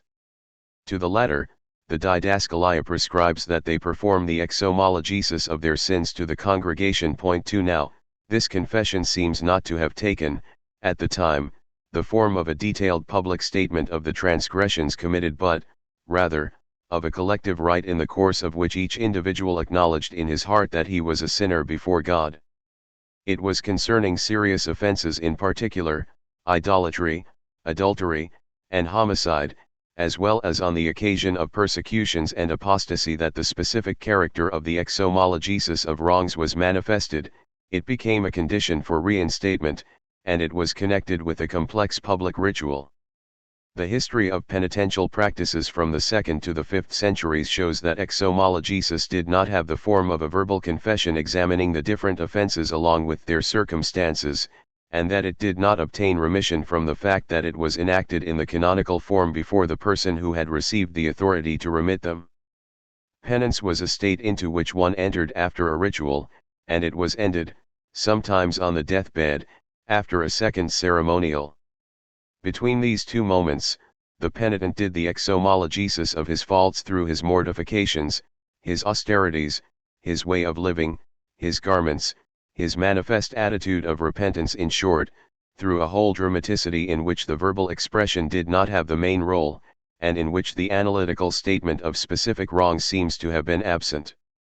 It may be that before the reconciliation a special rite took place, and that the term exomologesis was applied to it more particularly. Yet even in that case it was still a matter of a dramatic and synthetic expression by which the sinner acknowledged in the presence of all the fact of having sinned. He attested this acknowledgement in a manifestation that at the same time visibly bound him to a sinner's state and prepared his deliverance. Verbalization of the confession of sins in canonical penance will be done systematically only later, first with the practice of penance at a price, then from the 12th and 13th centuries onward, when the sacrament of penance would be organized. In the monastic institutions, the practice of confession took quite different forms, which did not exclude recourse to forms of exomologesis in front of the assembled community when the monk had committed transgressions of a certain importance. To study these confessional practices in monastic life, we resorted to a more detailed study of Cassion's Conferences and Institutes of the Cenobites III with a view to the techniques of spiritual direction. Three aspects in particular were analyzed: the mode of dependence with respect to the elder or teacher, the way of conducting the examination of one's own conscience, and the obligation to describe one's mental impulses in a formulation that aims to be exhaustive, the exagoriasis. Considerable differences appear on these 3 points, in comparison with ancient philosophy.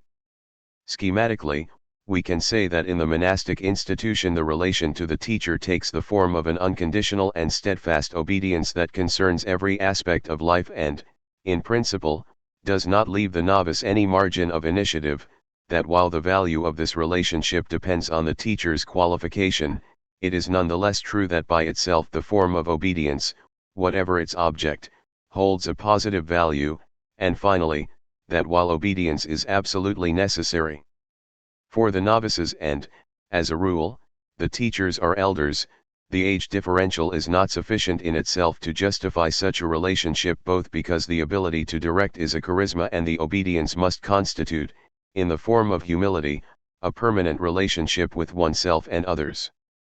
The examination of conscience is also very different from the one recommended in the philosophical schools of antiquity. Like the latter, of course, it comprises 2 great forms: the evening recollection of the day gone by and continual vigilance concerning oneself. It is this second form that is most important in the monasticism described by Cassion. Its procedures show clearly that it is not a matter of deciding what must be done to keep from committing a transgression, or even to recognize whether one may have committed a transgression in what one has done. It is a matter of taking hold of the thought occurrence, cogitatio equals logismos, of probing rather deeply in order to grasp its origin and determine where it comes from God, from oneself, from the devil, and do a sorting out, which Cassion describes by using several metaphors, the most important of which is that of the money changer who inspects the coins. Cassion devotes one of the most interesting conferences to inconstancy of the mind, relating the views of Abbot Serenus, which forms the domain of a self-examination that clearly has the role of making possible the unity and continuity of contemplation. Point 4. As for the confession prescribed by Cassion, it is not simply a statement of wrongs committed, nor a general exposition of the state of one's soul. It must tend toward the continuous verbalization of all the impulses of thought. This confession enables the director to give counsel and render a diagnosis. Cassion thus relates examples of consultation: sometimes several elders take part and give their opinions. But verbalization also involves intrinsic effects which it owes simply to the fact that it transforms the impulses of the mind into statements addressed to another. In particular, the sorting out, which is one of the aims of the examination, is performed through verbalization with the help of a threefold mechanism of shame that makes one blush at expressing any bad thought, the material realization of what is happening in the mind through the words spoken, and the incompatibility between the devil, who tempts and deceives while hiding in the recesses of consciousness, and the light that exposes them to view. Hence, understood in this way, confession involves a continuous externalization through words of the arcana of consciousness. Unconditional obedience, uninterrupted examination, and exhaustive confession form an ensemble with each element implying the other two, the verbal manifestation of the truth that hides in the depths of oneself appears as an indispensable component of the government of men by each other, as it was carried out in monastic and especially Cenobitic institutions beginning in the 4th century. But it must be emphasized that this manifestation was not for the purpose of establishing one's sovereign mastery over oneself. What was expected, rather, was humility and mortification, detachment toward oneself and the constitution of a relation with oneself tending toward the destruction of the form of the self. This year's seminar was devoted to certain aspects of liberal thought in the 19th century. Papers were read by N. Coppinger on economic development at the end of the century, by D. D. Lule on the Scottish Historical School, P. Rosenvallen on Guizot, F. Ewald on Saint Simon and the Saint Simonians, P. Pasquino on the place of Menger in the history of liberalism, A. Schutz on Menger's epistemology, and C. Melville on the notions of the general will and the general interest. Subjectivity and truth. This year's course is to be the object of a forthcoming publication, so it will be enough for now to give a brief summary. Under the general title of Subjectivity and Truth, it is a question of beginning an inquiry concerning the instituted models of self-knowledge and their history. How was the subject established, at different moments and in different institutional contexts, as a possible, desirable, or even indispensable object of knowledge? How were the experience that one may have of oneself and the knowledge that one forms of oneself organized according to certain schemes? How were these schemes defined, valorized, recommended, imposed? It is clear that neither the recourse to an original experience nor the study of the philosophical theories of the soul, the passions, or the body can serve as the main axis in such an investigation.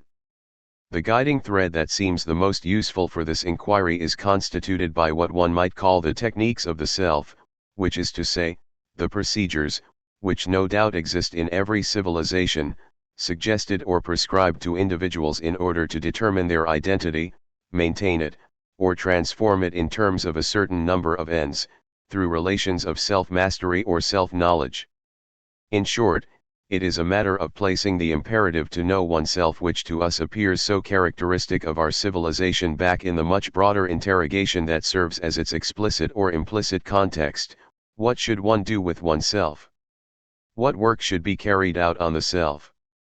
How should one govern oneself by performing actions in which one is oneself the objective of those actions, the domain in which they are brought to bear, the instrument they employ, and the subject that acts? Plato's Alcibiades can be taken as the starting point. 1. The question of the care of oneself. Epimelia Heodu appears in this text as the general framework within which the imperative of self-knowledge acquires its significance. The series of studies that can be envisaged starting from there could form a history of the care of oneself, understood as an experience, and thus also as a technique elaborating and transforming that experience. Such a project is at the intersection of two themes treated previously: a history of subjectivity and an analysis of the forms of governmentality. The history of subjectivity was begun by studying the social divisions brought about in the name of madness, illness, and delinquency, along with their effects on the constitution of a rational and normal subject. It was also begun by attempting to identify the modes of objectification of the subject in knowledge disciplines dans ses savoirs such as those dealing with language, labor, and life. As for the study of governmentality, it answered a dual purpose, doing the necessary critique of the common conceptions of power, more or less confusedly conceived as a unitary system organized around a center that is at the same time its source, a system that is driven by its internal dynamic always to expand, analyze it rather as a domain of strategic relations focusing on the behavior of the other or others, and employing various procedures and techniques according to the case, the institutional frameworks, social groups, and historical periods in which they develop. The studies already published concerning confinement and the disciplines, the courses devoted to the reason of state and the art of governing, and the volume in preparation, with the collaboration of R. Letfarge, on the lettre de cachet in the 18th century to constitute elements in this analysis of governmentality. The history of the care and the techniques of the self would thus be a way of doing the history of subjectivity, no longer, however, through the divisions between the mad and the non-mad, the sick and non-sick, delinquents and non-delinquents, nor through the constitution of fields of scientific objectivity giving a place to the living, speaking, laboring subject, but, rather, through the putting in place, and the transformations in our culture, of relations with oneself, with their technical armature and their knowledge effects. And in this way one could take up the question of governmentality from a different angle, the government of the self by oneself in its articulation with relations with others, such as one finds in pedagogy, behavior counseling, spiritual direction, the prescription of models for living, and so on. The study done this year delimited this general framework in two ways. A historical limitation, we studied what had developed in Hellenic and Roman culture as a technique of living, a technique of existence in the philosophers, moralists, and doctors in the period stretching from the 1st century BC to the 2nd century AD. And a limitation of domain, these techniques of living were considered only in their application to that type of act which the Greeks called aphrodisia, and for which our notion of sexuality obviously constitutes a completely inadequate translation. The problem raised was the following, then: how did the philosophical and medical techniques of living, on the eve of Christianity's development, define and regulate the practice of sexual acts, the crucis aphrodisian? One sees how far one is from a history of sexuality organized around the good old repressive hypothesis and its customary questions: how and why is desire repressed? It is a matter of acts and pleasures, not of desire. It is a matter of the formation of the self through techniques of living, not of repression through prohibition and law. We shall try to show not how sex was kept in check but how that long history began which, in our societies, binds together sex and the subject. It would be completely arbitrary to connect a particular moment in time to the emergence of the care of oneself in regard to sexual acts, but the proposed demarcation, around the techniques of the self in the centuries immediately preceding Christianity, has its justification.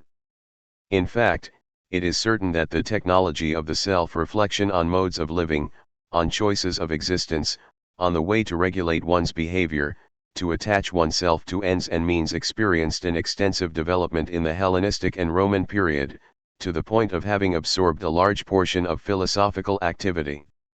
This development cannot be dissociated from the growth of urban society, from the new distribution of political power, or from the importance assumed by the new service aristocracy in the Roman Empire.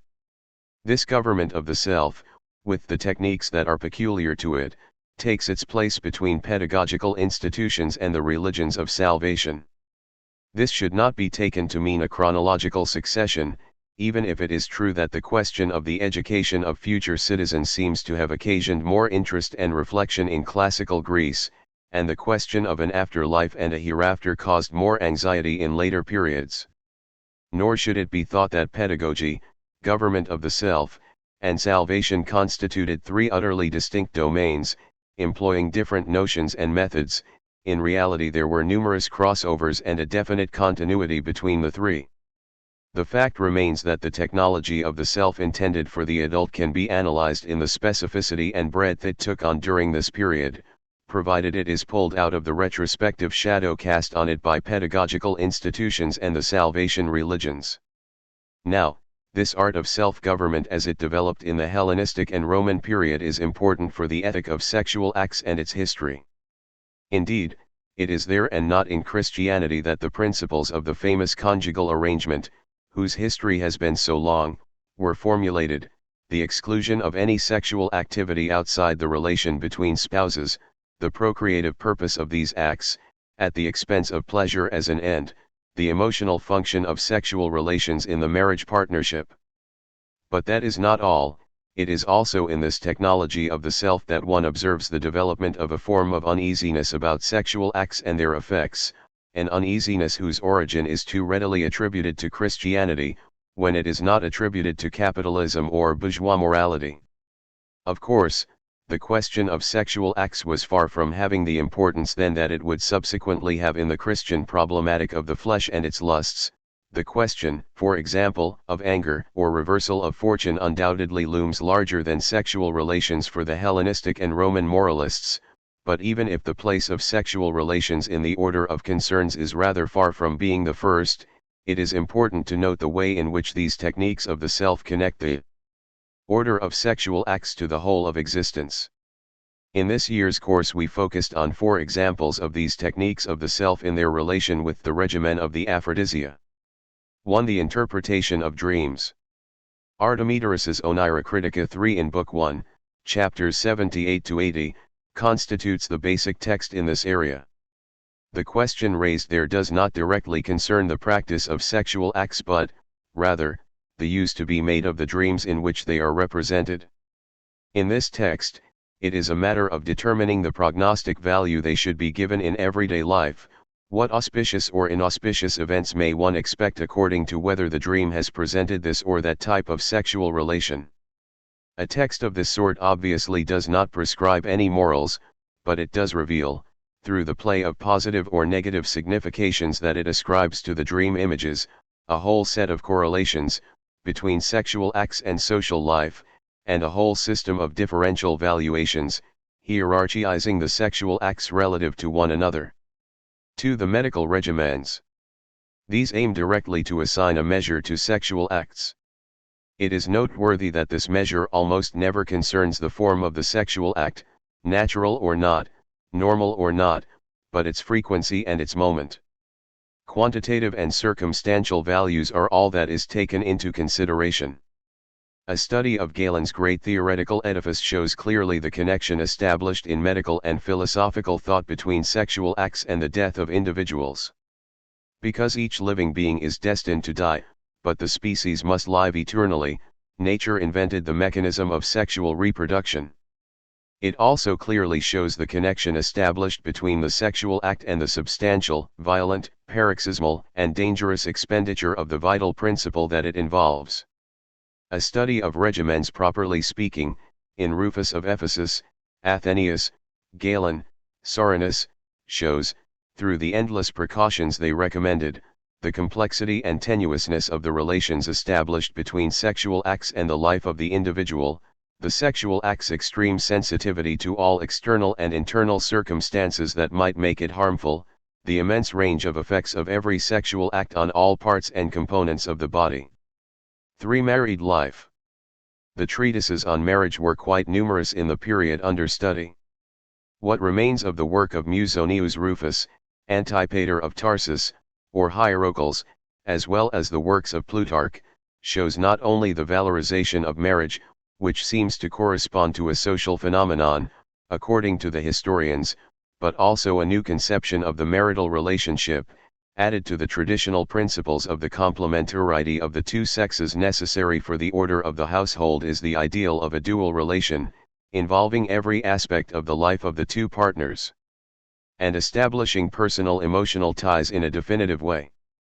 Sexual acts must find their exclusive place inside this relationship, a condemnation of adultery therefore, understood, by Musonius Rufus, no longer as an infringement on a husband's privileges but as a breach of the marriage tie, which binds the husband as well as the wife for. So they must be directed toward procreation, since that is the end given by the nature of marriage. And, finally, they must comply with an internal regulation required by modesty, mutual affection, and respect for the other. Plutarch offers the most numerous and valuable indications on this last point. 4. The choice of loves. The standard comparison between the two loves, the love for women and the love for boys, left 2 important texts for the period studied, Plutarch's Dialogue on Love and Lucian's Amoris. 5. An analysis of these 2 texts attests to the persistence of a problem with which the classical period was very familiar, the difficulty of giving a status and a justification to sexual relations in the pederastic relationship. Lucian's dialogue concludes ironically with a precise reminder of those acts which the erotics of boys sought to elide in the name of friendship, virtue, and pedagogy. Plutarch's much more elaborate text brings out the mutual consent to pleasure as an essential element in the aphrodisia. It shows that this kind of reciprocity in pleasure can only exist between a man and a woman, better still, in the marriage relationship, where it regularly serves to renew the marriage covenant. The hermeneutic of the subject. This year's course was devoted to the formation of the theme of the hermeneutic of the self. The object was not just to study it in its theoretical formulations but to analyze it in relation to a set of practices that were very important in classical and late antiquity. These practices had to do with what was often called in Greek epimelia heotou, and in Latin cura sui. This principle that one needs to attend to oneself, to take care of oneself, is doubtless obscured by the radiance of the Nuthasiotun. Yet, one must bear in mind that the rule of having to know oneself was regularly associated with the theme of care of the self. Through all the culture of antiquity it is easy to find evidence of the importance given to concern with oneself and its connection with the theme of self-knowledge. To start with, in Socrates himself. In the Apology, one sees Socrates presenting himself to his judges as the teacher of self-concern. 1 He is the man who accosts passers-by and says to them, "You concern yourself with your wealth, your reputation, and with honors, but you don't worry about your virtue and your soul." Socrates is the man who takes care that his fellow citizens take care of themselves. Now, concerning this role, Socrates says three important things. A little farther on in this same Apology, it is a mission that was conferred on him by the deity, and he will not give it up before his last breath. It is a disinterested task for which he doesn't ask any payment, he performs it out of pure benevolence, and it is a useful service to the city-state, more useful even than an athlete's victory at Olympia, for by teaching citizens to attend to themselves, rather than to their possessions, one also teaches them to attend to the city-state itself, rather than its material affairs. Instead of sentencing him, his judges would do better to reward Socrates for having taught others to care for themselves. 8 centuries later, the same notion of epimelia heotou appears with an equally important role in Gregory of Nyssa. He applies this term to the impulse that moves one to renounce marriage, detach oneself from the flesh, and, through the virginity of one's heart and body, regain the immortality from which one had fallen. In another passage of the treatise on virginity he makes the parable of the lost drachma the model of the care of the self too. For a lost drachma one must light the lamp, ransack the house, explore every nook, until one sees the metal of the coin shining in the darkness. In the same way, in order to rediscover the effigy that God imprinted on our soul and that the body has covered with grime, one must take care of oneself, lighting the lamp of reason and exploring all the recesses of the soul. So it is clear that Christian asceticism, like ancient philosophy, places itself under the sign of the care of the self and makes the obligation to know oneself one of the elements of this essential care. Between these two extreme references, Socrates and Gregory of Nyssa, one can ascertain that the care of the self constituted not just a principle but a constant practice. We can consider two other examples, very far apart this time in their way of thinking and their type of ethic. An Epicurean text, the letter to Menoetius, begins in this way: "Let no one when young delay to study philosophy, nor when he is old grow weary of his study. For no one can come too early or too late to secure the health of his soul." 3. Philosophy is assimilated to the care of the soul. The term is quite precisely medical, hygienian, and this care is a task that must be carried on throughout one's life. In the treatise on the contemplative life, Philo thus designates a certain practice of the therapeuti as an epimelia of the soul. 4. We cannot stop there, however. It would be a mistake to think that the care of the self was an invention of philosophical thinking and that it constituted a precept peculiar to the philosophical life. It was actually a precept of living that, in a general way, was very highly valued in Greece. Plutarch cites a Lacedaemonian aphorism that is very significant in this regard. 5 One day Anaxandrides was asked why his fellow countrymen, the Spartans, entrusted the cultivation of their lands to slaves instead of reserving this activity for themselves. This was the response: "It was by not taking care of the fields, but of ourselves, that we acquired those fields." Attending to oneself is a privilege, it is the mark of a social superiority, as against those who must attend to others in order to serve them or attend to a trade in order to live. The advantage afforded by wealth, status, and birth is expressed by the fact that one has the possibility of attending to oneself. We may note that the Roman concept of the odium has some relation to this theme. The leisure designated by the word is, above all, the time that one spends attending to oneself. In this sense, philosophy, in Greece as in Rome, has only incorporated into its own requirements a much more widespread social ideal. In any case, even after becoming a philosophical principle, the care of the self remained a form of activity. The very term epimelia does not merely designate an attitude of awareness or a form of attention that one would focus on oneself, it designates a regulated occupation, a work with its methods and objectives. Xenophon, for example, employs the word epimelia to designate the work of the master of the household who supervises its farming. It is a word also used to designate the ritual respects that are paid to the gods and to the dead. The activity of the sovereign who looks after his people and leads the city-state is called epimelia by Dio of Prusa. It should be understood, then, that when the philosophers and moralists will recommend care of oneself, epimeleisthai heudo, they are not advising simply to pay attention to oneself, to avoid mistakes or dangers or to stay out of harm's way, they are referring to a whole domain of complex and regulated activities. We may say that in all of ancient philosophy the care of the self was considered as both a duty and a technique, a basic obligation and a set of carefully worked out procedures. The quite natural starting point for a study focused on the care of the self is the Alcibiades. 63 questions appear in it, relating to the connection of the care of the self with politics, pedagogy, and self-knowledge. A comparison of the Alcibiades with the texts of the 1st and 2nd centuries reveals several important transformations. 1. Socrates advised Alcibiades to take advantage of his youth to look after himself. At 50 you would be too old. But Epicurus said, when young one must not hesitate to study philosophy, and when old, one must not hesitate to study philosophy. It is never too early or too late to take care of one's soul. It is this principle of constant care throughout life that clearly prevails. Musonius Rufus, for example, one must always take care of oneself if one wishes to live in a wholesome way. Or Galen, to become an accomplished man, each individual needs to exercise, as it were, his whole life through, even if it is true that it would be better to have looked after his soul from his earliest years. It is a fact that the friends to whom Seneca or Plutarch offer their advice are no longer those ambitious adolescents to whom Socrates spoke, they are men, sometimes young, like Cerinus, sometimes fully mature, like Lucilius, who served as the procurator of Sicily when Seneca and he exchanged a long spiritual correspondence.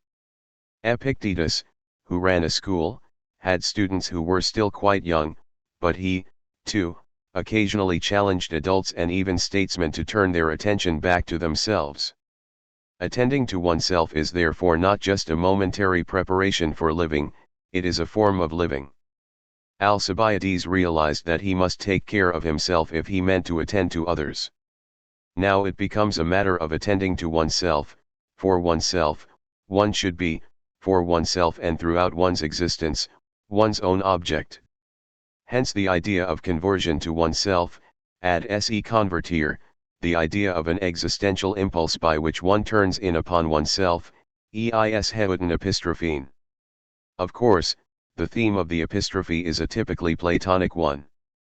But, as one may have already seen in the Alcibiades, the impulse by which the soul turns to itself is an impulse by which one's gaze is drawn aloft toward the divine element, toward the essences and the super-celestial world where they are visible.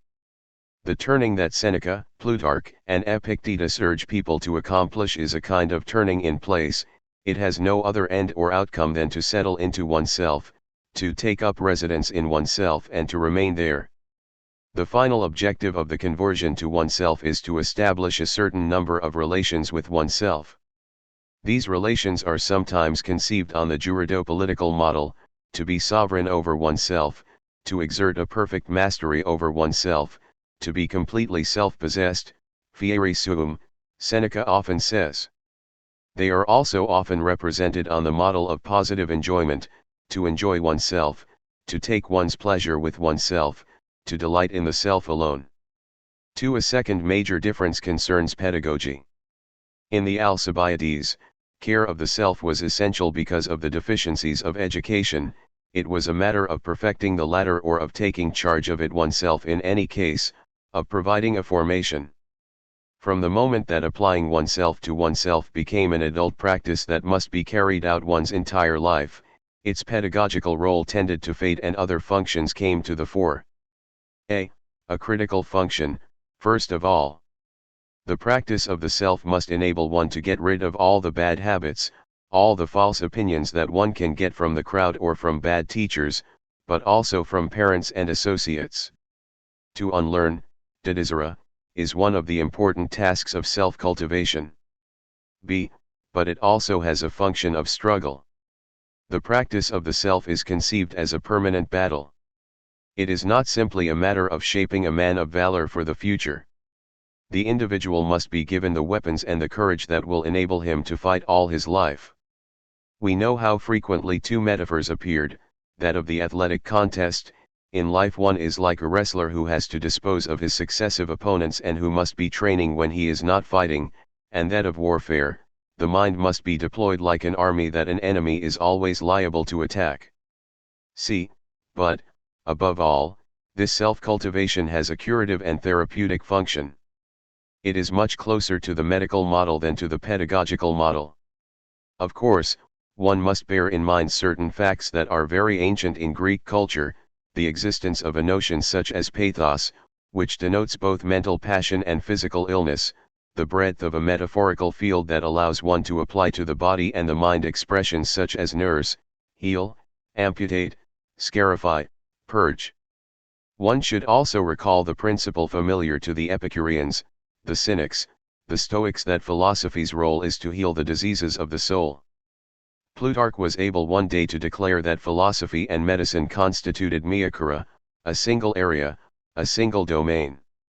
Epictetus did not want his school to be regarded merely as a place of education but also as a medical clinic, an iatrion. He intended it to be a dispensary for the soul. He wanted his students to arrive thinking of themselves as patients. One man has a dislocated shoulder, another an abscess, another a headache. 3. In the 1st and 2nd centuries, the relation to the self is always considered as needing to rely on the relation to a teacher, to a director, or in any case to another person. Yet this presupposed a growing independence from the love relation. It was a generally accepted principle that one could not attend to oneself without the help of another. Seneca said that no one was ever strong enough on his own to get out of the state of stultitia he was in. He needs someone to extend him a hand and pull him free.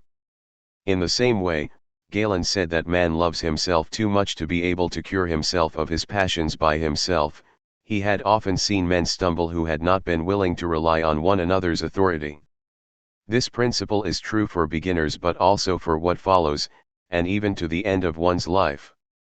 Seneca's attitude, in his correspondence with Lucilius, is characteristic.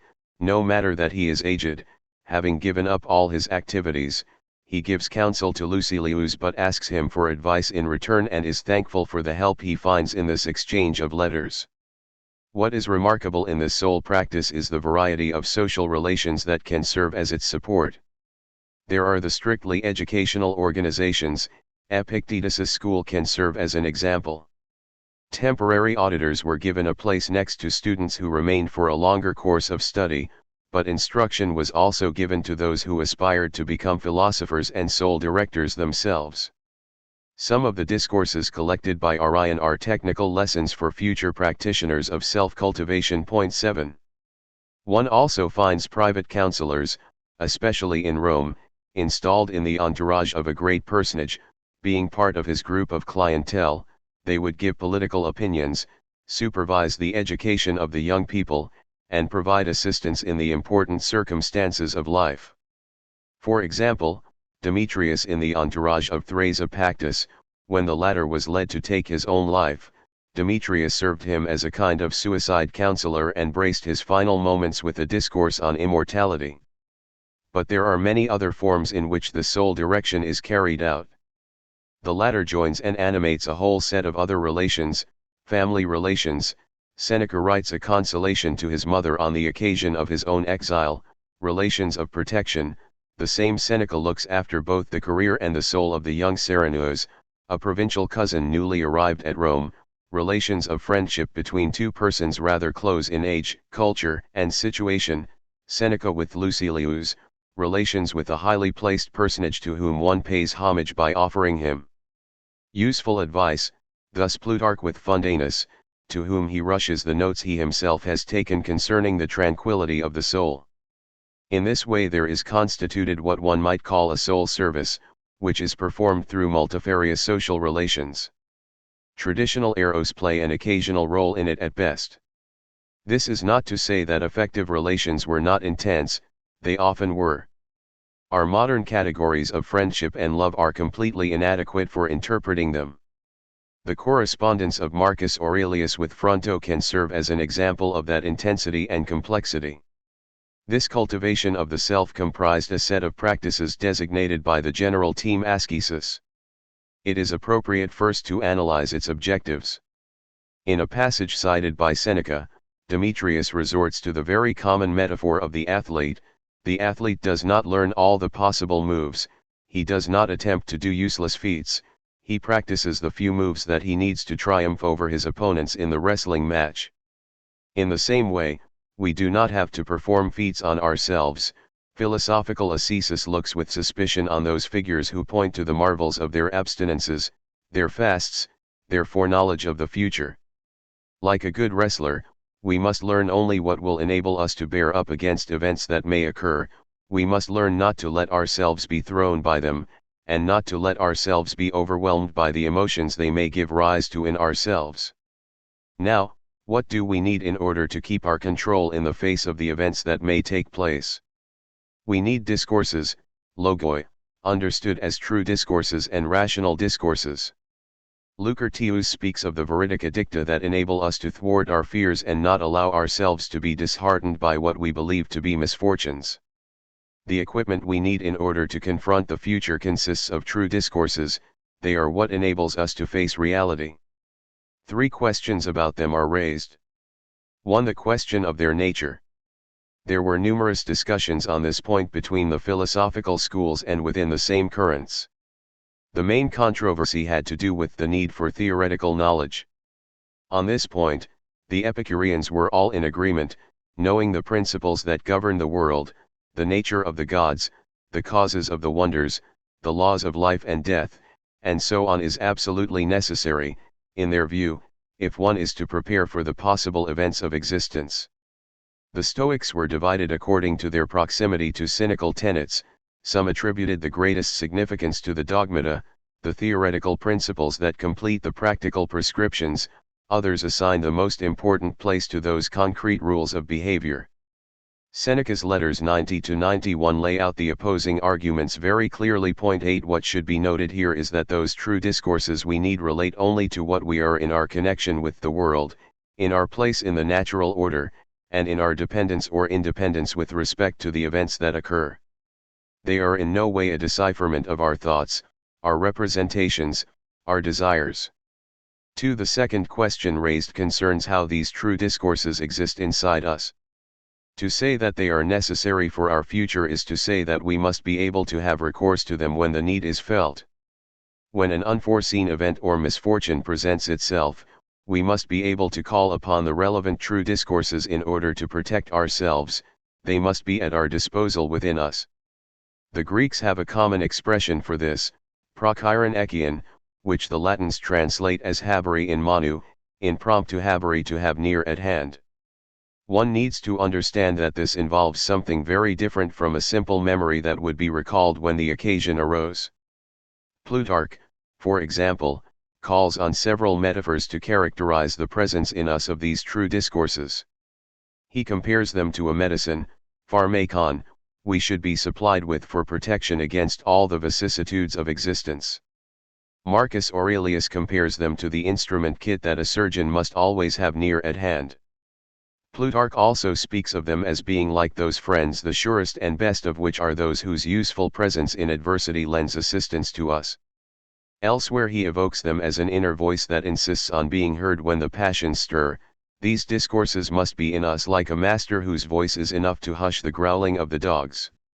In a passage of the De Beneficiis, one finds a gradation of this sort, going from the instrument at one's disposal to the automatism of a discourse that would speak within us of its own volition. 9 Concerning advice given by Demetrius, Seneca says that one must grasp it with both hands, eutraki manu, and never let go, but also cling to it, attach, adfigere, it to one's mind, making it a part of oneself, partum sui facere, and finally, by daily meditation reach the point where these wholesome maxims occur of their own accord.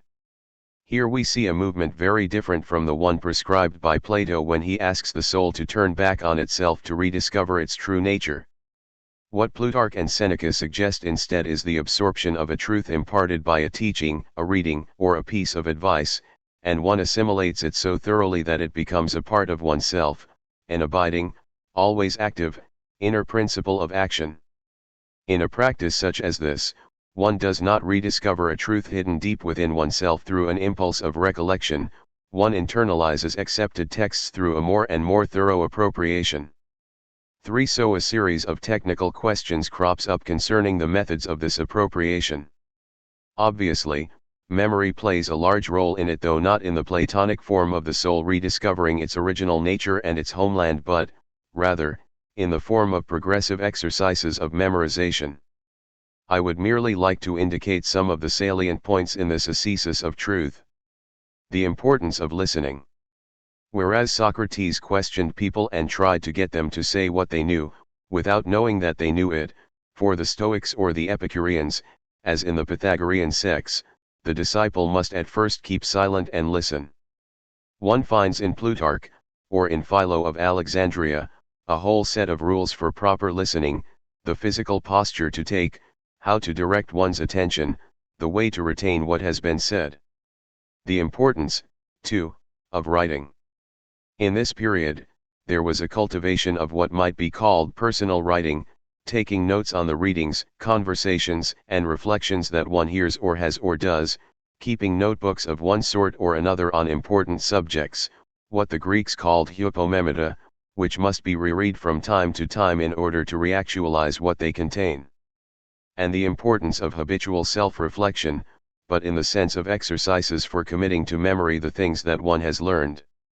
That is the exact technical meaning of the expression anakhorses eis heuten, as Marcus Aurelius uses it, to come back inside oneself and examine the riches that one has deposited there. One must have within oneself a kind of book that one rereads from time to time. This corresponds to the practice of the arts of memory that Francis Yates has studied. So we have a whole set of techniques whose purpose is to link together truth and the subject. But there should be no misunderstanding, it is not a matter of uncovering a truth in the subject or of making the soul the place where truth resides, through an essential kinship or an original law, the truth, nor is it a matter of making the soul the object of a true discourse. We are still very far from what would be a hermeneutic of the subject. The object, rather, is to arm the subject with a truth it did not know, one that did not reside in it. What is wanted is to make this learned, memorized truth, progressively put into practice, a quasi-subject that reigns supreme in us. One can distinguish between those exercises carried out in a real situation, which basically constitute training in endurance and abstinence, and those which constitute training in thought by means of thought. One the most famous of these thought exercises was the premeditatio malorum, a meditation on future ills. It was also one of the most disputed. The Epicureans rejected it, saying that it was useless to suffer in advance ills that had not yet come to pass, and that it was better to practice calling up the memory of past pleasures as a protection against present ills. The strict Stoics, such as Seneca or Epictetus, but also men like Plutarch, whose attitude towards Stoicism is very ambivalent, practice the premeditatio malorum assiduously. One needs to be clear about what it consists in. It appears to be a somber, pessimistic anticipation of the future. In reality, it is something quite different. In the first place, it is a matter not of visualizing the future as it is likely to be, but, rather, very systematically imagining the worst that might happen, even if it is not at all likely to happen. Seneca says concerning a fire that had destroyed the town of Lyons, this example ought to teach us to regard the worst as always certain. Further, these things should not be considered as a possibility in the relatively distant future, but envisioned as already present, already occurring.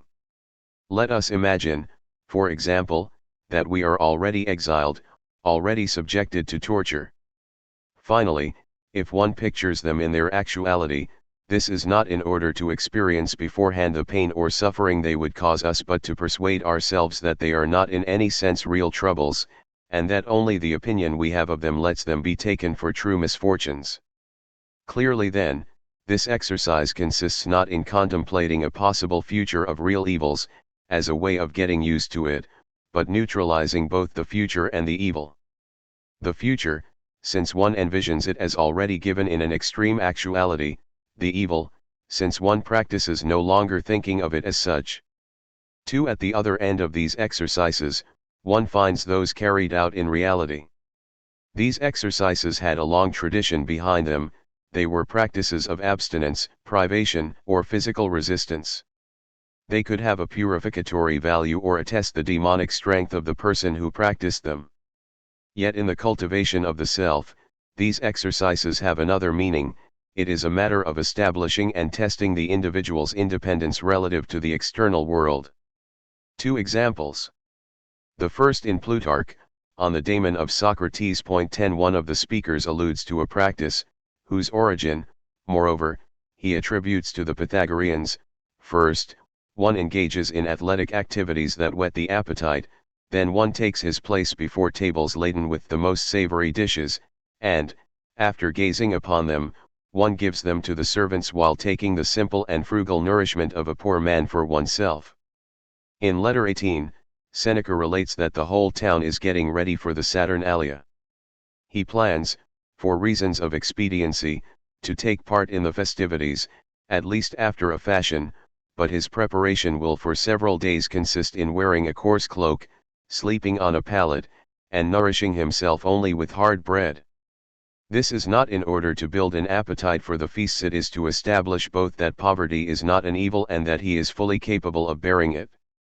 Other passages, in Seneca himself or in Epicurus, evoke the usefulness of these short periods of voluntary trials.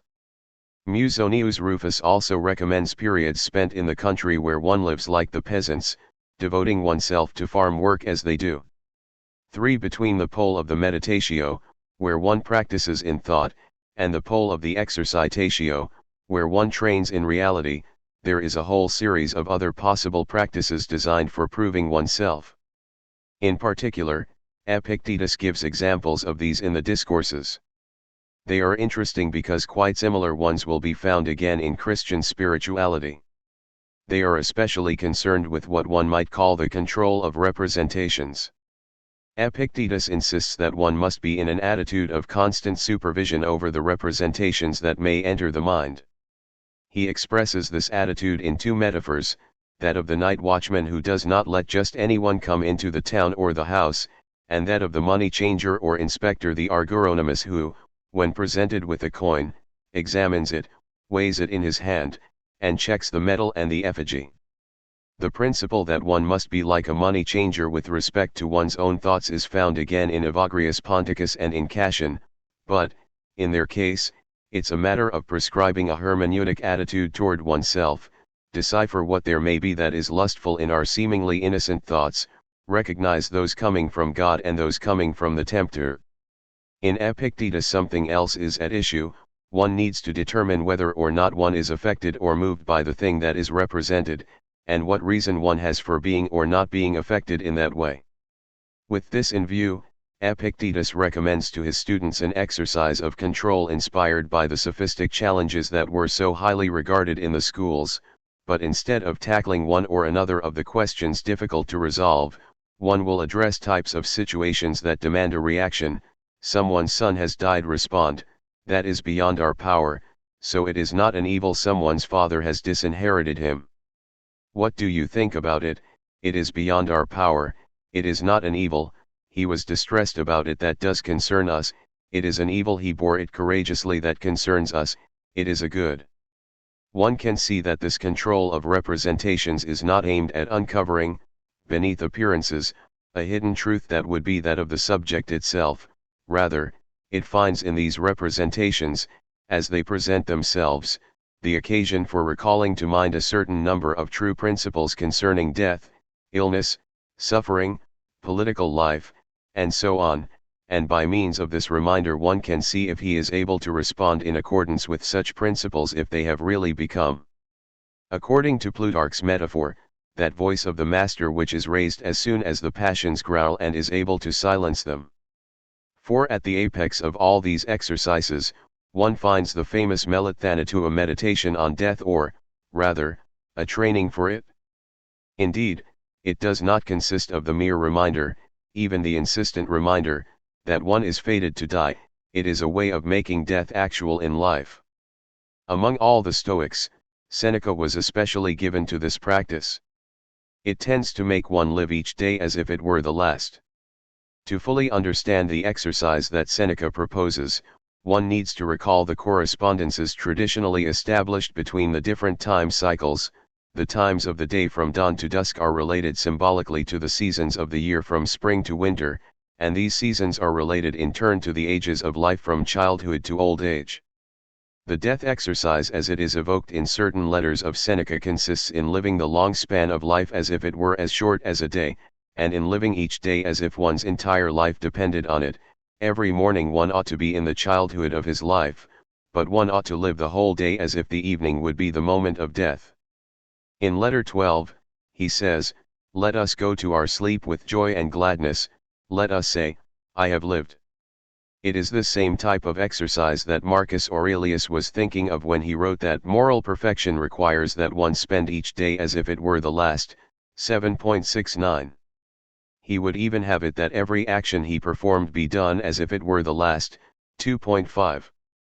What accounts for the particular value of the death meditation is not just the fact that it anticipates what is generally held to be the greatest misfortune, it is not just that it enables one to convince oneself that death is not an evil, it offers the possibility of looking back, in advance as it were, on one's life. By thinking of oneself as being about to die, one can judge each action that one is performing in terms of its own value.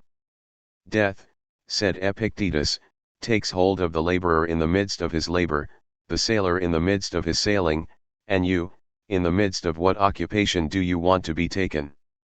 And Seneca envisaged the moment of death as one in which an individual would be able to become a sort of judge of himself and assess the moral progress he will have made, up to his final day. In letter 26, he wrote, "I shall leave it to death to determine what progress I have made. I am making ready for the day when I am to pass judgment on myself whether I am merely declaiming brave sentiments or whether I really feel them." Part 2. Ethics. Polemics, Politics, and Problematizations. An interview with Michel Foucault. 1. Pr. Why is it that you don't engage in polemics? Mf. I like discussions, and when I am asked questions, I try to answer them. It's true that I don't like to get involved in polemics. If I open a book and see that the author is accusing an adversary of infantile leftism, I shut it again right away. That's not my way of doing things, I don't belong to the world of people who do things that way. I insist on this difference as something essential. A whole morality is at stake, the morality that concerns the search for the truth and the relation to the other. In the serious play of questions and answers, in the work of reciprocal elucidation, the rights of each person are in some sense immanent in the discussion. They depend only on the dialogue situation. The person asking the questions is merely exercising the right that has been given him, to remain unconvinced, to perceive a contradiction, to require more information, to emphasize different postulates, to point out faulty reasoning, and so on. As for the person answering the questions, he too exercises a right that does not go beyond the discussion itself. By the logic of his own discourse, he is tied to what he has said earlier, and by the acceptance of dialogue he is tied to the questioning of the other. Questions and answers depend on a game that is at once pleasant and difficult, in which each of the two partners takes pains to use only the rights given him by the other and by the accepted form of the dialogue. The polemicist, on the other hand, proceeds encased in privileges that he possesses in advance and will never agree to question. On principle, he possesses rights authorizing him to wage war and making that struggle a just undertaking. The person he confronts is not a partner in the search for the truth but an adversary, an enemy who is wrong, who is harmful, and whose very existence constitutes a threat. For him, then, the game consists not of recognizing this person as a subject having the right to speak but of abolishing him, as interlocutor, from any possible dialogue, and his final objective will be not to come as close as possible to a difficult truth but to bring about the triumph of the just cause he has been manifestly upholding from the beginning. The polemicist relies on a legitimacy that his adversary is by definition denied. Perhaps, someday, a long history will have to be written of polemics as a parasitic figure on discussion and an obstacle to the search for the truth. Very schematically, it seems to me that today we can recognize the presence in polemics of three models: the religious model, the judiciary model, and the political model. As in heresiology, polemics sets itself the task of determining the intangible point of dogma, the fundamental and necessary principle that the adversary has neglected, ignored, or transgressed, and it denounces this negligence as a moral failing. At the root of the error, it finds passion, desire, interest, a whole series of weaknesses and inadmissible attachments that establish it as culpable. As in judiciary practice, polemics allows for no possibility of an equal discussion.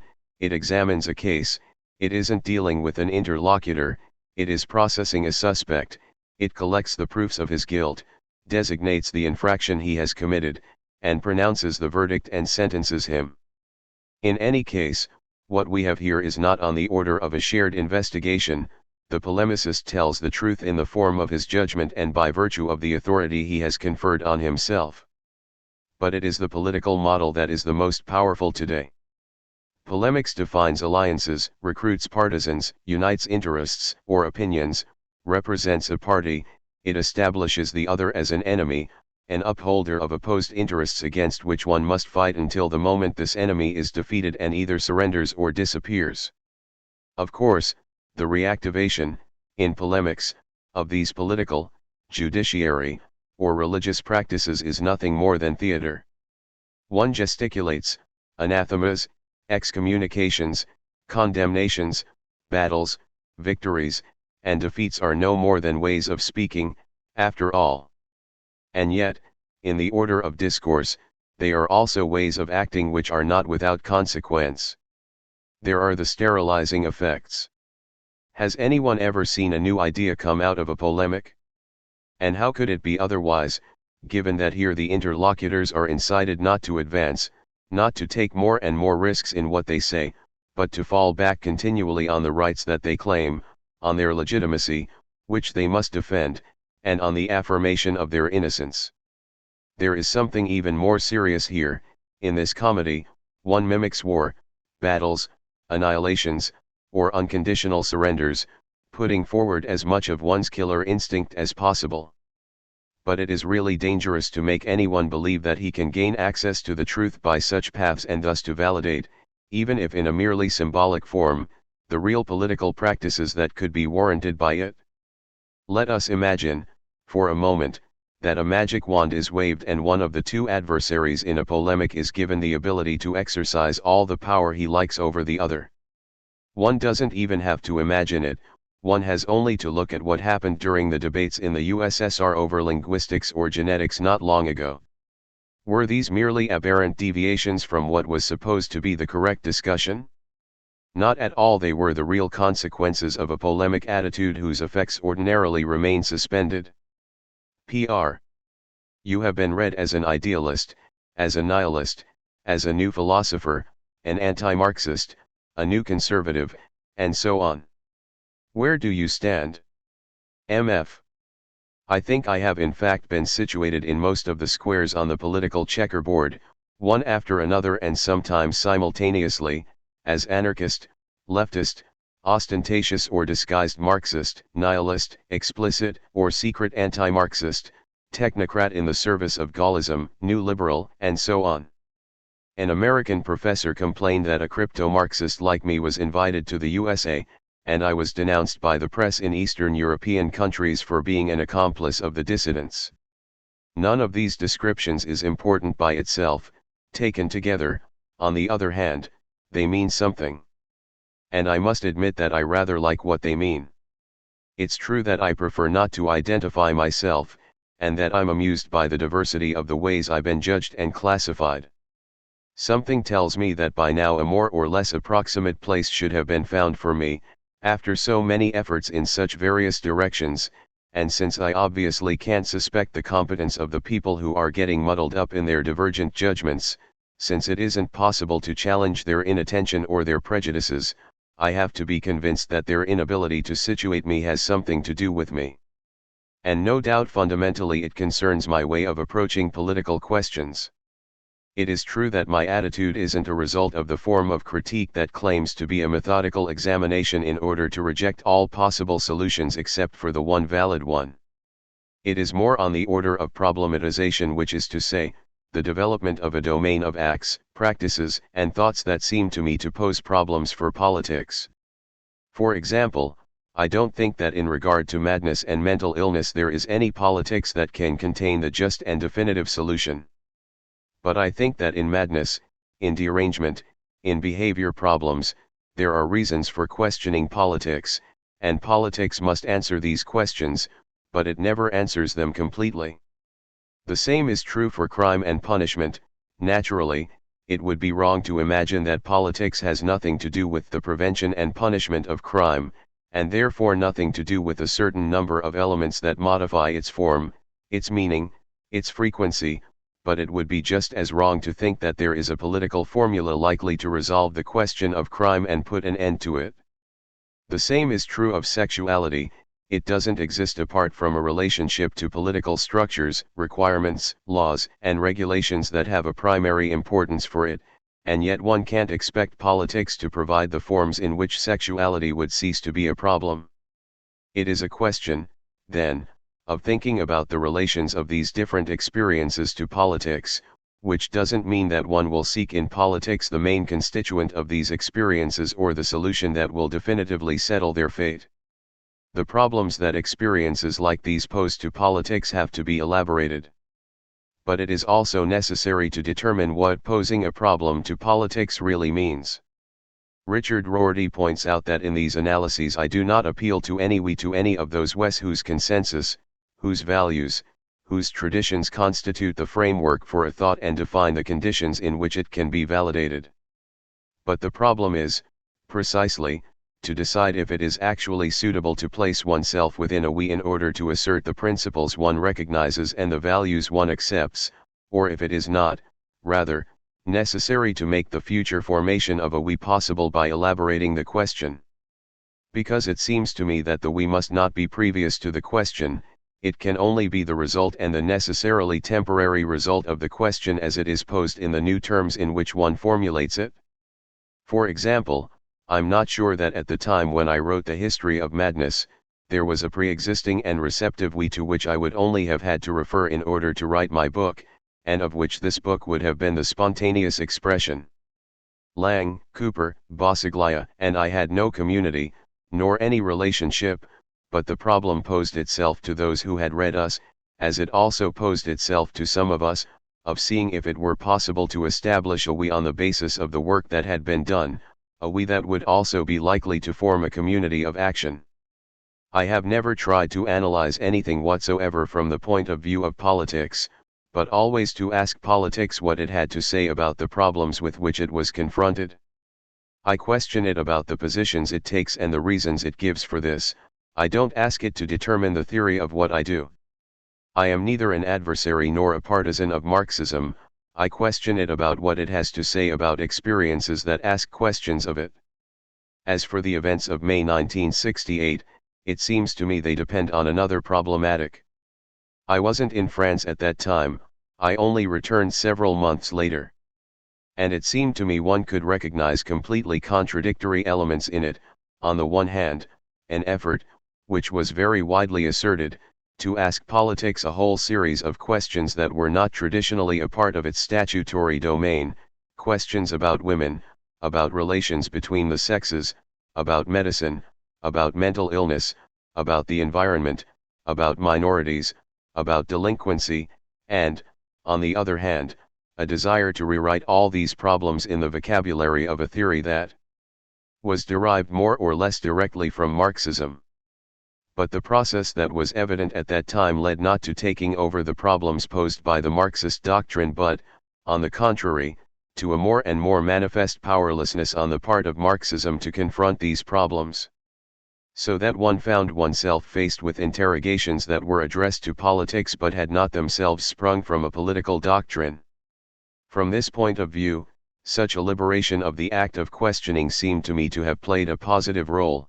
Now there was a plurality of questions posed to politics rather than the reinscription of the act of questioning in the framework of a political doctrine. Pr. Would you say that your work centers on the relations among ethics, politics, and the genealogy of truth? Mf. No doubt one could say that in some sense I try to analyze the relations among science, politics, and ethics, but I don't think that would be an entirely accurate representation of the work I set out to do. I don't want to remain at that level, rather, I am trying to see how these processes may have interfered with one another in the formation of a scientific domain, a political structure, a moral practice. Let's take psychiatry as an example. No doubt, one can analyze it today in its epistemological structure even if that is still rather loose. One can also analyze it within the framework of the political institutions in which it operates. One can also study it in its ethical implications, as regards the person who is the object of the psychiatry as much as the psychiatrist himself. But my goal hasn't been to do this, rather, I have tried to see how the formation of psychiatry as a science, the limitation of its field, and the definition of its object implicated a political structure and a moral practice, in the twofold sense that they were presupposed by the progressive organization of psychiatry as a science, and that they were also changed by this development.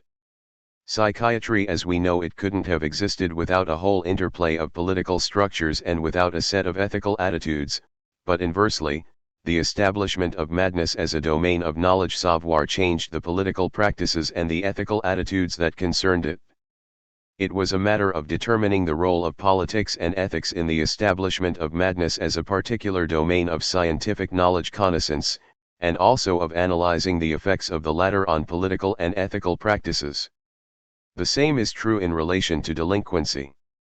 It was a question of seeing which political strategy had, by giving its status to criminality, been able to appeal to certain forms of knowledge savoir and certain moral attitudes. It was also a question of seeing how these modalities of knowledge connaissance and these forms of morality could have been reflected in, and changed by, these disciplinary techniques. In the case of sexuality it was the development of a moral attitude that I wanted to isolate, but I tried to reconstruct it through the play it engaged in with political structures, essentially in the relation between self-control maîtrise de soi and domination of others, and with the modalities of knowledge connaissance, self-knowledge and knowledge of different areas of activity. So that in these three areas madness, delinquency, and sexuality I emphasized a particular aspect each time, the establishment of a certain objectivity, the development of a politics and a government of the self, and the elaboration of an ethics and a practice in regard to oneself. But each time I also tried to point out the place occupied here by the other two components necessary for constituting a field of experience. It is basically a matter of different examples in which the three fundamental elements of any experience are implicated: a game of truth, relations of power, and forms of relation to oneself and to others. And if each of these examples emphasizes, in a certain way, one of these three aspects, since the experience of madness was recently organized as primarily a field of knowledge savoir, that of crime as an area of political intervention, while that of sexuality was defined as an ethical position, each time I have tried to show how the two other elements were present, what roles they played, and how each one was affected by the transformations in the other two. Pr. You have recently been talking about a history of problematics. What is a history of problematics? Mf. For a long time, I have been trying to see if it would be possible to describe the history of thought as distinct both from the history of ideas, by which I mean the analysis of systems of representation, and from the history of mentalities, by which I mean the analysis of attitudes and types of action schemas de comportement. It seemed to me there was one element that was capable of describing the history of thought. This was what one could call the element of problems, or, more exactly, problematizations. What distinguishes thought is that it is something quite different from the set of representations that underlies a certain behavior. It is also something quite different from the domain of attitudes that can determine this behavior. Thought is not what inhabits a certain conduct and gives it its meaning, rather, it is what allows one to step back from this way of acting or reacting, to present it to oneself as an object of thought and to question it as to its meaning, its conditions, and its goals. Thought is freedom in relation to what one does, the motion by which one detaches oneself from it, establishes it as an object, and reflects on it as a problem. To say that the study of thought is the analysis of a freedom does not mean one is dealing with a formal system that has reference only to itself. Actually, for a domain of action, a behavior, to enter the field of thought, it is necessary for a certain number of factors to have made it uncertain, to have made it lose its familiarity, or to have provoked a certain number of difficulties around it. These elements result from social, economic, or political processes. But here their only role is that of instigation. They can exist and perform their action for a very long time, before there is effective problematization by thought. And when thought intervenes, it doesn't assume a unique form that is the direct result or the necessary expression of these difficulties. It is an original or specific response, often taking many forms, sometimes even contradictory in its different aspects to these difficulties, which are defined for it by a situation or a context, and which hold true as a possible question. To one single set of difficulties, several responses can be made. And most of the time different responses actually are proposed. But what must be understood is what makes them simultaneously possible. It is the point in which their simultaneity is rooted, it is the soil that can nourish them all in their diversity and sometimes in spite of their contradictions. To the different difficulties encountered by the practice regarding mental illness in the 18th century, diverse solutions were proposed. Tukes and Pinels are examples. In the same way, a whole group of solutions was proposed for the difficulties encountered in the second half of the 18th century by penal practice. Or again, to take a very remote example, the diverse schools of philosophy of the Hellenistic period proposed different solutions to the difficulties of traditional sexual ethics. But the work of a history of thought would be to rediscover at the root of these diverse solutions the general form of problematization that has made them possible even in their very opposition, or what has made possible the transformations of the difficulties and obstacles of a practice into a general problem for which one proposes diverse practical solutions. It is problematization that responds to these difficulties, but by doing something quite other than expressing them or manifesting them. In connection with them, it develops the conditions in which possible responses can be given, it defines the elements that will constitute what the different solutions attempt to respond to. This development of a given into a question, this transformation of a group of obstacles and difficulties into problems to which the diverse solutions will attempt to produce a response, this is what constitutes the point of problematization and the specific work of thought. It is clear how far one is from an analysis in terms of deconstruction. Any confusion between these two methods would be unwise. Rather, it is a question of a movement of critical analysis in which one tries to see how the different solutions to a problem have been constructed, but also how these different solutions result from a specific form of problematization. And it then appears that any new solution which might be added to the others would arise from current problematization, modifying only several of the postulates or principles on which one bases the responses that one gives. The work of philosophical and historical reflection is put back into the field of the work of thought only on condition that one clearly grasps problematization not as an arrangement of representations but as a work of thought. Michel Foucault. An interview by Stephen Rigginson 1. Sr. One of the many things that a reader can unexpectedly learn from your work is to appreciate silence. You write about the freedom it makes possible, its multiple causes and meanings. For instance, You say in your last book that there is not one but many silences. Would it be correct to infer that there is a strongly autobiographical element in this? MF. I think that any child who has been educated in a Catholic milieu just before or during the Second World War had the experience that there were many different ways of speaking as well as many forms of silence. There were some kinds of silence which implied very sharp hostility and others which meant deep friendship, emotional admiration, even love. I remember very well that when I met the filmmaker Daniel Schmid who visited me, I don't know for what purpose, we discovered after a few minutes that we really had nothing to say to each other. So we stayed together from about 3 o'clock in the afternoon to midnight. We drank, we smoked hash, we had dinner. And I don't think we spoke more than 20 minutes during those 10 hours. From that moment a rather long friendship started. It was for me the first time that a friendship originated in strictly silent behavior. Maybe another feature of this appreciation of silence is related to the obligation of speaking. I lived as a child in a petit bourgeois, provincial milieu in France, and the obligation of speaking, of making conversation with visitors, was for me something both very strange and very boring. I often wondered why people had to speak. Silence may be a much more interesting way of having a relationship with people. Sr. There is in North American Indian culture a much greater appreciation of silence than in English-speaking societies, and I suppose in French-speaking societies as well. MF. Yes, you see, I think silence is one of those things that has unfortunately been dropped from our culture. We don't have a culture of silence, we don't have a culture of suicide either. The Japanese do, I think.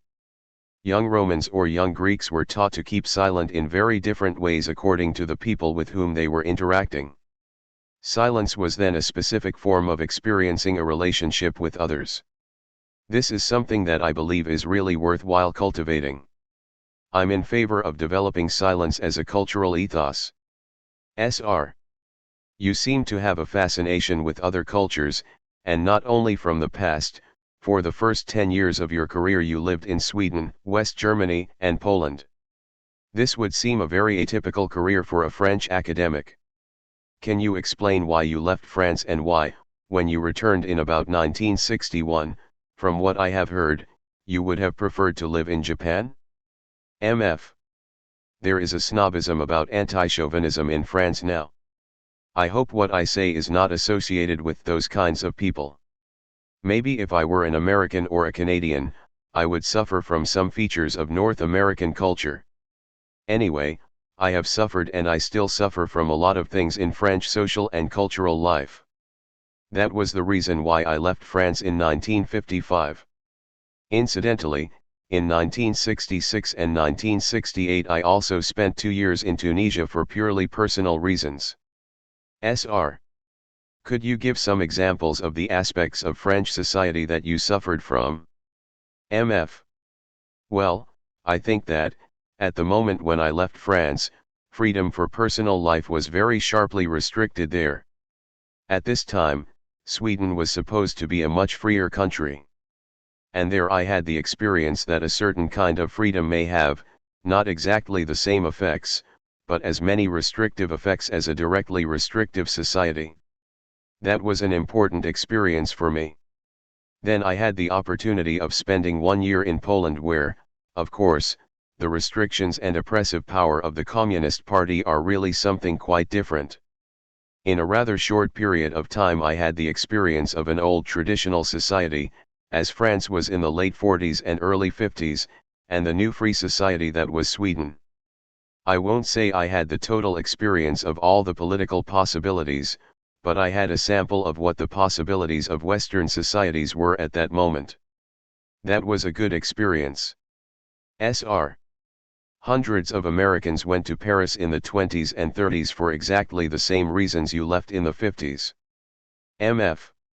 Yes, but now I don't think they come to Paris any longer for freedom. They come to have a taste of an old traditional culture. They come to France as painters went to Italy in the 17th century, to see a dying civilization. Anyway, you see, We very often have the experience of much more freedom in foreign countries than in our own. As foreigners we can ignore all those implicit obligations which are not in the law but in the general way of behaving. Secondly, merely changing your obligations is felt or experienced as a kind of freedom. Sr. If you don't mind, let us return for a while to your early years in Paris. I understand that you worked as a psychologist at the Hôpital Ste. And in Paris. MF. Yes, I worked there a little more than 2 years, I believe. Sr. And you have remarked that you identified more with the patients than the staff. Surely that's a very atypical experience for anyone who is a psychologist or psychiatrist. Why did you feel, partly from that experience, the necessity of radically questioning psychiatry when so many other people were content to try to refine the concepts that were already prevalent? MF. Actually, I was not officially appointed. I was studying psychology in the Hôpital Ste. And it was the early 50s. There was no clear professional status for psychologists in a mental hospital.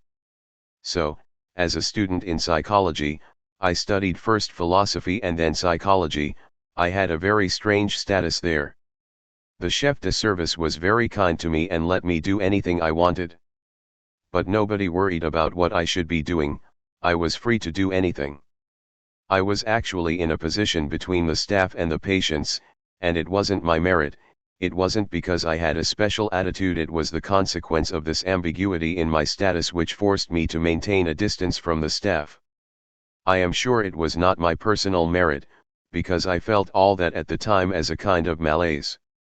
It was only a few years later when I started writing a book on the history of psychiatry that this malaise, this personal experience, took the form of a historical criticism or a structural analysis. Sr. Was there anything unusual about the Hôpital Ste. And would it have given an employee a particularly negative impression of psychiatry? MF. Oh, no. It was as typical a large hospital as you could imagine, and I must say it was better than most of the large hospitals in provincial towns that I visited afterward. It was one of the best in Paris. No, it was not terrible. That was precisely the thing that was important. Maybe if I had been doing this kind of work in a small provincial hospital I would have believed its failures were the result of its location or its particular inadequacies. Sr. As you have just mentioned the French provinces, which is where you were born, in a sort of derogatory way, do you, nevertheless, have fond memories of growing up in Poitiers in the 30s and 40s? MF. Oh, yes. My memories are rather, one could not exactly say strange, but what strikes me now when I try to recall those impressions is that nearly all the great emotional memories I have are related to the political situation. I remember very well that I experienced one of my first great frights when Chancellor Dollfuss was assassinated by the Nazis in, I think, 1934. It is something very far from us now. Very few people remember the murder of Dollfuss. I remember very well that I was really scared by that. I think it was my first strong fright about death. I also remember refugees from Spain arriving in Poitiers. I remember fighting in school with my classmates about the Ethiopian War. I think that boys and girls of this generation had their childhood formed by these great historical events. The menace of war was our background, our framework of existence. Then the war arrived. Much more than the activities of family life, it was these events concerning the world which are the substance of our memory. I say are because I am nearly sure that most boys and girls in France at this moment had the same experience. Our private life was really threatened. Maybe that is the reason why I am fascinated by history and the relationship between personal experience and those events of which we are a part. I think that is the nucleus of my theoretical desires. Laughs. Sr. You remain fascinated by the period even though you don't write about it? MF. Yes, sure. Sr. What was the origin of your decision to become a philosopher? MF. You see, I don't think I ever had the project of becoming a philosopher. I had not known what to do with my life. And I think that is also something rather typical for people of my generation. We did not know when I was 10 or 11 years old whether we would become German or remain French. We did not know whether we would die or not in the bombing and so on. When I was 16 or 17, I knew only one thing: school life was an environment protected from exterior menaces, from politics. And I have always been fascinated by living protected in a scholarly environment, in an intellectual milieu. Knowledge is for me that which must function as a protection of individual existence and as a comprehension of the exterior world. I think that's it. Knowledge as a means of surviving by understanding. Sr. Could you tell me a bit about your studies in Paris? Is there anyone who had a special influence upon the work that you do today, or any professors you are grateful to for personal reasons? MF. No, I was a pupil of Althusser, and at that time the main philosophical currents in France were Marxism, Hegelianism, and phenomenology. I must say, I have studied these, but what gave me for the first time the desire of doing personal work was reading Nietzsche. Sr. An audience that is non-French is likely to have a very poor understanding of the aftermath of the May Rebellion of '68, and you have sometimes said that it resulted in people being more responsive to your work. Can you explain why? MF. I think that before '68, at least in France, you had to be as a philosopher a Marxist, or a phenomenologist or a structuralist, and I adhered to none of these dogmas. The second point is that at this time in France studying psychiatry or the history of medicine had no real status in the political field. Nobody was interested in that. The first thing that happened after '68 was that Marxism as a dogmatic framework declined and new cultural interests concerning personal life appeared. That's why I think my work had nearly no echo, with the exception of a very small circle, before '68. Sr. Some of the works you refer to in the first volume of the History of Sexuality, such as the Victorian book My Secret Life, are filled with sexual fantasies.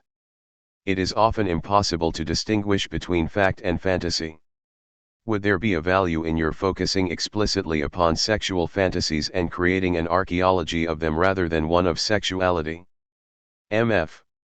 Laughs. No, I don't try to write an archaeology of sexual fantasies. I try to make an archaeology of discourse about sexuality, which is really the relationship between what we do, what we are obliged to do, what we are allowed to do, what we are forbidden to do in the field of sexuality, and what we are allowed, forbidden, or obliged to say about our sexual behavior. That's the point. It's not a problem of fantasy, it's a problem of verbalization. Sr. Could you explain how you arrived at the idea that the sexual repression that characterized 18th and 19th century Europe and North America, and which seemed so well documented historically, was in fact ambiguous, and that there were beneath it forces working in the opposite direction? MF. Indeed, it is not a question of denying the existence of repression. It's one of showing that repression is always a part of a much more complex political strategy regarding sexuality. Things are not merely repressed. There is about sexuality a lot of defective regulations in which the negative effects of inhibition are counterbalanced by the positive effects of stimulation. The way in which sexuality in the 19th century was both repressed but also put in light, underlined, analyzed through techniques like psychology and psychiatry shows very well that it was not simply a question of repression. It was much more a change in the economics of sexual behavior in our society. Sr. In your opinion, what are some of the most striking examples that support your hypothesis? MF. One of them is children's masturbation. Another is hysteria and all the fuss about hysterical women. These two examples show, of course, repression, prohibition, interdiction, and so on, but the fact that the sexuality of children became a real problem for the parents, an issue, a source of anxiety, had a lot of effects upon the children and upon the parents. To take care of the sexuality of their children was not only a question of morality for the parents but also a question of pleasure. SR. A pleasure in what sense? MF. Sexual excitement and sexual satisfaction. SF. For the parents themselves. MF. Yes. Call it rape, if you like. There are texts that are very close to a systemization of rape. Rape by the parents of the sexual activity of their children. To intervene in this personal, secret activity, which masturbation was, does not represent something neutral for the parents. It is not only a matter of power, or authority, or ethics, it's also a pleasure. Don't you agree with that? Yes, there is enjoyment in intervening. The fact that masturbation was so strictly forbidden for children was naturally the cause of anxiety. It was also a reason for the intensification of this activity, for mutual masturbation and for the pleasure of secret communication between children about this theme. All this has given a certain shape to family life, to the relationship between children and parents, and to the relations between children. All that has, as a result, brought about not only repression but an intensification both of anxieties and of pleasures. I don't want to say that the pleasure of the parents was the same as that of the children, or that there was no repression. I tried to find the roots of this absurd prohibition. One of the reasons why this stupid interdiction of masturbation was maintained for such a long time was because of this pleasure and anxiety and all the emotional network around it.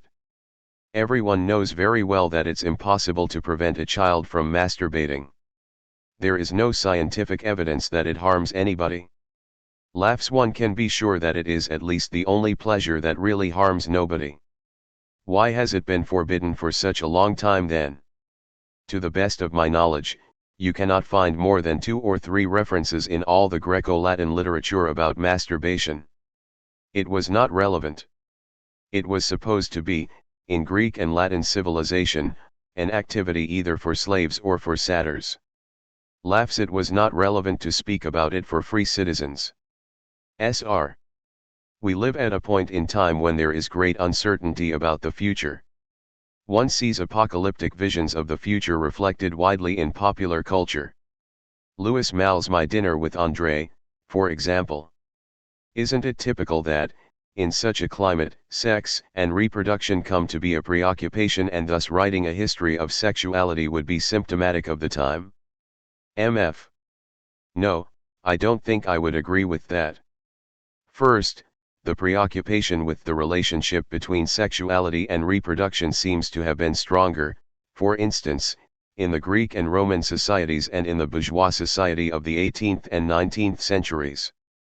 No. What strikes me is the fact that now sexuality seems to be a question without direct relation with reproduction. It is your sexuality as your personal behavior which is the problem. Take homosexuality, for instance. I think that one of the reasons why homosexual behavior was not an important issue in the 18th century was due to the view that if a man had children, what he did besides that had little importance. During the 19th century, you begin to see that sexual behavior was important for a definition of the individual self. And that is something new. It is very interesting to see that, before the 19th century, forbidden behavior, even if it was very severely judged, was always considered to be an excess, a libertinage, as something too much. Homosexual behavior was only considered to be a kind of excess of natural behavior, an instinct that is difficult to keep within certain limits. From the 19th century on, you see that behavior like homosexuality came to be considered an abnormality. When I say that it was libertinage, I don't say that it was tolerated. I think that the idea of characterizing individuals through their sexual behavior or desire is not to be found, or very rarely, before the 19th century. Tell me your desires, I'll tell you who you are. This question is typical of the 19th century. SR. It would not seem any longer that sex could be called the secret of life. Has anything replaced it in this respect? MF. Of course it is not the secret of life now, since people can show at least certain general forms of their sexual preferences without being plagued or condemned. But I think that people still consider, and are invited to consider, that sexual desire is able to reveal what is their deep identity. Sexuality is not the secret, but it is still a symptom, a manifestation of what is the most secret in our individuality. Sr. The next question I would like to ask may at first seem odd, and if it does I'll explain why I thought it was worth asking. Does beauty have special meaning for you? MF. I think it does for everyone. Laughs. I am nearsighted but not blind to the point that it has no meaning for me. Why do you ask? I'm afraid I have given you proof that I am not insensitive to beauty. Sr. One of the things about you that is very impressive is the sort of monachal austerity in which you live. Your apartment in Paris is almost completely white. You also avoid all the objets d'art that decorate so many French homes. While in Toronto during the past month you have on several occasions worn clothes as simple as white pants, a white t-shirt and a black leather jacket. You suggested that perhaps the reason you like the color white so much is that in Poitiers during the 30s and 40s it was impossible for the exterior of houses to be genuinely white. You are staying here in a house whose white walls are decorated with black cut-out sculptures, and you remarked that you especially appreciated the straightforwardness and strength of pure black and white. There is also a noteworthy phrase in the history of sexuality, that austere monarchy of sex. You do not fit the image of the sophisticated Frenchman who makes an art out of living well. Also, you are the only French person I know who has told me he prefers American food. MF. Yes. Sure. Laughs. A good club sandwich with a Coke. That's my pleasure. It's true. With ice cream. That's true. Actually, I think I have real difficulty in experiencing pleasure. I think that pleasure is a very difficult behavior. It's not as simple as that to enjoy oneself. Laughs. And I must say that's my dream. I would like and I hope I'll die of an overdose of pleasure of any kind.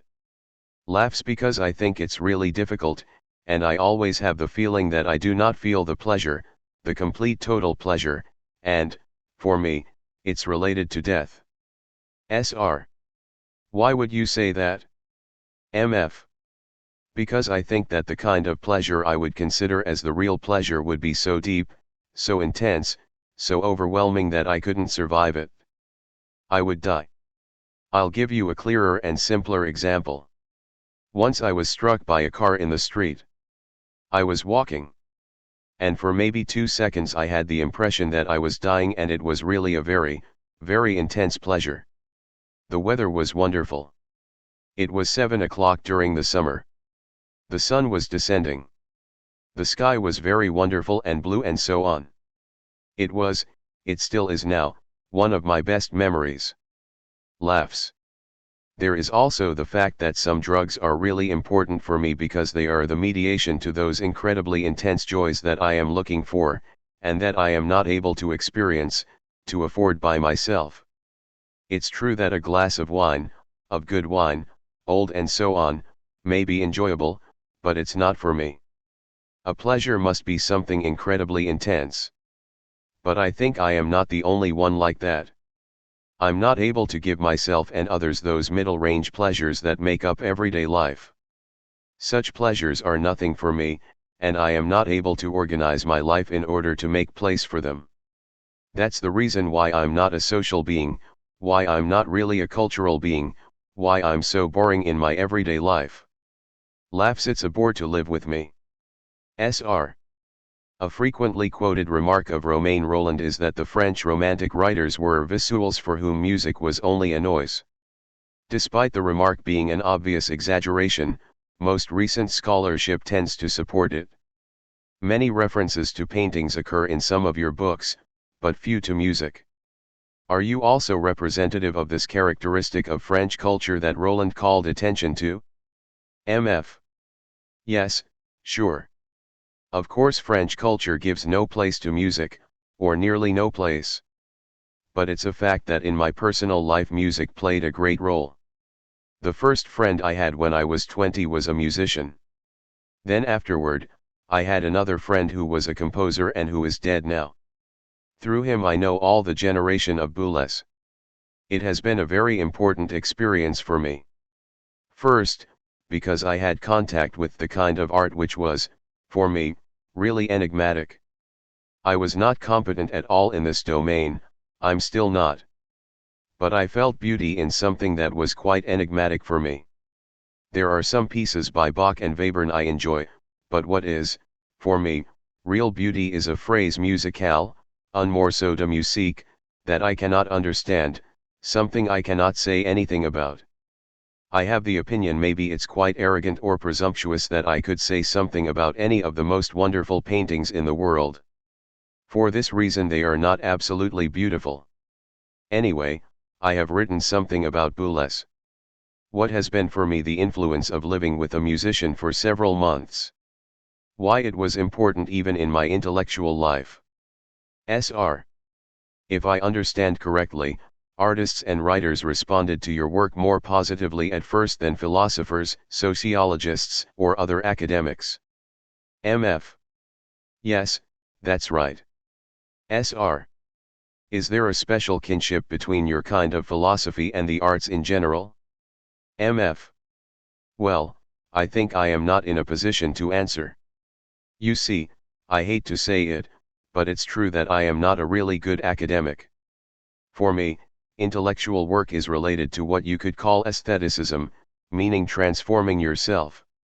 I believe my problem is this strange relationship between knowledge, scholarship, theory, and real history. I know very well, and I think I knew it from the moment when I was a child, that knowledge can do nothing for transforming the world. Maybe I am wrong. And I am sure I am wrong from a theoretical point of view, for I know very well that knowledge has transformed the world. But if I refer to my own personal experience, I have the feeling knowledge can't do anything for us, and that political power may destroy us. All the knowledge in the world can't do anything against that. All this is related not to what I think theoretically, I know that's wrong, but I speak from my personal experience. I know that knowledge can transform us, that truth is not only a way of deciphering the world, and maybe what we call truth doesn't decipher anything, but that if I know the truth I will be changed. And maybe I will be saved. Or maybe I'll die, but I think that is the same anyway for me. Laughs. You see, that's why I really work like a dog, and I worked like a dog all my life. I am not interested in the academic status of what I am doing because my problem is my own transformation. That's the reason also why, when people say, well, you thought this a few years ago and now you say something else, my answer is. Laughs. Well, do you think I have worked like that all those years to say the same thing and not to be changed? This transformation of oneself by one's own knowledge is, I think, something rather close to the aesthetic experience. Why should a painter work if he is not transformed by his own painting? Sr. Beyond the historical dimension, is there an ethical concern implied in the history of sexuality? Are you not in some ways telling us how to act? MF. No. If you mean by ethics a code that would tell us how to act, then of course the history of sexuality is not an ethics. But if by ethics you mean the relationship you have to yourself when you act, then I would say that it intends to be an ethics, or at least to show what could be an ethics of sexual behavior. It would be one that would not be dominated by the problem of the deep truth of the reality of our sex life. The relationship that I think we need to have with ourselves when we have sex is an ethics of pleasure, of intensification of pleasure. Sr. Many people look at you as someone who is able to tell them the deep truth about the world and about themselves. How do you experience this responsibility? As an intellectual, do you feel responsible toward this function of seer, of shaper of mentalities? MF. I am sure I am not able to provide these people with what they expect. Laughs. I never behave like a prophet. My books don't tell people what to do. And they often reproach me for not doing so, and maybe they are right, and at the same time they reproach me for behaving like a prophet. I have written a book about the history of psychiatry from the 17th century to the very beginning of the 19th. In this book, I said nearly nothing about the contemporary situation, but people still have read it as an anti-psychiatry position. Once, I was invited to Montreal to attend a symposium about psychiatry. At first, I refused to go there, since I am not a psychiatrist, even if I have some experience, a very short experience as I told you earlier. But they assured me that they were inviting me only as a historian of psychiatry to give an introductory speech. Since I like Quebec, I went. And I was really trapped because I was presented by the president as the representative in France of anti-psychiatry. Of course, there were nice people there who had never read a line of what I had written, and they were convinced that I was an anti-psychiatrist. I have done nothing other than write the history of psychiatry to the beginning of the 19th century. Why should so many people, including psychiatrists, believe that I am an anti-psychiatrist? It's because they are not able to accept the real history of their institutions, which is, of course, a sign of psychiatry being a pseudoscience. A real science is able to accept even the shameful, dirty stories of its beginning. Laughs.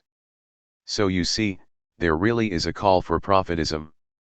I think we have to get rid of that. People have to build their own ethics, taking as a point of departure the historical analysis, sociological analysis, and so on that one can provide for them. I don't think that people who try to decipher the truth should have to provide ethical principles or practical advice at the same moment, in the same book and the same analysis. All this prescriptive network has to be elaborated and transformed by people themselves. Sr. For a philosopher to have made the pages of Time magazine, as you did in November 1981, is an indication of a certain kind of popular status. How do you feel about that? MF.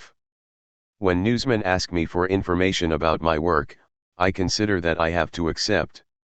You see, we are paid by society, by the taxpayers, to work. Laughs. And really I think that most of us try to do our work the best we can. I think it is quite normal that this work, as far as it is possible, is presented and made accessible to everybody. Naturally, a part of our work cannot be accessible to anybody because it is too difficult. The institution I belong to in France, I don't belong to the university but the Collège de France, obliges its members to make public lectures, open to anyone who wants to attend, in which we have to explain our work. We are at once researchers and people who have to explain publicly our research. I think there is in this very old institution, it dates from the 16th century, something very interesting. The deep meaning is, I believe, very important. When a newsman comes and asks for information about my work, I try to provide it in the clearest way I can. Anyway, my personal life is not at all interesting. If somebody thinks that my work cannot be understood without reference to such and such a part of my life, I accept to consider the question. Laughs. I am ready to answer if I agree. As far as my personal life is uninteresting, it is not worthwhile making a secret of it. Laughs. By the same token, it may not be worthwhile publicizing it. Notes. 1. Madness and Civilization, London, Tavistock, 1967. Friendship as a Way of Life of 1. Q. You're in your 50s. You're a reader of Le Guipide, which has been in existence now for 2 years. Is the kind of discourse you find there something positive for you? MF. That the magazine exists is the positive and important thing. In answer to your question, I could say that I don't have to read it to voice the question of my age. What I could ask of your magazine is that I do not, in reading it, have to pose the question of my age. Now, reading it? Q. Perhaps the problem is the age group of those who contribute to it and read it, the majority are between 25 and 35. MF. Of course. The more it is written by young people, the more it concerns young people. But the problem is not to make room for one age group alongside another, but to find out what can be done in relation to the quasi-identification between homosexuality and the love among young people. Another thing to distrust is the tendency to relate the question of homosexuality to the problem of who am I, and what is the secret of my desire. Perhaps it would be better to ask oneself, what relations, through homosexuality, can be established, invented, multiplied, and modulated.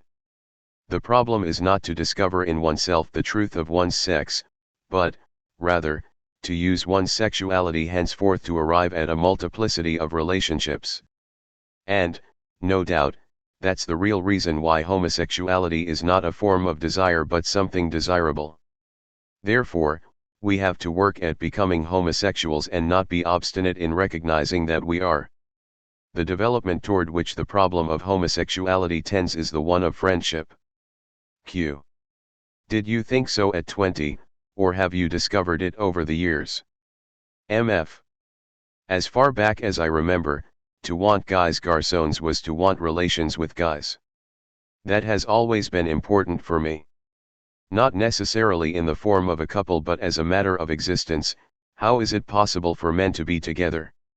To live together, to share their time, their meals, their room, their leisure, their grief, their knowledge, their confidences? What is it to be naked among men, outside of institutional relations, family, profession, and obligatory camaraderie? It's a desire, an uneasiness, a desire in uneasiness that exists among a lot of people. Q.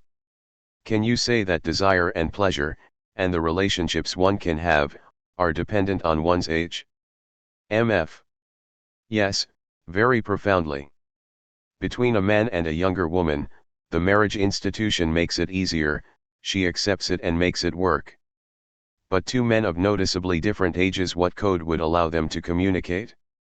They face each other without terms or convenient words, with nothing to assure them about the meaning of the movement that carries them toward each other.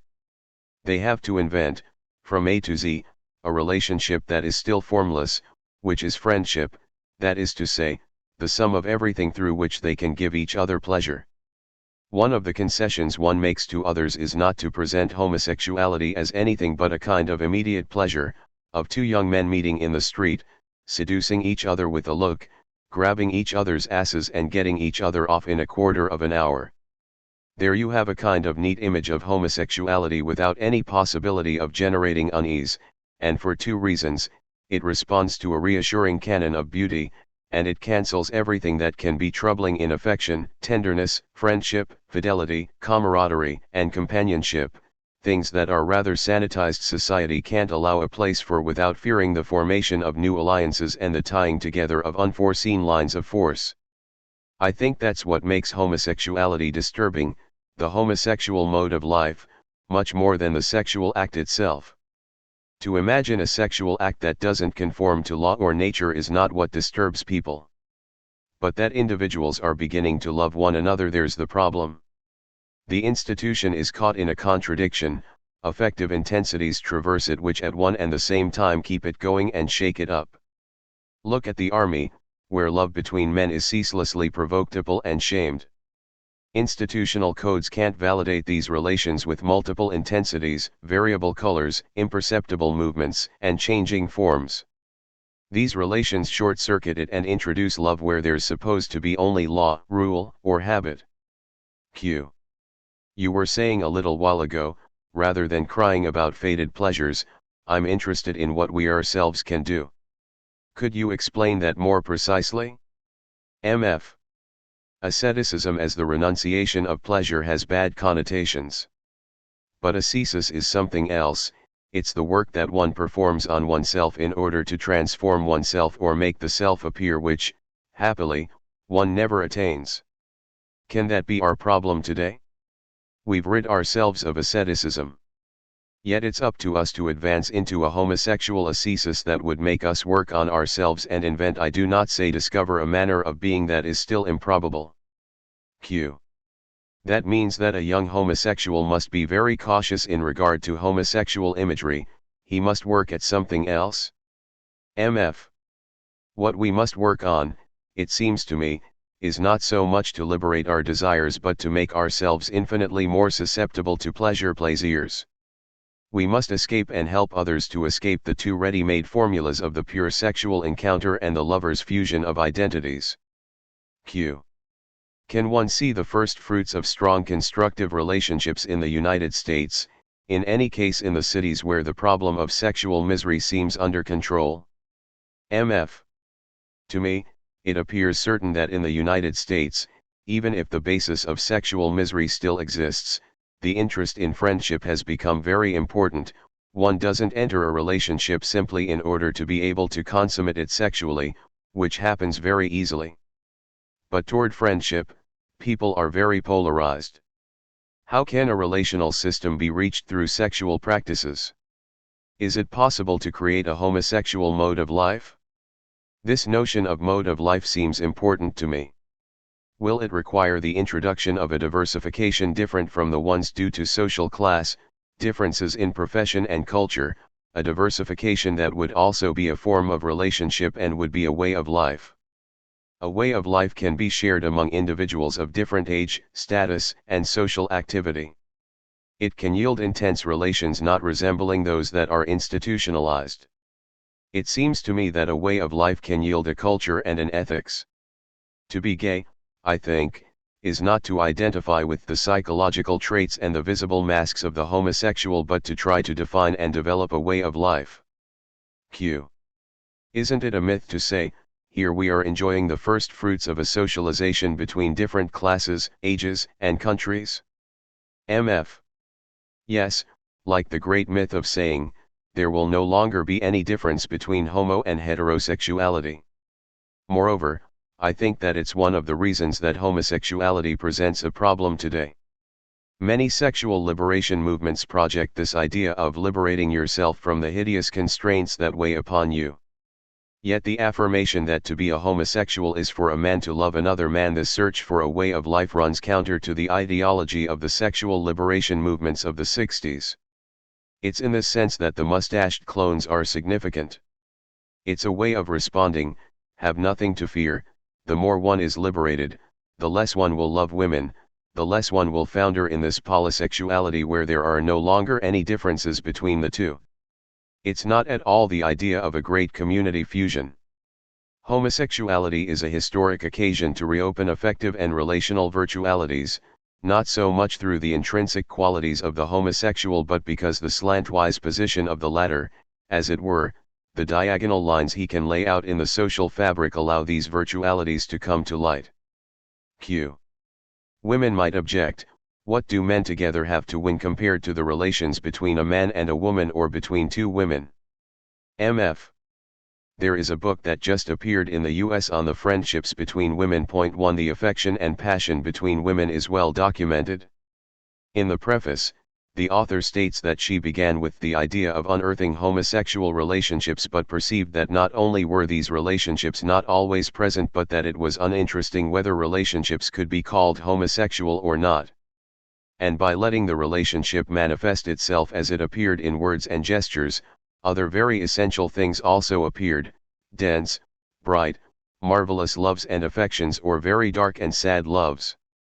The book shows the extent to which woman's body has played a great role, and the importance of physical contact between women. Women do each other's hair, help each other with makeup, dress each other. Women have had access to the bodies of other women, they put their arms around each other, kiss each other. Man's body has been forbidden to other men in a much more drastic way. If it's true that life between women was tolerated, it's only in certain periods and since the 19th century that life between men not only was tolerated but rigorously necessary, very simply, during war. And equally in prison camps. You had soldiers and young officers who spent months and even years together. During World War I, men lived together completely, one on top of another, and for them it was nothing at all, insofar as death was present and finally the devotion to one another and the services rendered were sanctioned by the play of life and death. And apart from several remarks on camaraderie, the brotherhood of spirit, and some very partial observations, what do we know about these emotional uproars and storms of feeling that took place in those times? One can wonder how, in these absurd and grotesque wars and infernal massacres, the men managed to hold on in spite of everything. Through some emotional fabric, no doubt. I don't mean that it was because they were each other's lovers that they continued to fight, but honor, courage, not losing face, sacrifice, leaving the trench with the captain, all that implied a very intense emotional tie. It's not to say, ah, there you have homosexuality. I detest that kind of reasoning. But no doubt you have there one of the conditions, not the only one, that has permitted this infernal life where for weeks guys floundered in the mud and shit, among corpses, starving for food, and were drunk the morning of the assault. I would like to say, finally, that something well considered and voluntary like a magazine ought to make possible a homosexual culture, that is to say, the instruments for polymorphic, varied, and individually modulated relationships. But the idea of a program of proposals is dangerous. As soon as a program is presented, it becomes a law, and there's a prohibition against inventing. There ought to be an inventiveness special to a situation like ours and to these feelings, this need that Americans call coming out, that is, showing oneself. The program must be wide open. We have to dig deeply to show how things have been historically contingent, for such and such reason intelligible but not necessary. We must make the intelligible appear against a background of emptiness and deny its necessity. We must think that what exists is far from filling all possible spaces. To make a truly unavoidable challenge of the question, what can be played? Sexual choice, sexual act 1. J.O.H. Let me begin by asking you to respond to John Boswell's recent book on the history of homosexuality from the beginning of the Christian era through the Middle Ages. Point 1. As an historian yourself, do you find his methodology valid? To what extent do you think the conclusions he draws contribute to a better understanding of what homosexuality is today? M.F. This is certainly a very important study whose originality is already evident from the way in which it poses the question. Methodologically speaking, the rejection by Boswell of the categorical opposition between homosexual and heterosexual, which plays such a significant role in the way our culture conceives of homosexuality, represents an advance not only in scholarship but in cultural criticism as well. His introduction of the concept of gay, in the way he defines it, provides us both with a useful instrument of research and, at the same time, a better comprehension of how people actually conceive of themselves and their sexual behavior. On the level of investigative results, this methodology has led to the discovery that what has been called the repression of homosexuality does not date back to Christianity properly speaking but developed within the Christian era at a much later date. In this type of analysis it is important to be aware of the way in which people conceived of their own sexuality. Sexual behavior is not, as is too often assumed, a superimposition of, on the one hand, desires that derive from natural instincts, and, on the other hand, of permissive or restrictive laws that tell us what we should or shouldn't do. Sexual behavior is more than that. It is also the consciousness one has of what one is doing, what one makes of the experience, and the value one attaches to it. It is in this sense that I think the concept gay contributes to a positive, rather than a purely negative, appreciation of the type of consciousness in which affection, love, desire, sexual rapport with people have a positive significance. J.O.H. I understand that your own recent work has led you to a study of sexuality as it was experienced in ancient Greece. M.F. Yes, and precisely Boswell's book has provided me with a guide for what to look for in the meaning people attach to their sexual behavior. J.O.H. Does this focus on cultural context and people's discourse about their sexual behavior reflect a methodological decision to bypass the distinction between innate predisposition to homosexual behavior and social conditioning? Or do you have any conviction one way or the other on this issue? M.F. On this question I have absolutely nothing to say. No comment. J.O.H. Does this mean you think the question is unanswerable, or bogus, or does it simply not interest you? M.F. No, none of these. I just don't believe in talking about things that go beyond my expertise. It's not my problem, and I don't like talking about things that are not really the object of my work. On this question I have only an opinion. Since it is only an opinion, it is without interest. J.O.H. But opinions can be interesting, don't you agree? M.F. Sure, I could offer my opinion, but this would only make sense if everybody and anybody's opinions were also being consulted. I don't want to make use of a position of authority while I'm being interviewed to traffic in opinions. J.O.H. Fair enough. We'll shift direction then. Do you think it is legitimate to speak of a class consciousness in connection with homosexuals? Ought homosexuals to be encouraged to think of themselves as a class in the way that unskilled laborers or black people are encouraged to in some countries? How do you envision the political goals of homosexuals as a group? MF. In answer to the first question, I would say that the homosexual consciousness certainly goes beyond one's individual experience and includes an awareness of being a member of a particular social group. This is an undeniable fact that dates back to ancient times. Of course, this aspect of their collective consciousness changes over time and varies from place to place.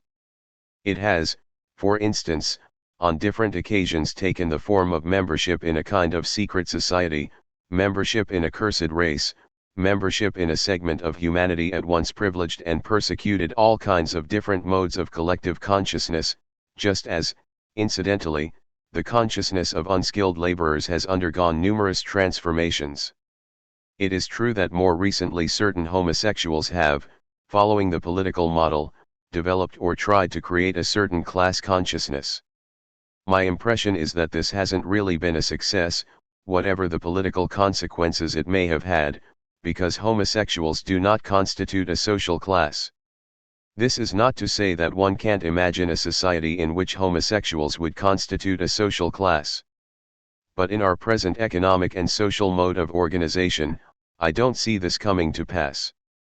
As for the political goals of the homosexual movement, 2 points can be made. First, there is the question of freedom of sexual choice which must be faced. I say freedom of sexual choice and not freedom of sexual acts because there are sexual acts like rape which should not be permitted whether they involve a man and a woman or two men. I don't think we should have as our objective some sort of absolute freedom or total liberty of sexual action.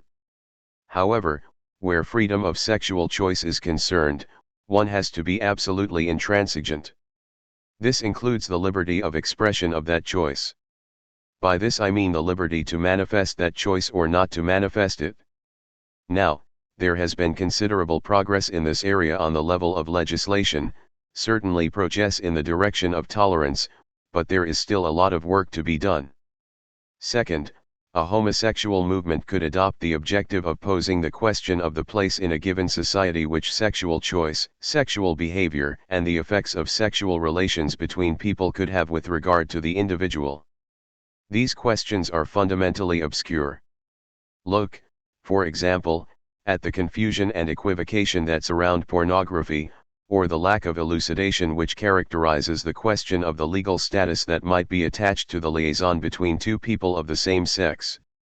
I don't mean that the legalization of marriage among homosexuals should be an objective, rather, that we are dealing here with a whole series of questions concerning the insertion and recognition within a legal and social framework of diverse relations among individuals which must be addressed. J.O.H. I take it, then, your point is that the homosexual movement should not only give itself the goal of enlarging legal permissiveness but should also be asking broader and deeper questions about the strategic roles played by sexual preferences and how they are perceived. Is it your point that the homosexual movement should not stop at liberalizing laws relating to personal sexual choice but should also be provoking society at large to rethink its own presuppositions regarding sexuality? In other words, it isn't that homosexuals are deviants who should be allowed to practice in peace but, rather, that the whole conceptual scheme that categorizes homosexuals as deviants must be dismantled. This throws an interesting light on the question of homosexual educators. In the debate that arose in California, regarding the right of homosexuals to teach primary and secondary school, for example, those who argued against permitting homosexuals to teach were concerned not only with the likelihood of homosexuals constituting a threat to innocence, in that they may be prone to seducing their students, but also that they might preach the gospel of homosexuality. MF. The whole question, you see, has been wrongly formulated.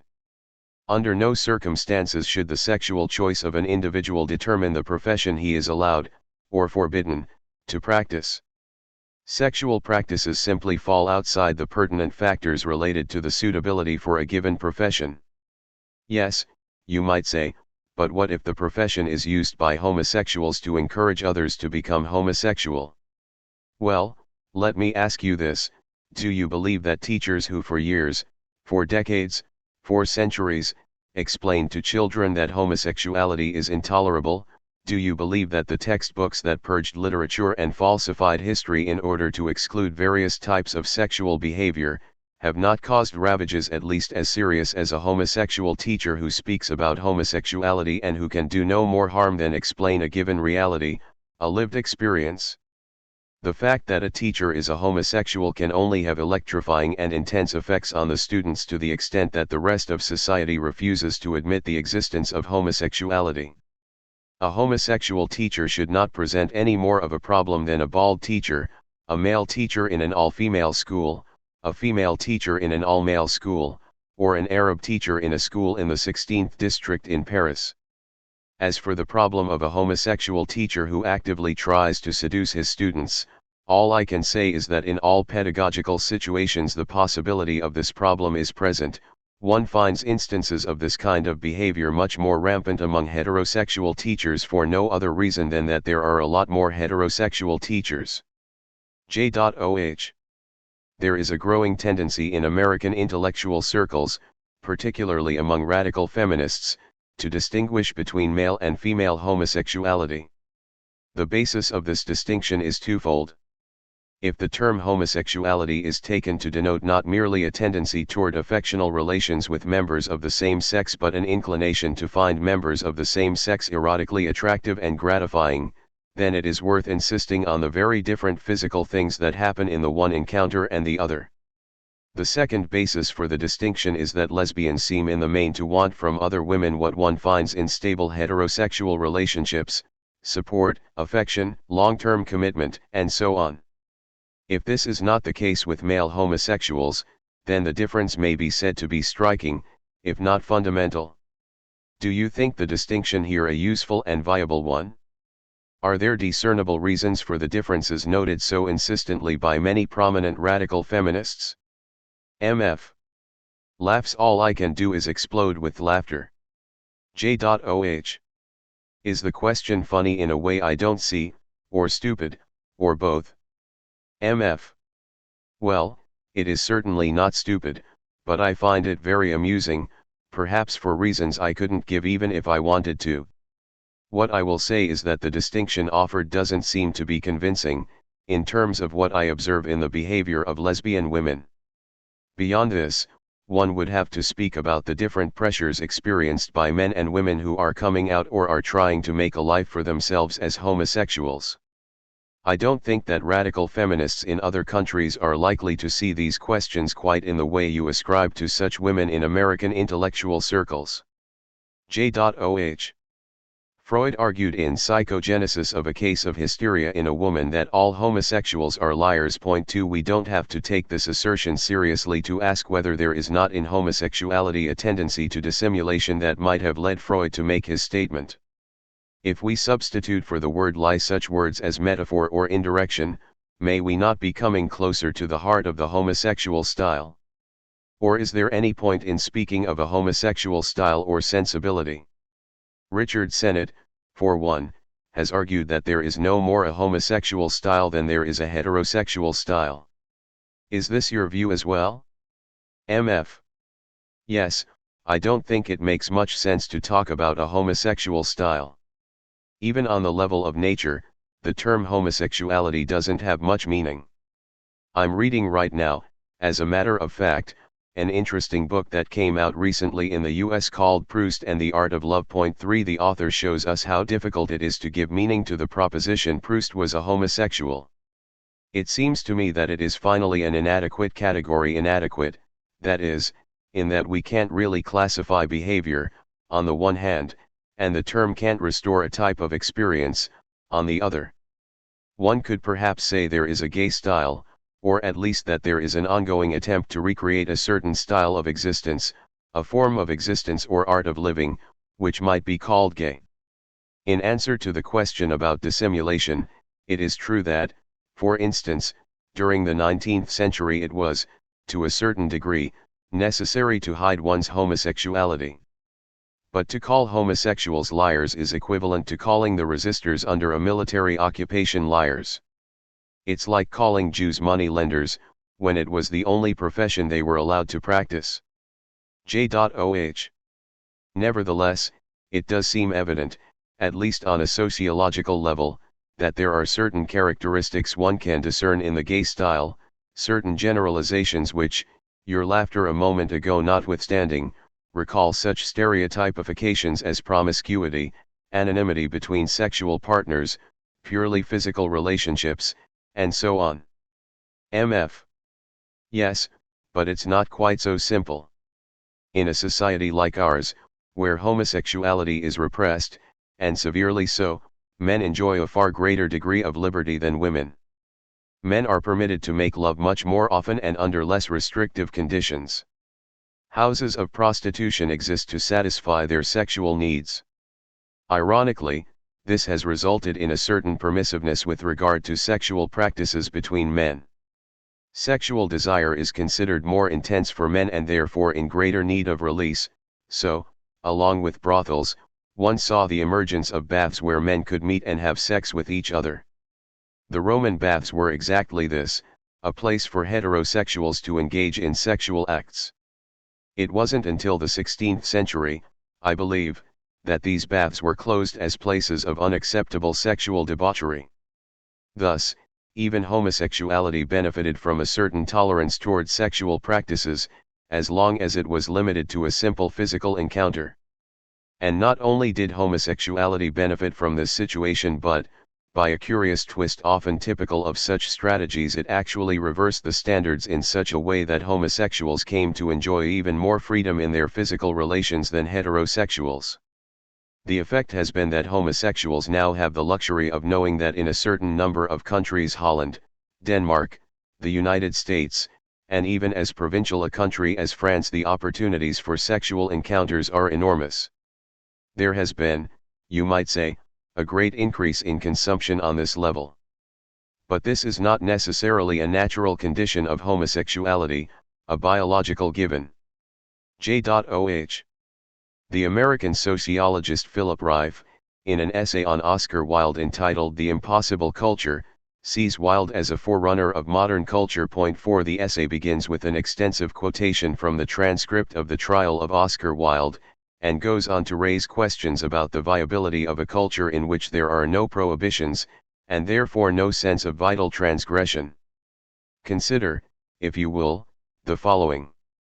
A culture survives the assault of sheer possibility against it only so far as the members of a culture learn, through their membership, how to narrow the range of choices otherwise open. As culture sinks into the psyche and becomes character, what Wilde prized above all else is constrained individuality. A culture in crisis favors the growth of individuality. Deep down things no longer weigh so heavily to slow the surface play of experience.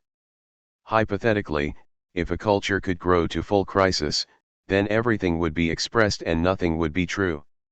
Sociologically, a truth is whatever militates against the human capacity to express everything. Repression is truth. Is Reif's response to Wilde and to the idea of culture Wilde embodied at all plausible? MF. I'm not sure I understand Professor Reif's remarks. What does he mean, for instance, by repression is truth? J.O.H.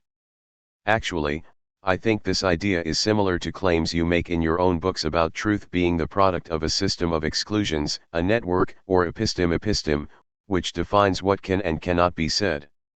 MF. Well, the important question here, it seems to me, is not whether a culture without restraints is possible or even desirable, but whether the system of constraints in which a society functions leaves individuals the liberty to transform the system. Obviously, constraints of any kind are going to be intolerable to certain segments of society. The necrophiliac finds it intolerable that graves are not accessible to him. but a system of constraint becomes truly intolerable when the individuals who are affected by it don't have the means of modifying it. This can happen when such a system becomes intangible as a result of its being considered a moral or religious imperative, or a necessary consequence of medical science. If Rife means that the restrictions should be clear and well defined, I agree. J.O.H. Actually, Rife would argue that a true culture is one in which the essential truths have been sunk so deep in everyone that there would be no need to articulate them. Clearly, in a society of law, one would need to make explicit a great variety of things that were not to be done, but the main creedal assumptions would for the most part remain inaccessible to simple articulation. Part of the thrust of Rife's work is directed against the idea that it is desirable to do away with creedal assumptions in the name of a perfect liberty, and also the idea that restrictions are by definition what all must aim to clear away. MF. There is no question that a society without restrictions is inconceivable, but I can only repeat myself in saying that these restrictions have to be within the reach of those affected by them so that they at least have the possibility of altering them. As to creedal assumptions, I don't think that Rife and I would agree on their value or on their meaning or on the devices by which they are taught. J.O.H. You're no doubt right about that. In any case, we can move now from the legal and sociological spheres to the realm of letters. I would like to ask you to comment on the difference between the erotic as it appears in heterosexual literature and the manner in which sex emerges in homosexual literature. Sexual discourse, as it appears in the great heterosexual novels of our culture. I realize that the designation heterosexual novels is itself dubious, is characterized by a certain modesty and discretion that seems to add to the charm of the works. When heterosexual writers treat sex too explicitly, it seems to lose some of the mysteriously evocative quality, some of the potency we find in novels like Anna Karenina. The point is made with great cogency in a number of essays by George Steiner, as a matter of fact. In contrast to the practice of the major heterosexual novelists, we have the example of various homosexual writers. I'm thinking for example of Cocteau's The White Paper, where he succeeds in retaining the poetic enchantment, which heterosexual writers achieve through veiled illusion, while depicting sexual acts in the most graphic terms. 5 Do you think such a difference does exist between these two types of literature, and if so, how would you account for it? MF. That's a very interesting question. As I mentioned earlier, over the past few years I have been reading a lot of Latin and Greek texts that describe sexual practices both between men and women, and I've been struck by the extreme prudishness of these texts, with certain exceptions, of course. Take an author like Lucian. Here we have an ancient writer who talks about homosexuality but in an almost bashful way. At the end of one of his dialogues, for instance, he evokes a scene where a man approaches a boy, puts his hand on the boy's knee, slides his hand under his tunic and caresses the boy's chest, then the hand moves down to the boy's stomach and suddenly the text stops there.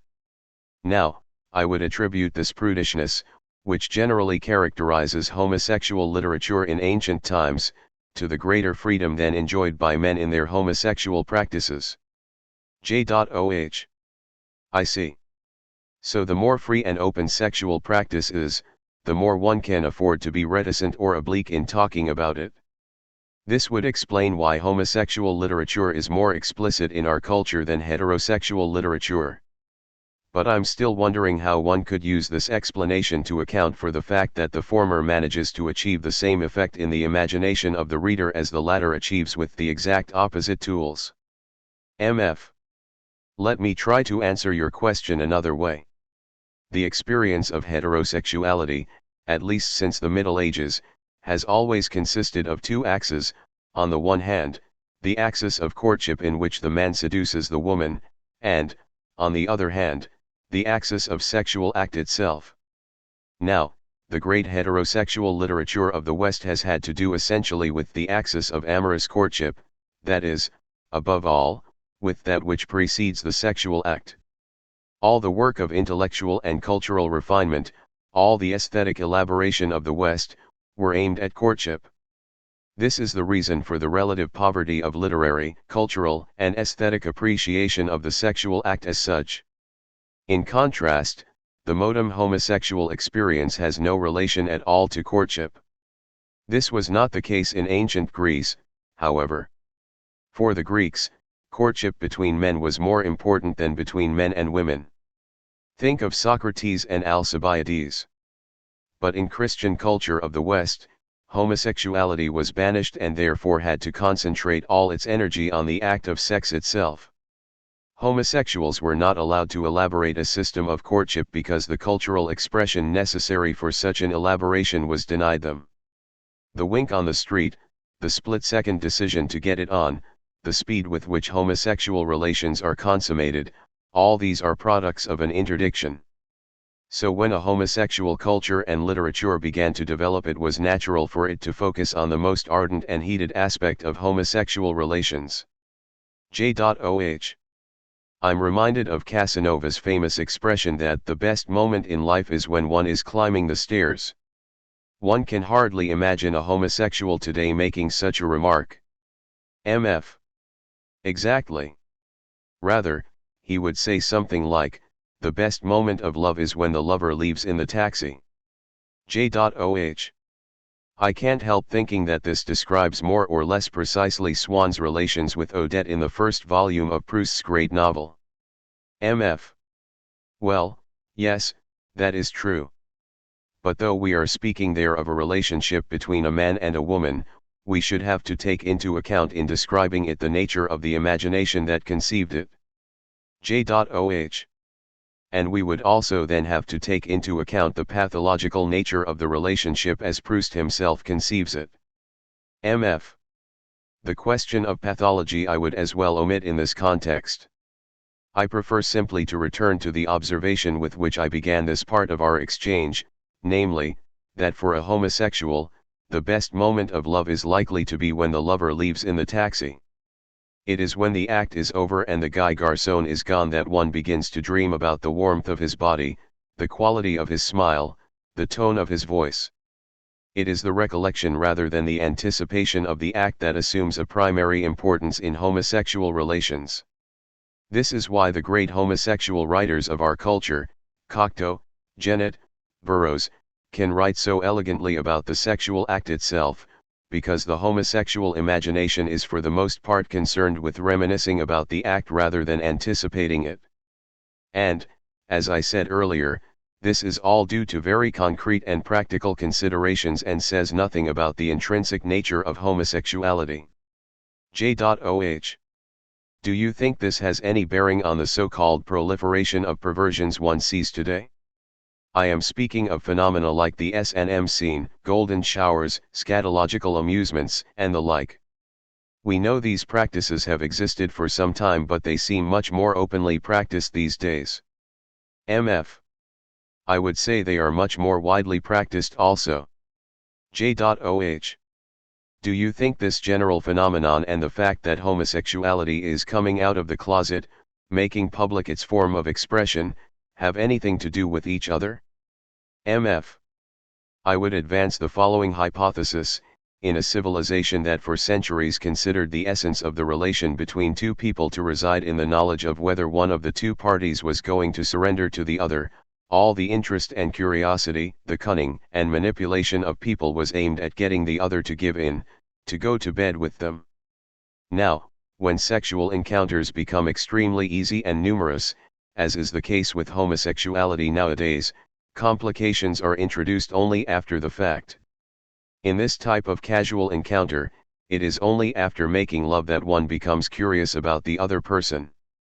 Once the sexual act has been consummated, you find yourself asking your partner, by the way, what was your name?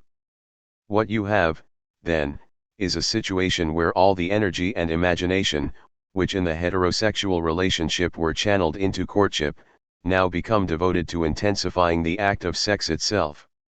A whole new art of sexual practice develops which tries to explore all the internal possibilities of sexual conduct. You find emerging in places like San Francisco and New York what might be called laboratories of sexual experimentation. You might look upon this as the counterpart of the medieval courts where strict rules of proprietary courtship were defined. It is because the sexual act has become so easy and available to homosexuals that it runs the risk of quickly becoming boring, so that every effort has to be made to innovate and create variations that will enhance the pleasure of the act. J.O.H. Yes, but why have these innovations taken the specific form they have? Why the fascination with excretory functions, for instance? MF. I find the S&M phenomenon in general to be more surprising than that. That is to say, sexual relations are elaborated and developed by and through mythical relations.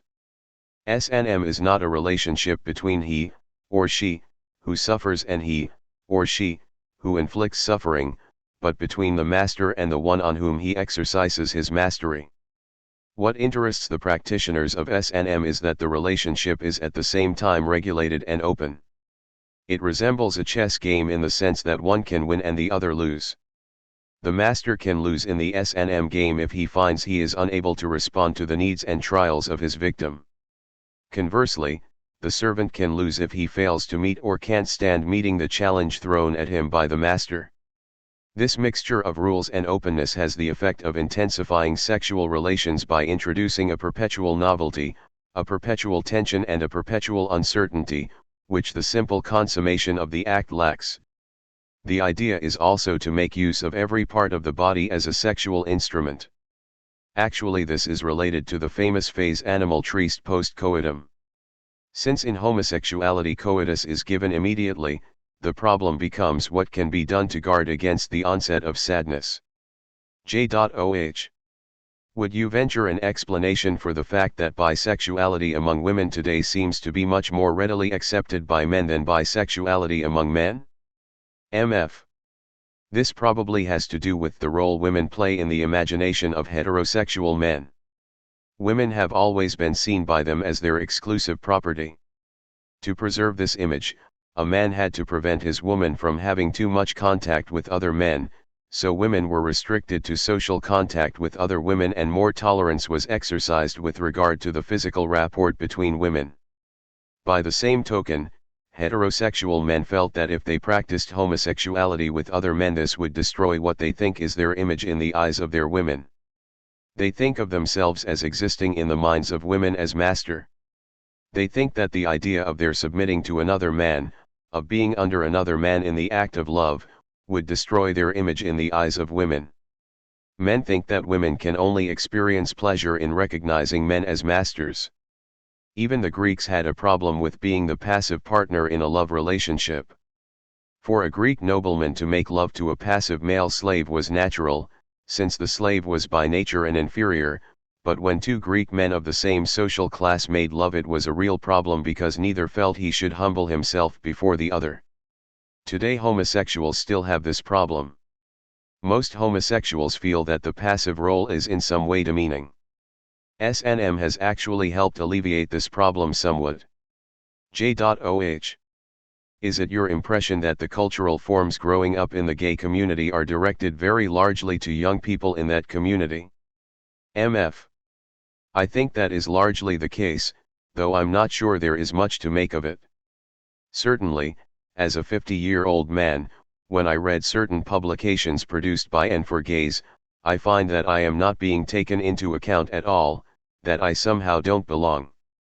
This is not something on the basis of which I would criticize such publications, which after all do what their writers and readers are interested in. But I can't help observing that there is a tendency among articulate gays to think of the major issues and questions of lifestyle as involving people in their 20s typically. J.O.H. I don't see why this might not constitute the basis of a criticism not only of particular publications but of gay life generally.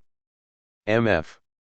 I didn't say that one might not find grounds for criticism, only that I don't choose to or think it useful.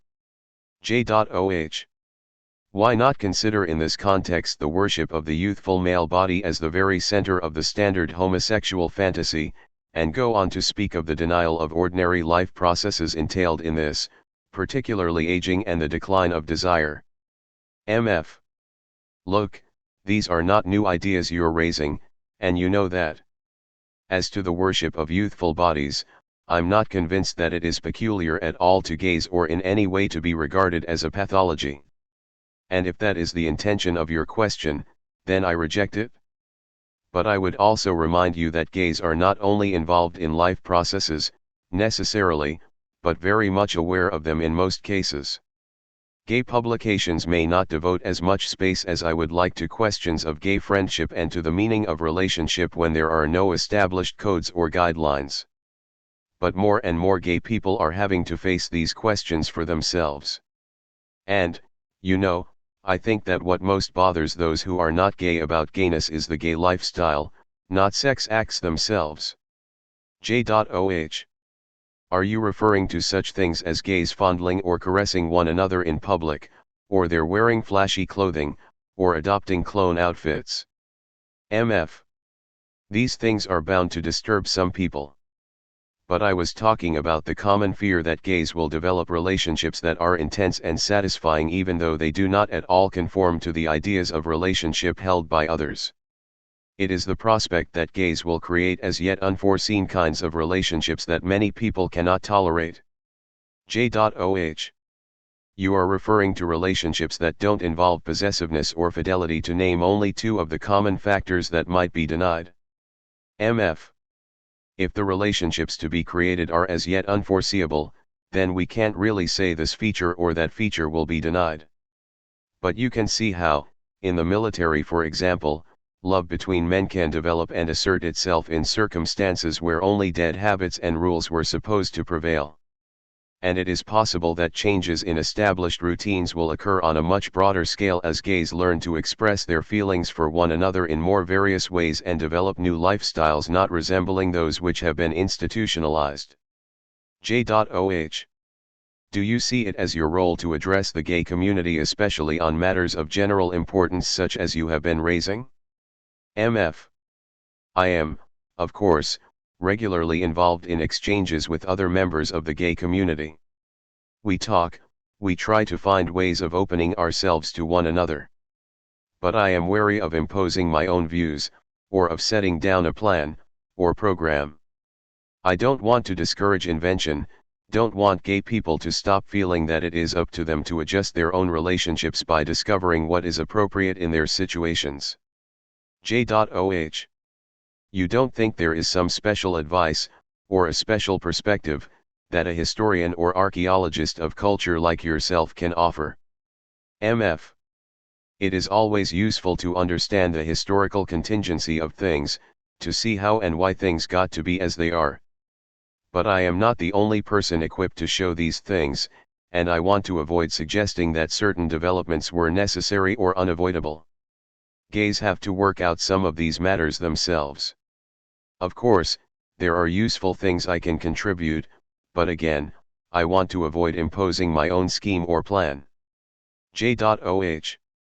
Do you think that, in general, intellectuals are more tolerant toward, or receptive to, different modes of sexual behavior than other people? If so, is this due to a better understanding of human sexuality? If not, how do you think that you and other intellectuals can improve this situation? In what way can the rational discourse on sex best be reoriented? MF. I think that where tolerance is concerned we allow ourselves a lot of illusions.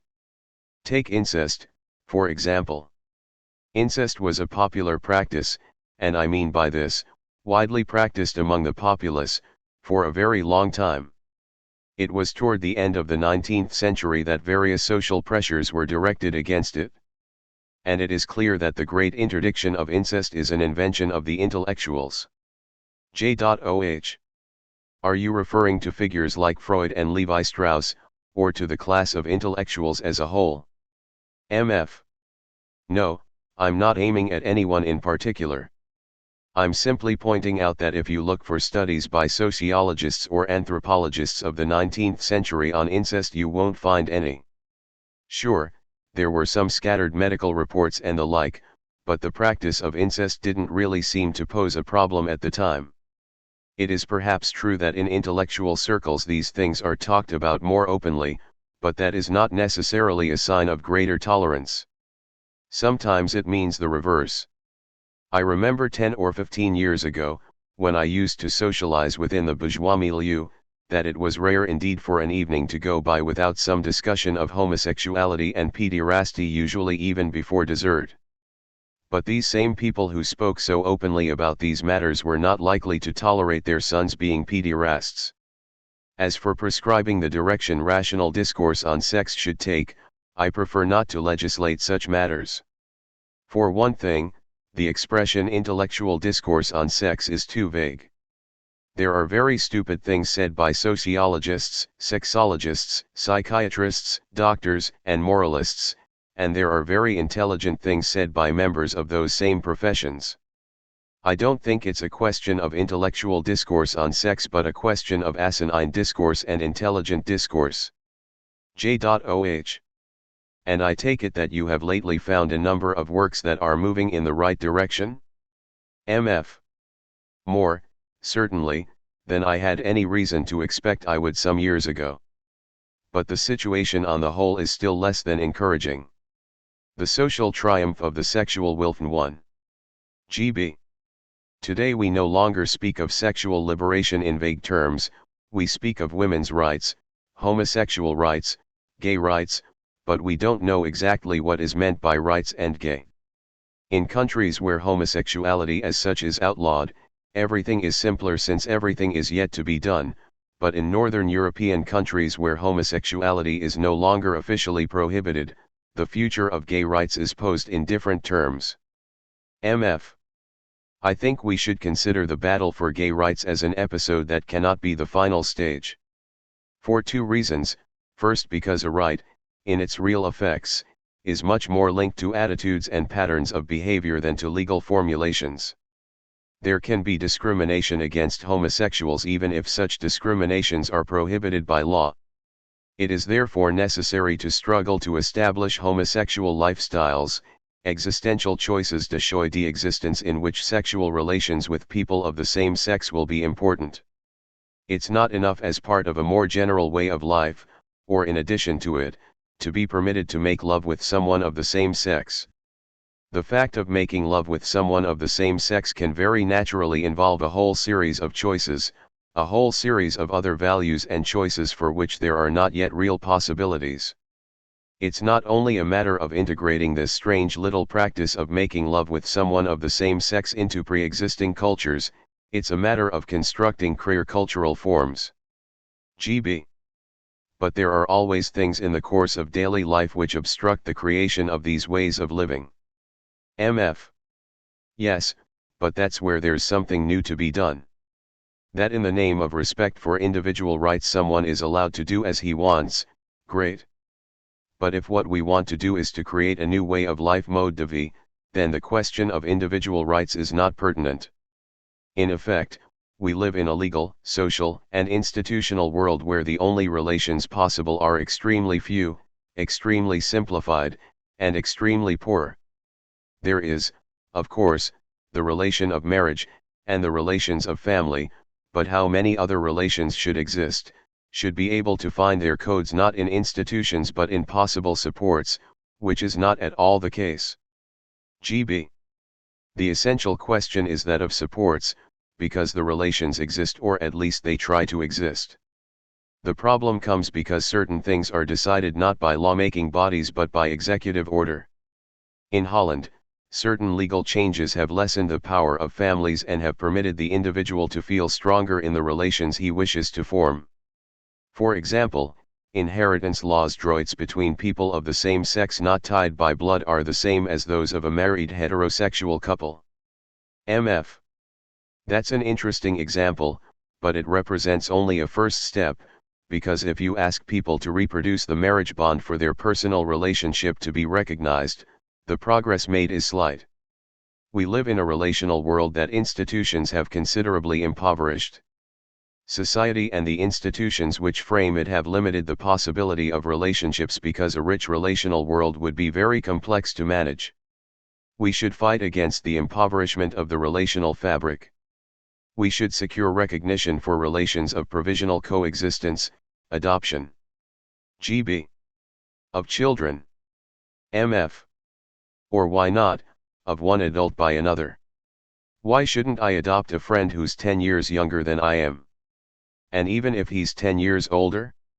Rather than arguing that rights are fundamental and natural to the individual, we should try to imagine and create a new relational right that permits all possible types of relations to exist and not be prevented, blocked, or annulled by impoverished relational institutions.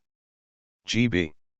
More concretely, shouldn't the legal, financial, and social advantages enjoyed by a married heterosexual couple be extended to all types of relationships?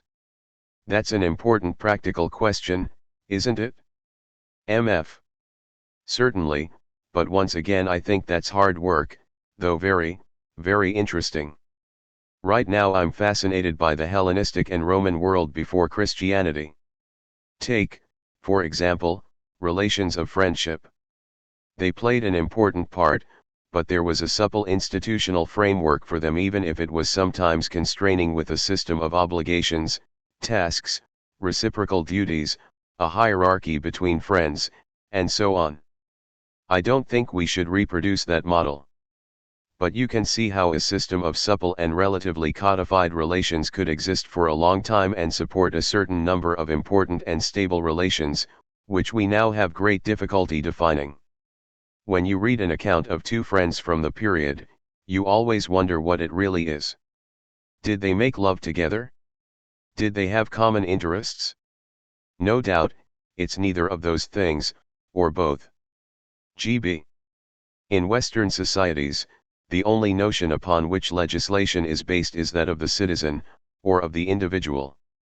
How do we reconcile the desire to validate relations which have no legal sanction with a lawmaking body which confirms that all citizens have equal rights? There are still questions with no answers, that of the single person, for example. MF. Of course. The single person must be recognized as having relations with others quite different from those of a married couple, for example. We often say that the single person suffers from solitude because he is suspected of being an unsuccessful or rejected husband. GB. Or someone with questionable morals. MF. Yes, someone who couldn't get married. When in reality the life of solitude is often the result of the poverty of possible relationships in our society, where institutions make insufficient and necessarily rare all relations that one could have with someone else and could be intense, rich even if they were provisional, even and especially if they took place outside the framework of marriage. GB. All that makes us foresee that the gay movement has a future which goes beyond gays themselves. In Holland, it is surprising to see at what point gay rights interest more than homosexual